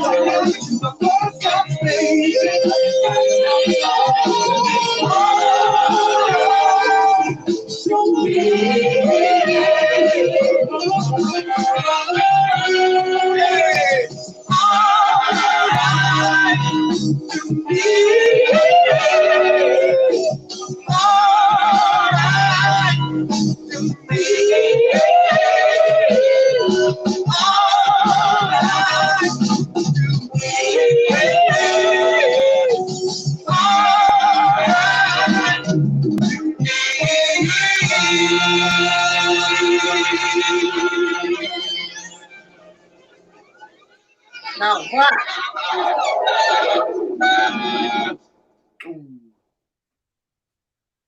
I love that joint right there.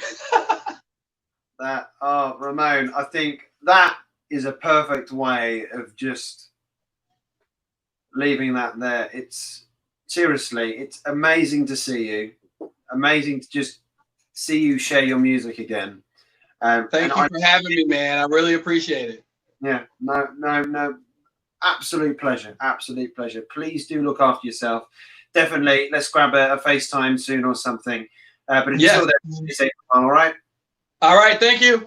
Thank you, Ramon Jackson, everyone. My, oh my, absolute treat. I just want to quickly just say, news just come in. Natalie Kelly has just taken ill, unfortunately. So 11 till 11:30, we have a slight gap. I think I might do some poetry, but actually filling it as well, we do have the amazing Diamond Pavel coming in at 10:50. And I am sure he would probably most likely be able to do more than the time we asked for him to do. He's an absolute talent. He's coming up next soon. But until then, please stay tuned. I'm going to quickly go and take the bathroom break. I'll see you shortly. Take care.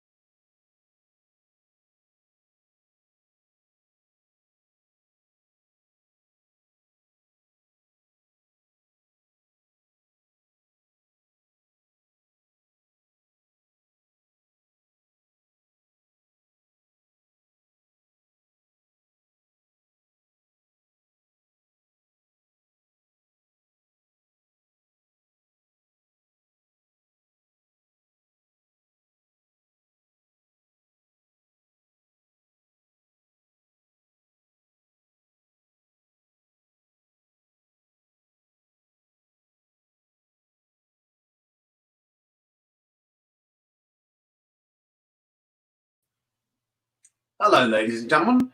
We're approaching the last hour here at Take It to the Lounge, Volume 3, the box set, the trilogy, the marathon. And my oh my, what a show it has been. What a show it has been indeed. Up next, we have Diamond Bavell, who I'm just waiting to see backstage.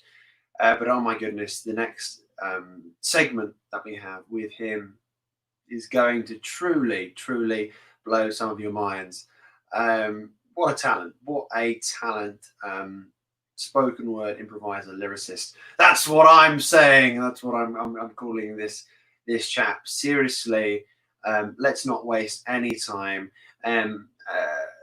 Some gaps have been open, so really if Diamond wants it, he does have. I'm just looking at the gap that's been made, about half hour. If he so wants to do it, but let's see. Let's get him from backstage and let's say hello, Diamond. Hello. Hello, how are you? How are you doing? Yeah, very good, thank you. I'm doing all right. Oh, sorry. Is it okay if you just can double check the microphone, because I am struggling to hear you slightly.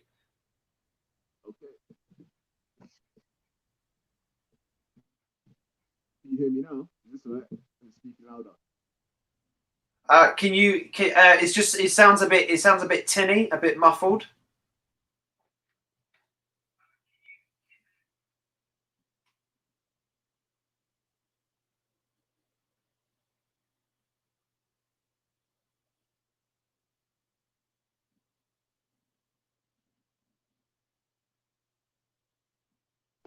Is this any better? Oh yes, that's a lot better. That's fantastic. There we go. Good. How are we doing, Diamond? Very good, thank you. Fantastic. You've been doing a lot of lives recently, haven't you? I popped to see a couple of them, but how are you experiencing the whole online platforms at the moment? At first it was a bit strange not having the interaction from the audience. However, I've found a way to work around it. Some platforms are more friendly for some of the things that I do. I've had to take towards that depending on what platform you're on. So on a platform where people can type words in, I can see them good, then that's one way of doing it. But if not, then there's another way where you maybe have a concept or idea or a theme or like go what I think at the time. I'm so sorry. You sound like you're getting just a little quieter. Is it okay if we can just double check that again? It's just because I really want to hear everything that you're saying. Yeah, just give me a moment.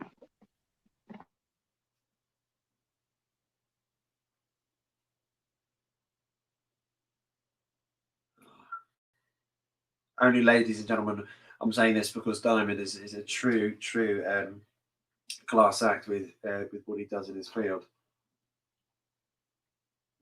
And I want you to be able to hear every single word he's saying. But please, you're in for a treat with comments as we wait just for Diamond. Let us know what you think. Let us know what that you thought of the show today. We've had people here who's been here for the full nearly 15 hours. We've had people here been coming in and out. We've had people at constant on the server, still at a constant of about 3,000, just rounding it, 3,200.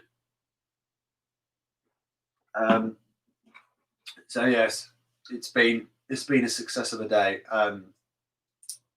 with donations, being generous, going to be helping professionals that have gone ill. That have faced injury, infirmity, and today's been an utmost pleasure of just. Do you know what these 14 hours it's been now? In many respects, have gone like that. It's been very interesting today, and as we approach the final hour.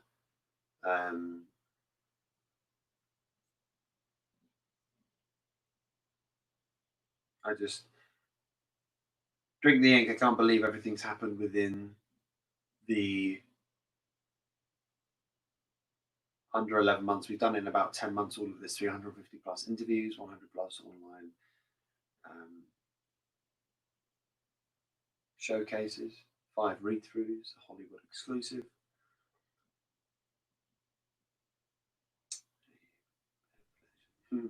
How's this now? Oh, that is crystal clear, Diamond. Absolutely crystal clear.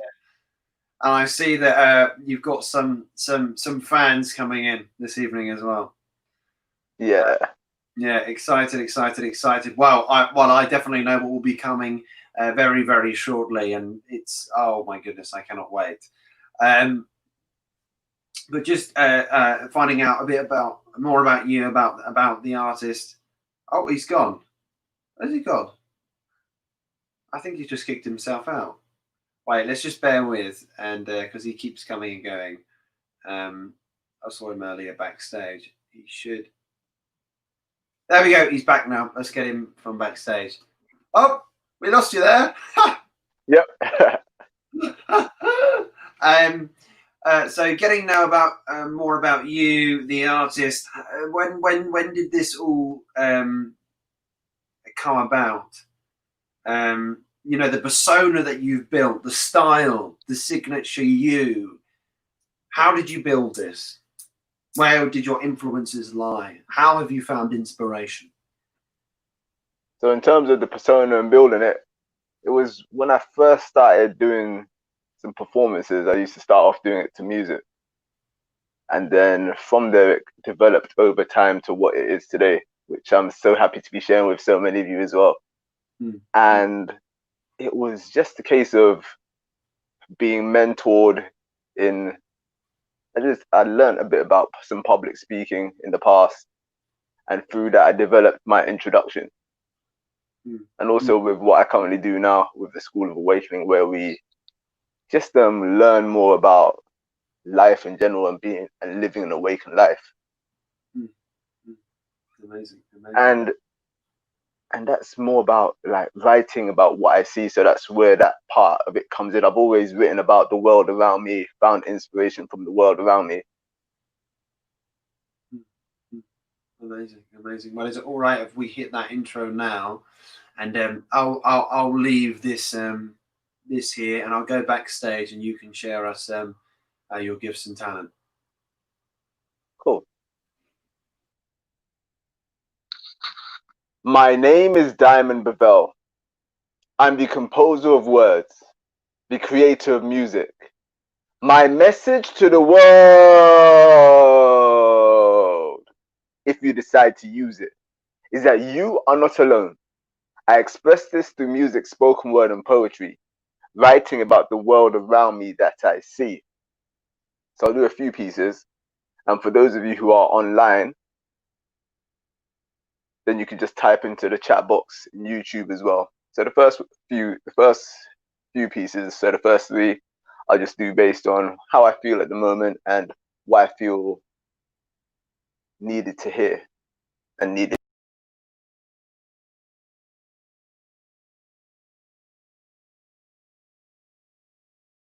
Oh, I think he just quickly cut himself out there. That's suspense there for you. Let's just wait 2 moments. Diamond, you're teasing us. Yeah. Right. I'll jump back in backstage. So this is how this piece goes. As we breathe in and then out, we're not talking about the okie dokie, you know, where we shake it all about, but sometimes we have to put our left foot in. And it feels like we've left it in there whilst we walk away, because a part of us lies here on this very day. Whilst we put our hands together to pray for a better way of living, the things that we like, because we keep on giving and giving and giving, then giving some more. Sometimes we wonder why we are here for, but realize that purpose is the thing that brings us all together.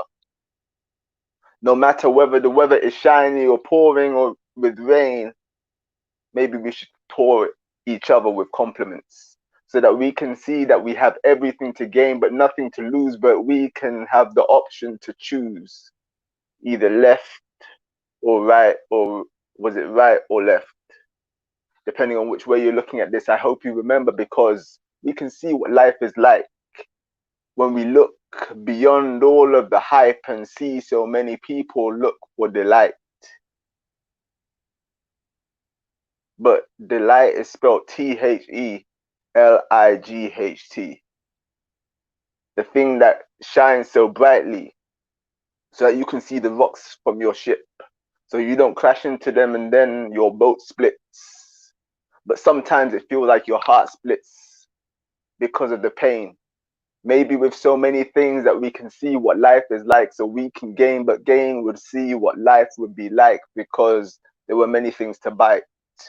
And as you hold on and grip it with your teeth, seeing what life would be like if you just forgot about the bleep, or started to be a wolf instead of a sheep, thinking for yourself.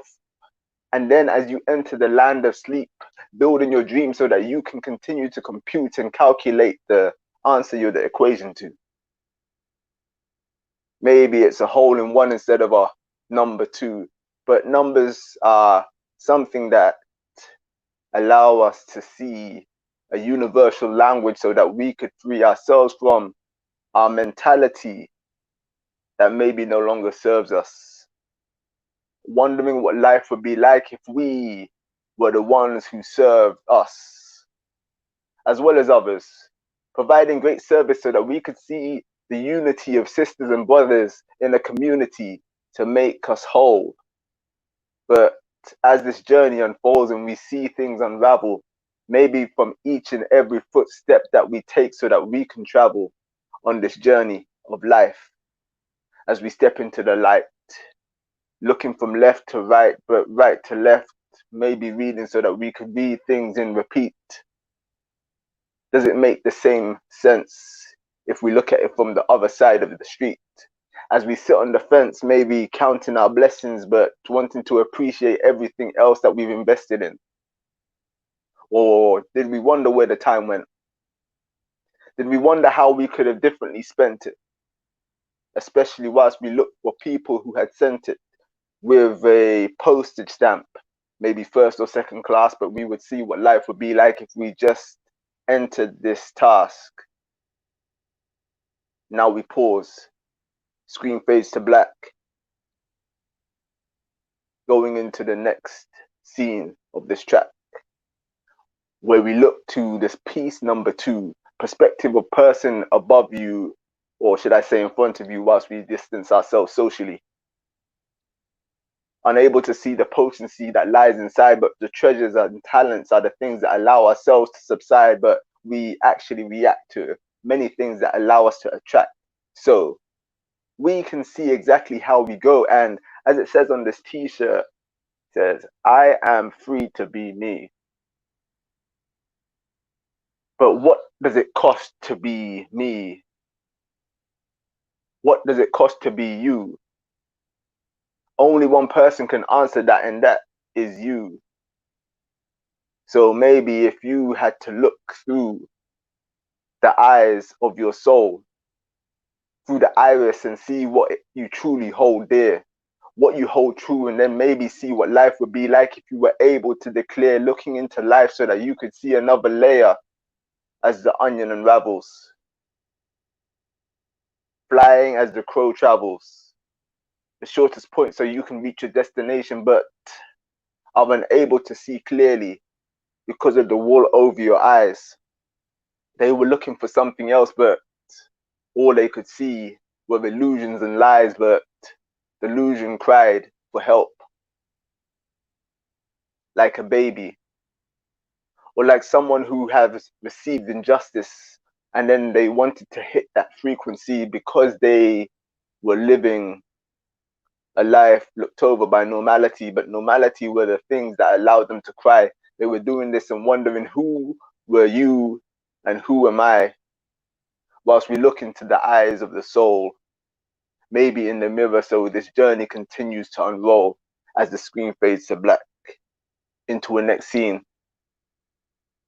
Allowing life to see what life would be like if we just truly beamed like the bright beacons we are in the hour of darkness, seeing that we have more power than the stars, but we would like to see who we truly be, because no matter how far we travel, journeys continue to see what life would be like if we were just humble.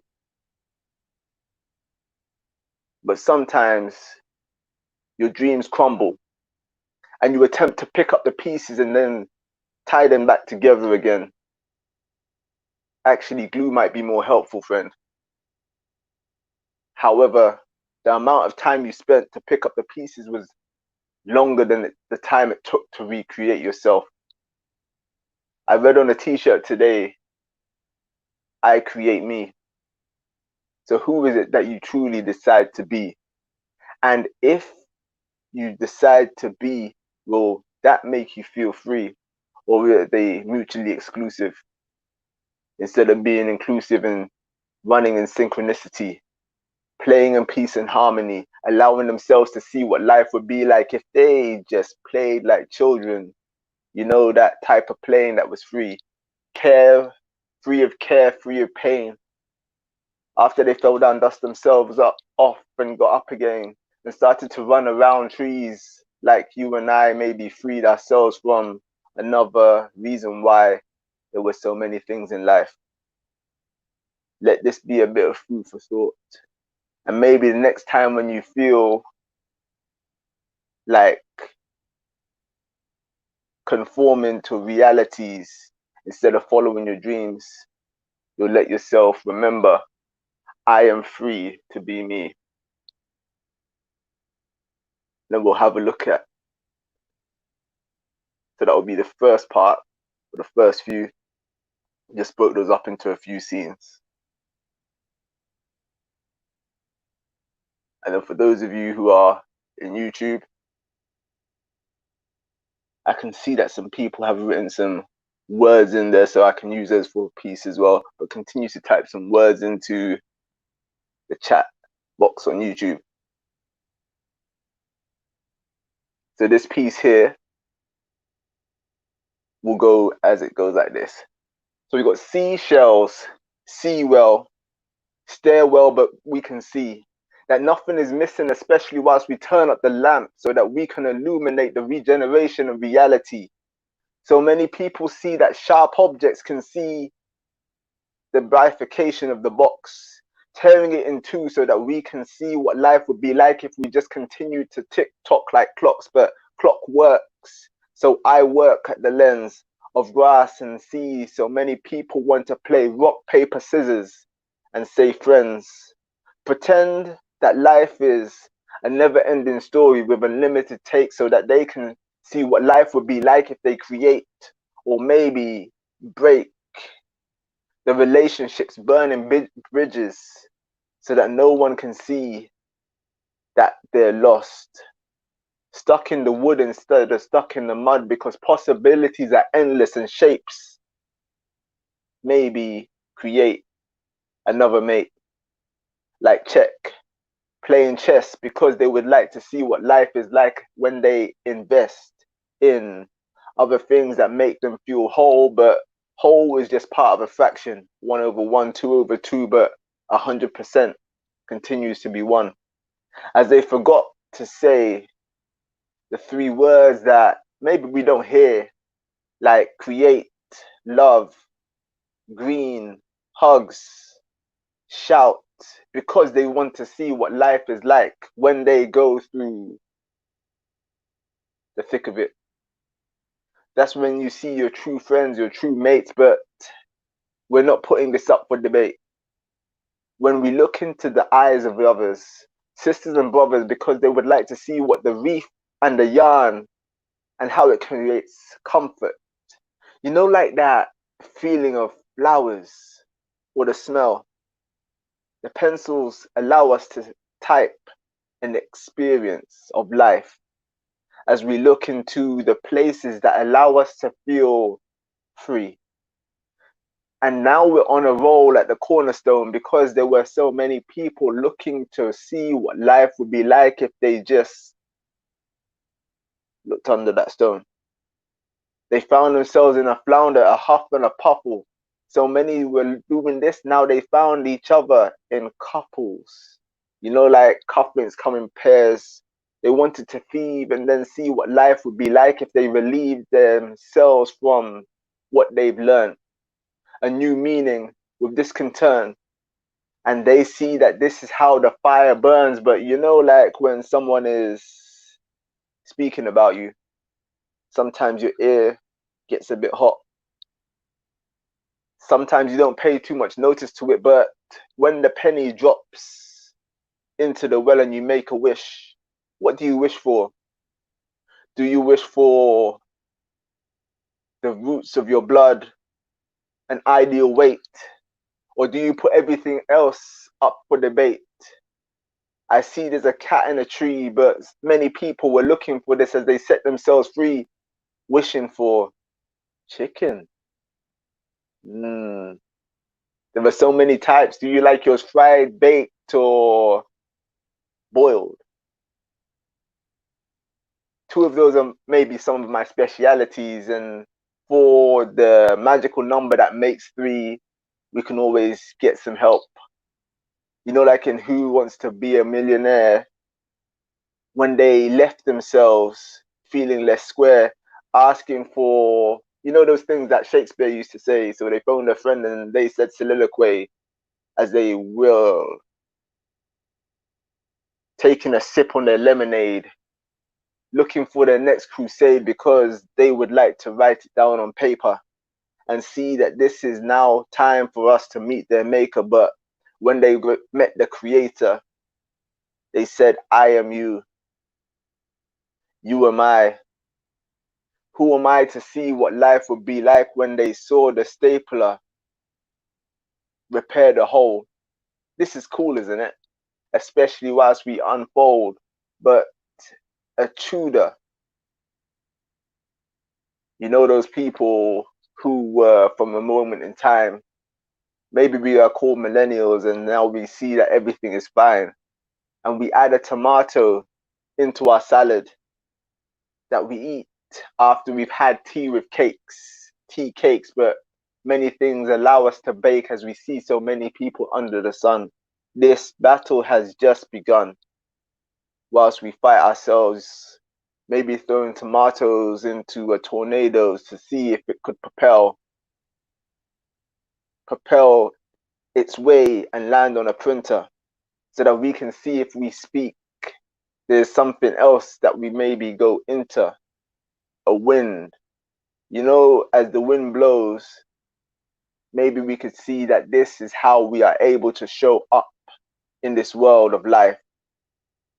With a helicopter over a canyon as we stand up for something that we believe in and wonder what life would be like if we just descended like a leaf that fell from the tree, painting so many pictures so that we could all see, hearing the crisp sound of the crunch of the autumn leaves under our feet, painting pictures that remind us of memories so sweet. As a glass continues to allow ourselves to telecom, playing black keys and white keys on pianos so that we can peer into the existence of pearls, wondering what life would be like if we just gave them a matching piece for company. Or was it company for peace? They were looking for life to see what life would be like if they just reaped what they sow. And it takes a bit of time for a harvest to grow.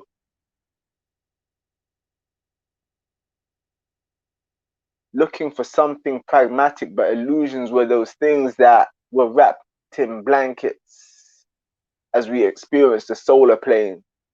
Going to Edinburgh, now we see that baskets were those things that we gave to people around Christmas time. Not to be scaring off those people, but to show that we were following in steps of divine and sharing what some of mine with some of yours And as the harvest continued to grow, the scarecrow that we planted like fruits to harvest remained, scaring off those birds so that they could find another way to behave. As they went up a hill and saw the snow, maybe this is how we continue on this show. And I want to say thank you to each and every one who are continuing to place words into this so that we can continue on this journey. As we look for bacon, have you ever typed that in on a typewriter? Looking for a vegetarian, as we see that we are the fighter. And as we drink the ink, counting our blessings, seeing how our hair appears to be like a bulb because of the lockdown. No room for the creativity. Or maybe you just had to do something simple that was round. Strumming on your guitar as you practice the same tune. Allowing yourself to shine. As you see that one foot is ahead and one foot is behind. The thorns on the roses remind me of autumn. And as we look at the fresh harvest of coffee beans, some people love that smell, others can't stand it. And as we go to a sleep to head on our track, like a tractor, putting a sock on because we want to see what life would be like if it was boop, boop, bleep. I'm sure we've all seen those when we're attempting to purchase something so that we can share it from the sheet. And as the weight of diamonds and angels make us feel at home, we can see that we are here like kings and queens on thrones, but thrones were those things that were not like tomatoes that propelled itself through the air. They were those things that were sat down on so that we could prepare ourselves for a home that was filled with that sweet smell of oil. Some like olives, some like corn, some like sweet. Some like so that they could see what life would be like if they were just feeling great.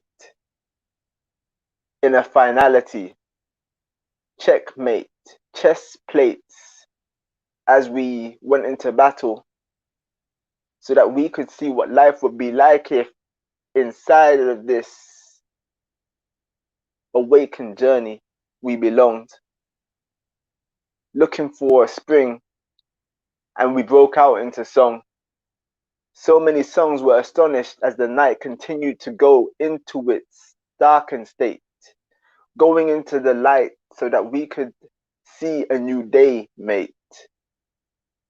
Saying that you, Rock Diamond, continue to go look for the glory and see that closures are the things that exposed us. And as we declare many things complete, there is a dark side. And as we move our feet, just checking everything, and we'll declare this part complete. We'll check with Batty to see if we have time for one more, or if there are any questions or... Yeah, Diamond, if it's okay, can we wrap up in the next couple of minutes, if that's all right? Yeah, that's perfect. Okay, fantastic. Awesome. I'll see you in a couple of minutes then, all right? Thank you, yeah. So I wanted to say thank you to everyone who's placed some words in the chat box. And I'll read the last few and then just go into something to just celebrate where we are right now.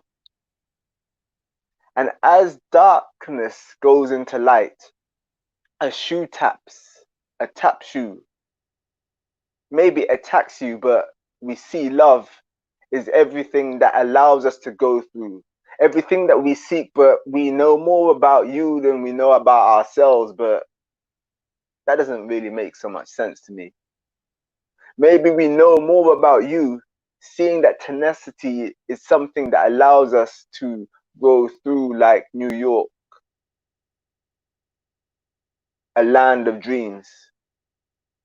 Let this be everything and allow your heart to beam. Let this be your food for thought. Thank you very much. Thank you so much for that, Diamond, and thank you for sharing it, especially at this time. It's a pleasure. It was great seeing you over the lives, and it's great just to see of how certain individuals are just reacting and getting involved with this. Oh, he's gone. He's pressed red again by accident. All these technical issues. Well, we're all learning from lockdown, aren't we? We might see him again, perhaps not. But everyone can find him at Diamond Bavel. He's just come backstage. Diamond, we're gonna just because of the technical issues that we've been having. I'm just gonna quickly say good evening, but please stay safe and well. All right. Yeah, thank you. Good evening. Speak to you soon. Look after yourself. That was lyricist, improviser Diamond Bavel. As we start to close the show, excuse me, and we're still standing at 14 and a half hours, being rooted in this seat. It's been absolutely terrific. Absolutely remarkable with the donations that we've had, the people that have stayed on listening, people coming in and out on this live here. Probably the more they see, I'm looking slightly decrepit now. And as we've started to visit the States and going to international, everyone's looking glorious, and I'm looking. I look awful. It's hilarious. But ladies and gentlemen, I must say, it truly has been a remarkable show with the people. It just goes to show with Diamond there. Just saw him at a local Windsor event, Music and Words, and we've gone from that to Britain's Got Talent, Golden Buzzers. We've gone to Broadway today, the West End. We're going to the Fast and Furious franchise. We've gone to upcoming industry talent that have been working with Sam Mendes and that being Ravi Galani and Abdullah Khan. We went to Top Boy, and we've been promoting other shows that are up and coming from certain individuals. Ladies and gentlemen, I'm really, really excited. I can see a certain someone backstage, and we've got a little bit more time, which is great because I'm very, very greedy. As you know, 15 hours is not enough.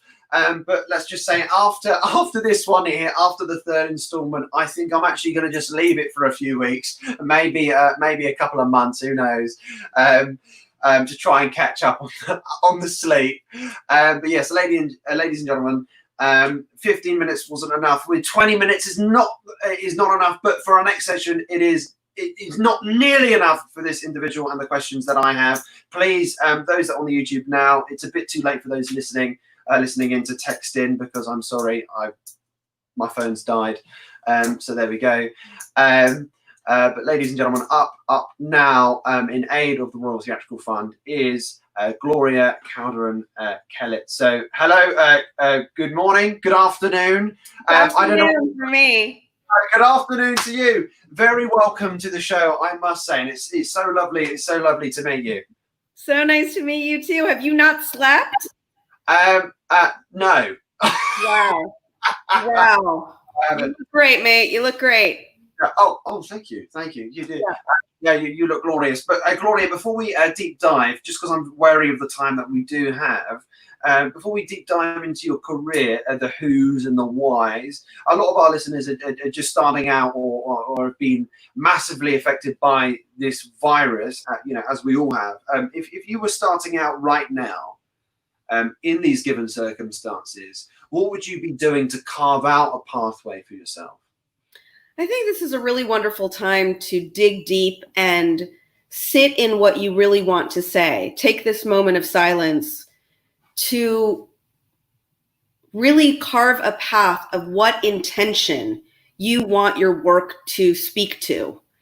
and then write a sample in this moment that speaks to whatever that intention is.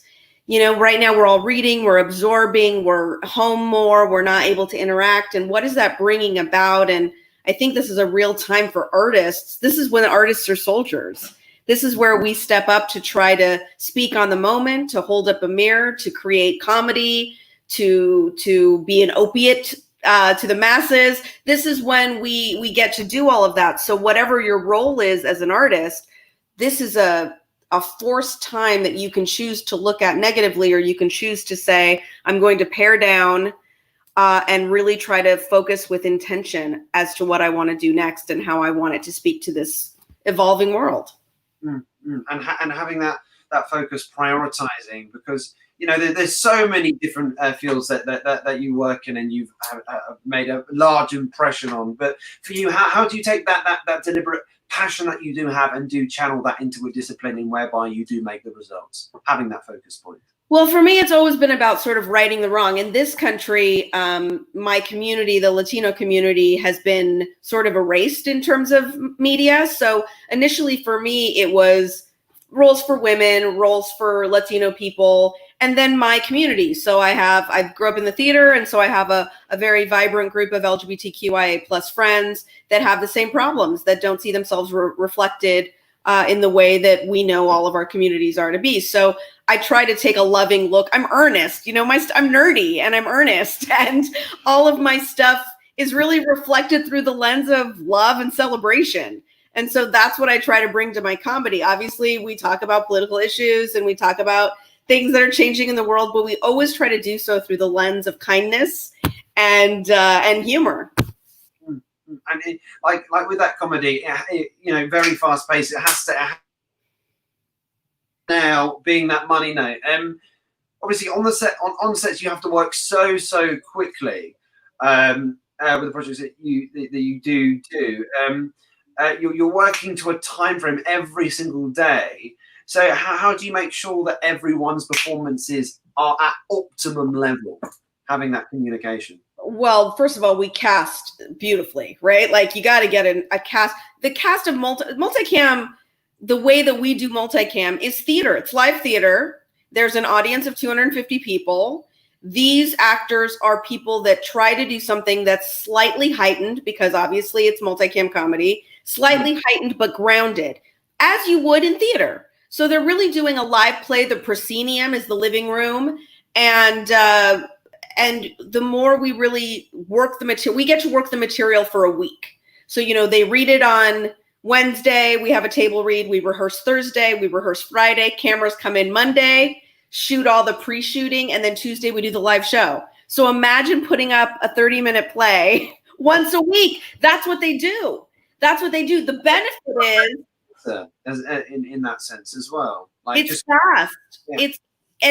We rewrite every day. So Wednesday we rewrite it. We give them a brand new script. Now, some things work, so we don't have to rewrite those things, but we rewrite a lot of things, and they're constantly having to memorize and rememorize. And then when we shoot the show live in front of an audience, we will come in and give them new lines for the next shot. And they have to roll with it, you know? So it's really fun, because it really is like live theater where we change the words every once in a while. Yeah. It's very exhilarating. There's nothing like a show night. What are the qualities that you want to see in the creatives that you two do take on board on your projects? What really stands out for you? What makes the perfect collaborator for everything just to fall in place and make your job a little easier in that sense? I think chemistry. I think there's people that get on well and people that don't. And some people, I mean, I don't have to be best friends with everyone, but you have to have a talent chemistry, right? A creative chemistry with people when you're creating very collaborative work, which is this type of work. It's super collaborative. I do not make it alone. I make it with a staff of 10 to 12 writers. I make it with the core cast of the show. And then with whatever director, if I'm not directing that week, and if it's another director, making sure I'm communicating with that director what I like, what I think is funny, what's tonally right for the show. So it's this collaboration. So people that are game for that type of collaboration, that don't think that there's one and only way, there's only one way to do it, that they are open to the conversation, open to the best idea wins. Maybe the best idea comes from the writer's assistant. It doesn't always have to come from, this elite. We're not that way. Best idea wins, even no matter who it is. With ideas, obviously everything is constantly changing, especially like in the now. Where do you think this industry is heading towards after this post-lockdown syndrome? What motivates you about the projects, the content that you do put out there, that you do take on? Where are the inspirations stylistically? What does it for you? What makes you tick? Well, the next thing. So my new deal is at Amazon Studios. So they've already greenlit 4 pilots from me, which is really incredible. Talk about feeling supported. So I get to write in this time. I'm very fortunate that I'm working every day. I'm working on new stuff so that when this is over, hopefully we'll be able to, I think they're going to build a pipeline so that as soon as it is safe to work. Are you guys shooting anything in the UK? It's slowly but surely. Like there's right? Small productions, yeah, TV shows. Yeah. We are, I think a few of our soaps have come back, but nothing major just yet. So I think that people are going to be stockpiling so that we're ready to resume, because, this is a whole industry. It affects everything. It affects food and everything, lumber to build your sets. I mean, this whole town has sort of shut down. Los Angeles, where I am, is very important for the city to continue. So we very much want to get back to work safely. So the writers have the task in this moment to keep going, to carry on. We can't get too depressed in this moment because they're counting on us to make our work so that when this is over, we can get back to it. And getting to it, I'm just noticing that there are questions here in the box for our listeners. So Georgia has just asked, hey, Gloria and Bailey, I have so many questions. Okay, well, that's absolutely brilliant. Makes my job easier. As a producer, what do you recommend we do to ensure that the stories, there you go, I'm losing my mind. You can tell it's nearly 15 hours. All right. Stories we bring to life on screen are authentic and true to the communities depicted. Hire people from those communities in your writer's room. That's the best way to do it. And not just one. I was the only woman on some of the shows I was on. I was sometimes the only person of color in some of the shows I was on. Don't do that.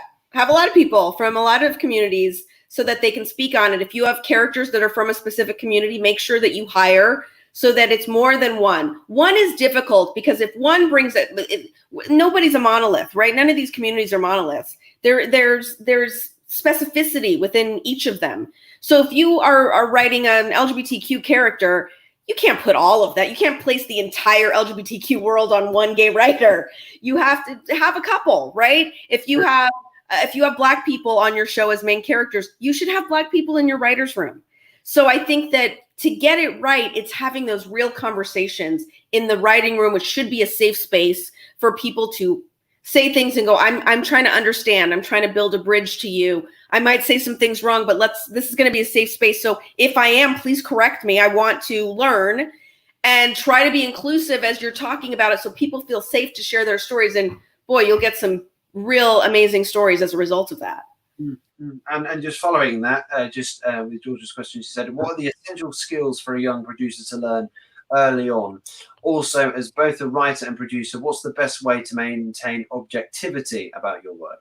Oh, interesting. Okay, so the first one is what are skills early on? I think skills are the producer is sort of the babysitter, right? You're an adult babysitter. You're making sure that everyone is having hopefully a really positive and optimal creative experience on set. You're trying to create an environment with which people have the resources to make the best content possible for what you're trying to do. So that means fighting the studios or whoever is giving the money to make sure you're fighting on behalf of the storytellers, whether it be the actors, the writers, producers. And then in terms of the best way to maintain objectivity, I don't know that I have objectivity, to be honest. I don't know that I do. I think that I'm more focused on being honest. So I can speak to my own honesty, but I don't think my honesty is objective. I think it's subjective to my experience. So for me, it's about trying to tell stories honestly through a very specific lens so that I can sleep at night knowing it may not speak for everyone, but it speaks for me. And then just a final question from Georgia, and thank you, Georgia, for these questions. Love it, Georgia. And finally, as young, angry activists worried about the future, what's one piece of advice we young producers should remember when making work and putting it out to audiences? Thank you so much. I think intention again. Now, look, we can make stuff with intention, and it's not always received in the way we intended. We have to honor that happens. But I think if you focus a lot on what is the intention, what is the work trying to do in the world, I always imagine the people on the other end of the box receiving the information. How are they thinking and feeling? How do I want them to think and feel? What is it that I am trying to convey to them? And if I'm doing it right, then they will respond in kind, right? So I really try to, again, always go through the lens of honesty. And as far as producing goes, is making sure that you are standing up as a producer for what you think is right and the types of stories that you think deserve to be told, and not being relentless in that pursuit. And in the same vein in that, actually, obviously, there's a lot of challenges that come on, excuse me, on set. Is how do you face the challenges that you face efficiently and professionally? So the home life versus the job. I'm really good at partitioning that out. So I like my family. So I like to come home and have dinner with my children and help them with homework and put them to bed and read bedtime stories. So I create an environment where my workplace is done at a reasonable hour so that I can come home and do those things. Does that mean that at 9:30 when the kids are in bed, I turn my computer back on and get to work? It does, right? I have to parse the work out, and the work is not 8 hours a day. The work is 12 to 14 to 18, depending. Sometimes I'm editing till midnight on sending editing notes. So I think that the nice thing about Eye on the Prize, it took me 18 years to get my own show. It took me a long time, but my eye was very, very fixed on that's what I wanted to do, and asking myself every day as an artist, how do I get there? So to be sitting here now as a woman and as a mother and know what's important to me, and I can set those rules because I'm the boss, is the most rewarding thing, aside from getting paid to do this, which is still, I can't believe it. Every day, I can't believe it. Can't believe they pay me to do this. Yeah, it's just like achieving that goal and finally being recognized. For you, how do you balance the creatives around you and achieving always your own vision for a project? Because I know it's important, but too much could sometimes hamper the progress of it all.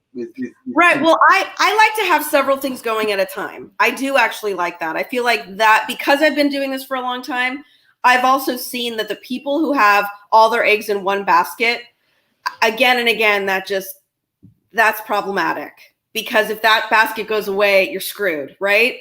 So I quite like having 3 or 4 things on different burners. I'm jumping metaphors. I know. Stay with me, guys.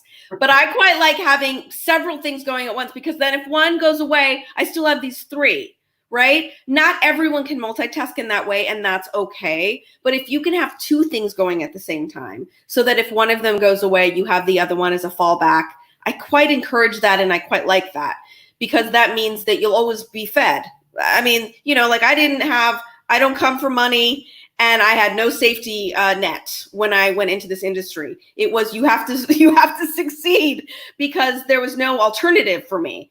And I was quite grateful to that, because it really forced me to hustle in a way that I don't know that I would have had I had comforts. So consider that. If you come from comfort, consider that to push yourself through it. And if you don't, consider that may be a blessing in disguise, because it teaches you how to rough and tumble. Like, it's very interesting to me. People I know that grew up with money in this moment of COVID are having a much harder time than those of us that grew up struggling, because we know what it's like to struggle. So, okay, so I'm doing this again. I've been here before. I can do this. I can make my own stuff, and I can not spend money, and I can live off of next to nothing. I mean, when I lived in the UK, I was so poor when I worked at the Royal Court. I would go to Sainsbury's and say, this is what I have. How much ham can I get? To the butcher. Like, it was so, I was living off of Angel Delight and like biscuits. I mean, maybe some Rivitas and cottage cheese if I was lucky, but that was it. So like, I know what that's like, and it's a gift. You know how to do that, so you can build it again. And like rebuilding, like keeping the momentum as we start to approach the final segment of this interview. I really hope that we can try and find another moment to extend this conversation, I must say, because I'm greedy, as we were talking about. Very greedy. But for those that want to continue this momentum, what advice could you say, just to shed a little bit more light when going into this industry, when approaching this industry? Well, I first want to let you guys know that I have a How to Be a Television Writer masterclass series that's free. It's on YouTube. It's Hollywood 101 with Gloria Calderon-Kellett, and it takes you through everything I know if we were having coffee together. So I really made it because I couldn't have coffee with people anymore because I was too busy. Because I quite love to help writers out when they're trying to figure out, because I didn't have anyone to ask questions to either. So that's why I made it. So please consider that a resource, anybody out there. It's like 10 or 11 episodes. I would mostly say that, this time is really a time where you can read, you can absorb, you can watch shows and break them down, which is what I did. I taught myself how to be a TV writer. You can read plays, read loads and loads of plays. Oh my gosh, just immerse yourself in great content so that you can be inspired, and hopefully one of those things will spark something for you, and you can lend that, you can filter that into your work. Well, Gloria, thank you so much for coming to visit us here at Drink the Ink. It's been a pleasure, and hope to see you again very, very soon. But until then, thank you for asking. All right, thank you so much. Take care. Bye bye. Right, take care. Bye. Oh my goodness, that was the lovely Gloria Calderon-Kellett right there. Right. Minutes remaining. We have a special guest taking us until the midnight product launch segment. But yes, it has nearly been 15 hours non-stop of me being rooted in this chair, on this chair, in this seat. I need to have a toilet break. I'm not gonna lie to you, I need a toilet break. So we're gonna have a quick intermission, as we'll put it. But please stay tuned, because up next we have a special guest who will be revealed in about maybe 3 minutes. Let's say 3 minutes.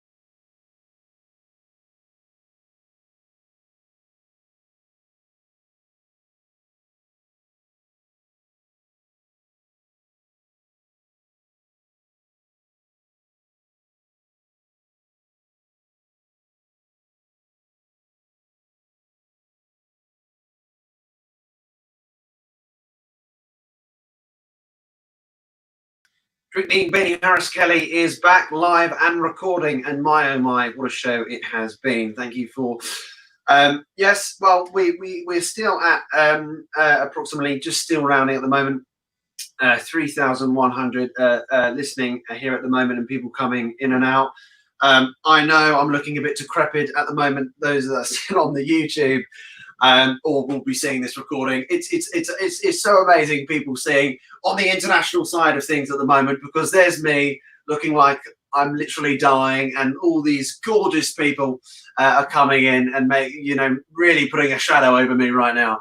But yes, ladies and gentlemen, we have 15 minutes remaining until the Divine Lions product launch. And thank you so much for everyone that's been donating towards the Royal Theatrical Fund. You're going to be helping those in the profession, in the arts, that have faced various injuries, illnesses, and infirmity. We're raising awareness to that and raising funds for them. So thank you, thank you, thank you. Right, ladies and gentlemen, it is time for another special guest. It is Brittany Raymond, is the last guest of the evening. We'll be taking us to midnight with this Divine Lions product launch. Back on the video that I'm aware of with UK listeners will definitely want to make the most out of the time that we do have. So let's make sure we do a good job. Drink the Ink. Drink the Ink presents to you Brittany Raymond. Hello. Hello. Hello. Welcome to Drink the Ink. How are we doing at the moment? How are we keeping? I'm doing good. I'm doing pretty good. How about you? Yeah. No, I'm not doing bad. Thank you. I've still got everything kind of screwed on slightly. Apologies if my mind goes like that at times, because I've literally been in this seat. But yeah, just jumping into the thick of it. Then you've navigated a fast propelling career in this industry. So how have you been able to sustain a direct pathway with the process of being kept in the public eye?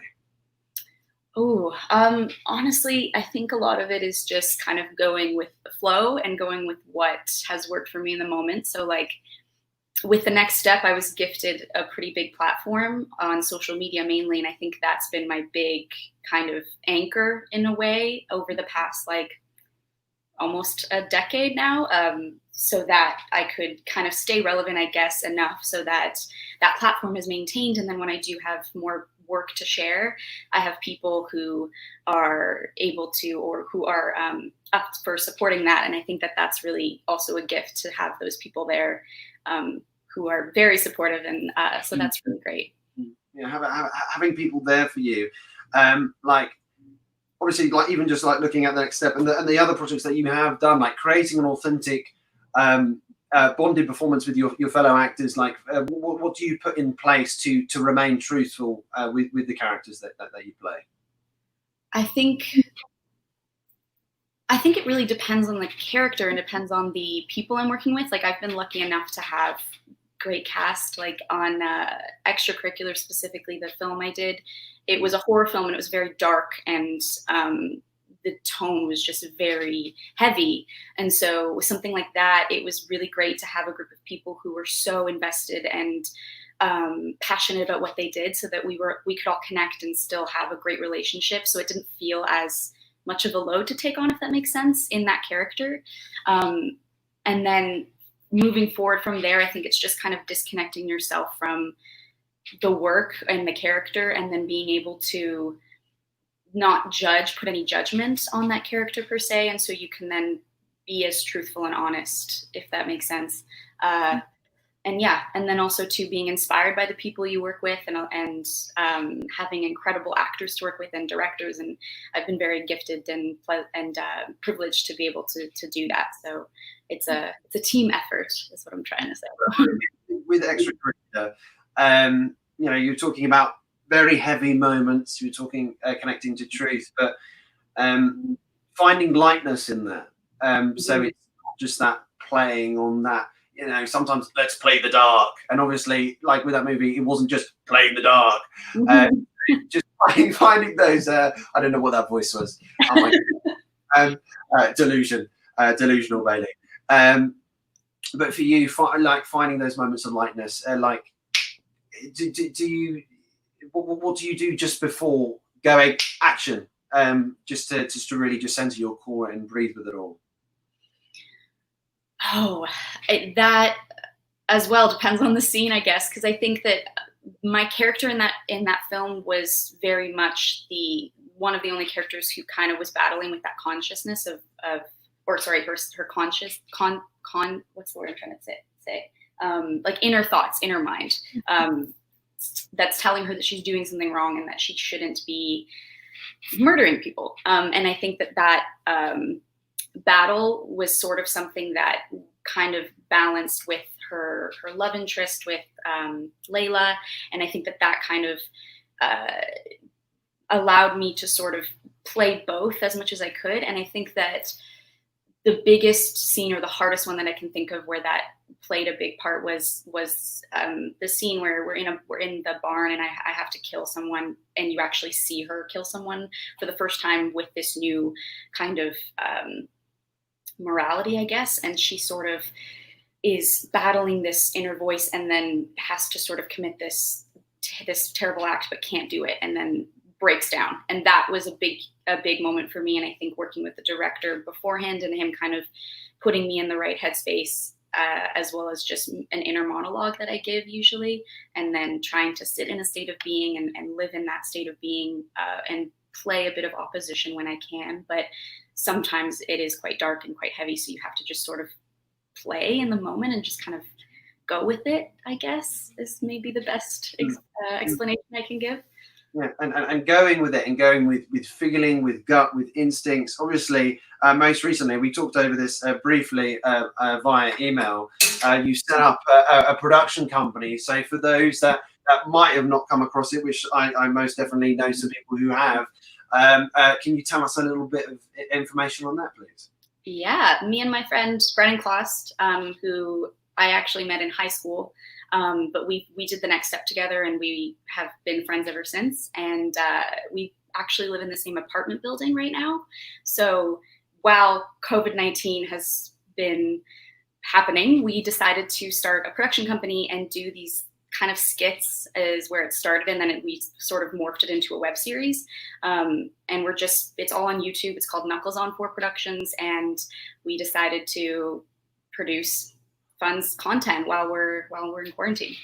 And with everything, like going back to obviously the next step, you're talking about how you love to work with great people collaboration wise. What makes that a perfect collaborator for you? What makes you tick and go, yeah, you're right, yeah, I want to work with these type of people? One thing I love about Brennan is that me and him have very similar work ethic, or work values, I guess, and that we do everything on this web series. We write every script, I guess direct, we act, we're in every character, we do all the editing and the aftermath of it. So it's just us two, which is a lot to take on, but I mean, right now we have a lot of time on our hands, so it's kind of fun. But I love how collaborative we are, and we bounce off each other really well. And we also always say, the reason our production company is called Knuckles on 4 is because we started at a dance studio, and at the beginning of every class, we would do this warm up, and it was a choreographed warm up. And our dance teacher, Joanne, would always say to us, roll down on 1, 2, 3, knuckles on 4. And that's when your knuckles would have to hit the floor. And it's such a random thing, I know, but it's, we would always laugh about it because just the way she said it, and that's also just kind of like a call to where we met and how we established, I guess, or learned how to be a professional and how to respect the work and the dedication and the work that it takes to actually build on success, and learning how to take those failures and learn from them rather than just give up. And all of that is kind of, I think, comes from that studio. And so Brennan and I, coming from that, and then also still being connected all these years, has felt kind of like a sign in a weird way, if you believe in that sort of thing. So yeah, it's been really nice working with him, and we're also very good friends, so that also helps. Yeah, amazing. And just rewinding again to the very, very beginning of just the experience, and just going straight into the next step, and obviously having that significant role, which a lot of people is even still now, the younger people that I'm still meeting on the shows or visiting schools, they always bring up the show. So having having that and going into that role, did you know how exponential it would be, or is it like over time? Did you feel that there was that pressure, or was it because you were already in that environment that you were like, oh, this is fine, I can just play and be free, literally, with my movement and the way I present myself? Yeah. At first, no, 100% no. None of us thought that the show would ever be what it is today. We were told that it was going to be kind of like a long form show where it lasts for however many years that it can, and then new cast comes in. And so we thought, oh, okay, that's kind of fun. Like we'll get to ride this wave for like 4 seasons, maybe, hopefully, and then like that's it. And what I think I continue to and I'm continuously surprised at every day is just that how relevant it still kind of is, and how much people still enjoy, you know, Riley from The Next Step, and that's still like a big thing for so many young kids, and that is kind of exciting and cool and amazing, and I'm very, very proud of it and grateful for that experience. It's insane to me how lucky I was in that it was really something that I stumbled on. I wasn't even going to go to the audition. Like it was like this whole thing of, it was just very much like chance, just lined up, everything lined up perfectly. And then to be able to grow up on the show and then have like a taste of fame, but to me it feels like I had a little bit of a taste, but I still get to have normal life. And so that is kind of nice to me, because I think that too much of that would probably be overwhelming, because I'm kind of an introvert in some ways. So I feel like I like having a little bit of that experience, because it was such a cool thing, but then to also be able to like try new things and still learn and grow and do all of that behind the scenes, I guess, a little bit more was nice. Throughout the day, and I really hope if we can find a moment to extend this conversation, it would be amazing. But just quickly to finish this up, throughout the day we've been talking, giving advice to a lot of graduates, but actually just thinking about the younger audience, actually, because thinking about a lot of things that's especially going on around in the world right now, I think things need to be built from the foundations up. So for the younger community, those that are just starting in the stage schools, or just taking their first ballet class, or going to the first acting class, what could you say? What could you say to them, just to shed a little bit more light and a little bit more understanding on the industry that they might end up having the dreams about, and really wanting to try and have their own voice be heard? My best advice is going to sound like a cliche, but it's so true. It's just be you as much as you can and put yourself into everything as much as you can, because I know, speaking on my past experience growing up as a dancer and then transitioning into acting, I felt like I was always constantly putting myself up against other people, as we always do. But you have to kind of fight against that and just learn that it's a process, and that no matter what, how many failures you have, that more failure leads to success. And as long as you take those failures as lessons, and you constantly work hard, and it takes so much time before you can start seeing that success. Like, even though The Next Step for me was a really kind of like a sudden thing, I had been training since I was 4 to be a dancer, and so I had all of that competitive training, and that's what allowed me to stand out, I guess. So, you know, that is a long process, and you have to kind of take it in strides and just focus on what's best for you and how you can put yourself into everything. And yeah, and good luck, I guess. Thank you so much for coming to visit us today at During the Ink. Seriously, hope to speak to you again soon. Please stay safe and well, and enjoy. I think is it the afternoon? Yeah, like / evening, going into like 7 p.m. Amazing. Enjoy your 7 p.m. evening. We're going into midnight. I'll catch you very soon. Take care. Thanks for having me. Oh my goodness, that was absolutely sensational, wasn't it? Last guest of the evening to take us to the midnight product launch, everyone. Please, I'm just checking the final figure in which we are at the moment. Oh my goodness, what a day it has been. We've got 1 minute until the product launch, ladies and gentlemen. Oh yes. 15 hours, ladies and gentlemen. Yes, come on. Yes. I'm very happy, and I'm still wide awake. Oh goodness. And Gloria Calvin Kellett said I didn't actually look bad.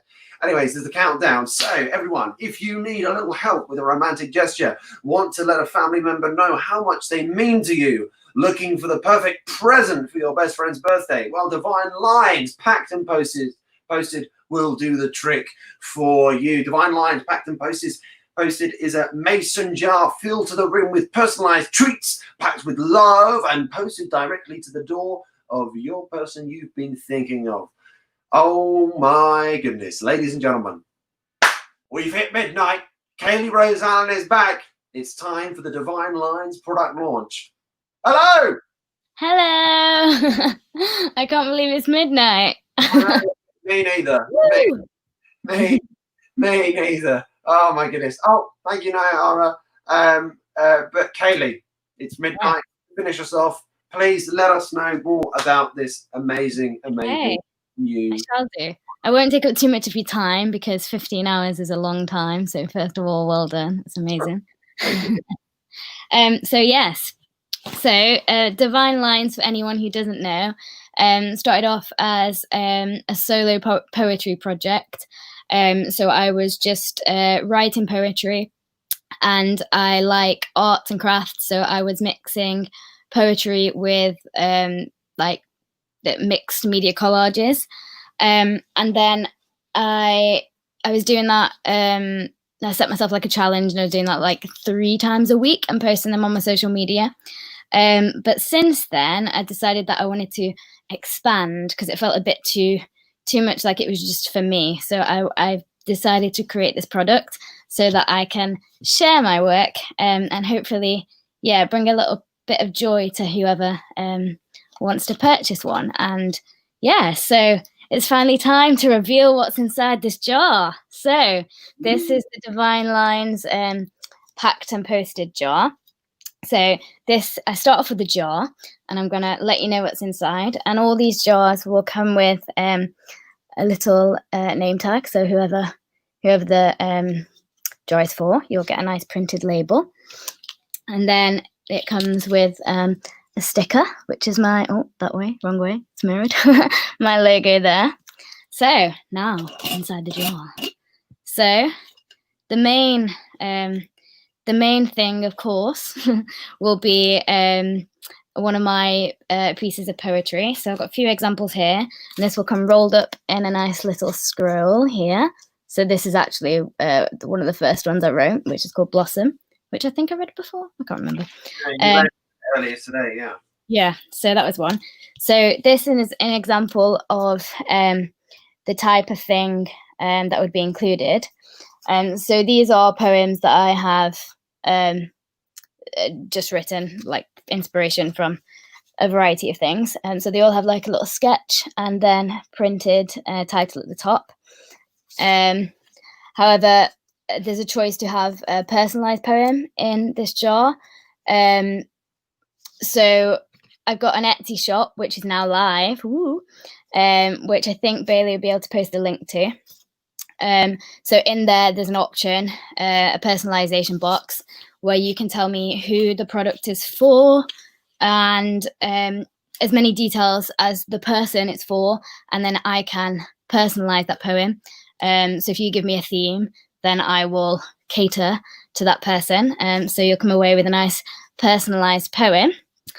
So that's that. And then also in the jar, we have a little Divine Lines treat sachet. I don't know if you can see. So in this, it's filled with lots of little treats. So in this one, they'll all come with tea, coffee, and some sweets. So in this one, we have a black tea with ginger and peach, which I've not actually tried, but they look really nice. We have a flavored coffee. This one is double chocolate, which sounds really good. And we have some Parma violets and some love hearts in there, and some nice little love heart confetti to match, because it's filled with lots of love. I see what I did there. Gotta bring on the cheese. Okay, so that's the little treat sachet. So far we've got, I've lost everything. Well, the poem somewhere, which has disappeared. Oh, it's here. So the poem and the treat sachet, that's what we've got so far. And then also we have some homemade bath salts, which come in a nice little sachet. Just take them out. They'll also be wrapped in cling film. So it's in a box, but I've wrapped them in cling film to make sure no leakages. So yeah, so they're tied together, and these come in 2 different scents so far. I'm sure in the future I'll get some more scents, but these are homemade. They're made with Epsom salt, Himalayan/rock salt, and baking soda and essential oils. So the ones I've got so far are peppermint, which smells really good, and lavender. So you can choose between the 2 of those. And then I don't actually have, this is a sample jar, which I'm going to give to my grandma, who is called Carol. But it will also include a personalised handwritten letter. So on my Etsy shop, in the personalisation box, there's also an option to type out a message that you'd like. So if it's a gift for someone, or if you just want to write a message to yourself, why not? So I've got a picture here because I haven't got one to hand, but this is to you, Bailey, because you had a nice little sample. So this is an example of a handwritten letter. So this can have anything you want, however long you want, and I'll write it out nice and neatly. And then finally, very excited about this, we have my snazzy new business cards, which I'm super excited about, which has a nice little picture there of the jar I just showed you. And that is it. It will be packaged in some nice tissue paper and lots of bubble wrap, and will come in a box with probably another sticker on it. So there we have it. That's what's going to be in the Divine Lines packed and posted, so it can be posted to your door. So these are going to be, I can't remember what the price is. That's good, isn't it? I think the listed is $13.50 on my Etsy shop, and there's some more information about how it all came about on there. So that includes postage, because obviously this is all homemade, and yeah, so I'll need a bit of time to do your personalized poem, if you would like that. So it'll take a little bit of time. So if you would like to buy one, I would say give me about, I've listed it as 1 to 2 weeks on the Etsy shop, just so that I can make sure that it's personalized as much as possible to you or whoever it's for. And yeah, that's that. Well, It's Kayla, exciting. also so exciting, and I can't wait to see where this leads with you. All right, thank you. Yeah, keep an eye on my socials, because I'm going to be posting lots of pictures of things and how I make my treat sachets and the bath salts and etc. So keep an eye out, and I'll also post my the link to the Etsy shop. Oh, you've done it there, Bailey. I'll put that all on my socials as well. So yeah, and thank you for all the support so far. Look after yourself, all right? We'll see you soon. Thank you. See you soon. Right.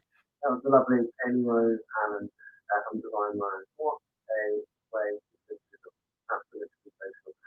The Etsy link is just here. And what a way to finish. Ladies and gentlemen, 15 hours and 6 minutes. We have been going on this show. We've raised money for the World Sexual Fund. We'll be raising awareness and raising funds. We've raised funds for those who need it.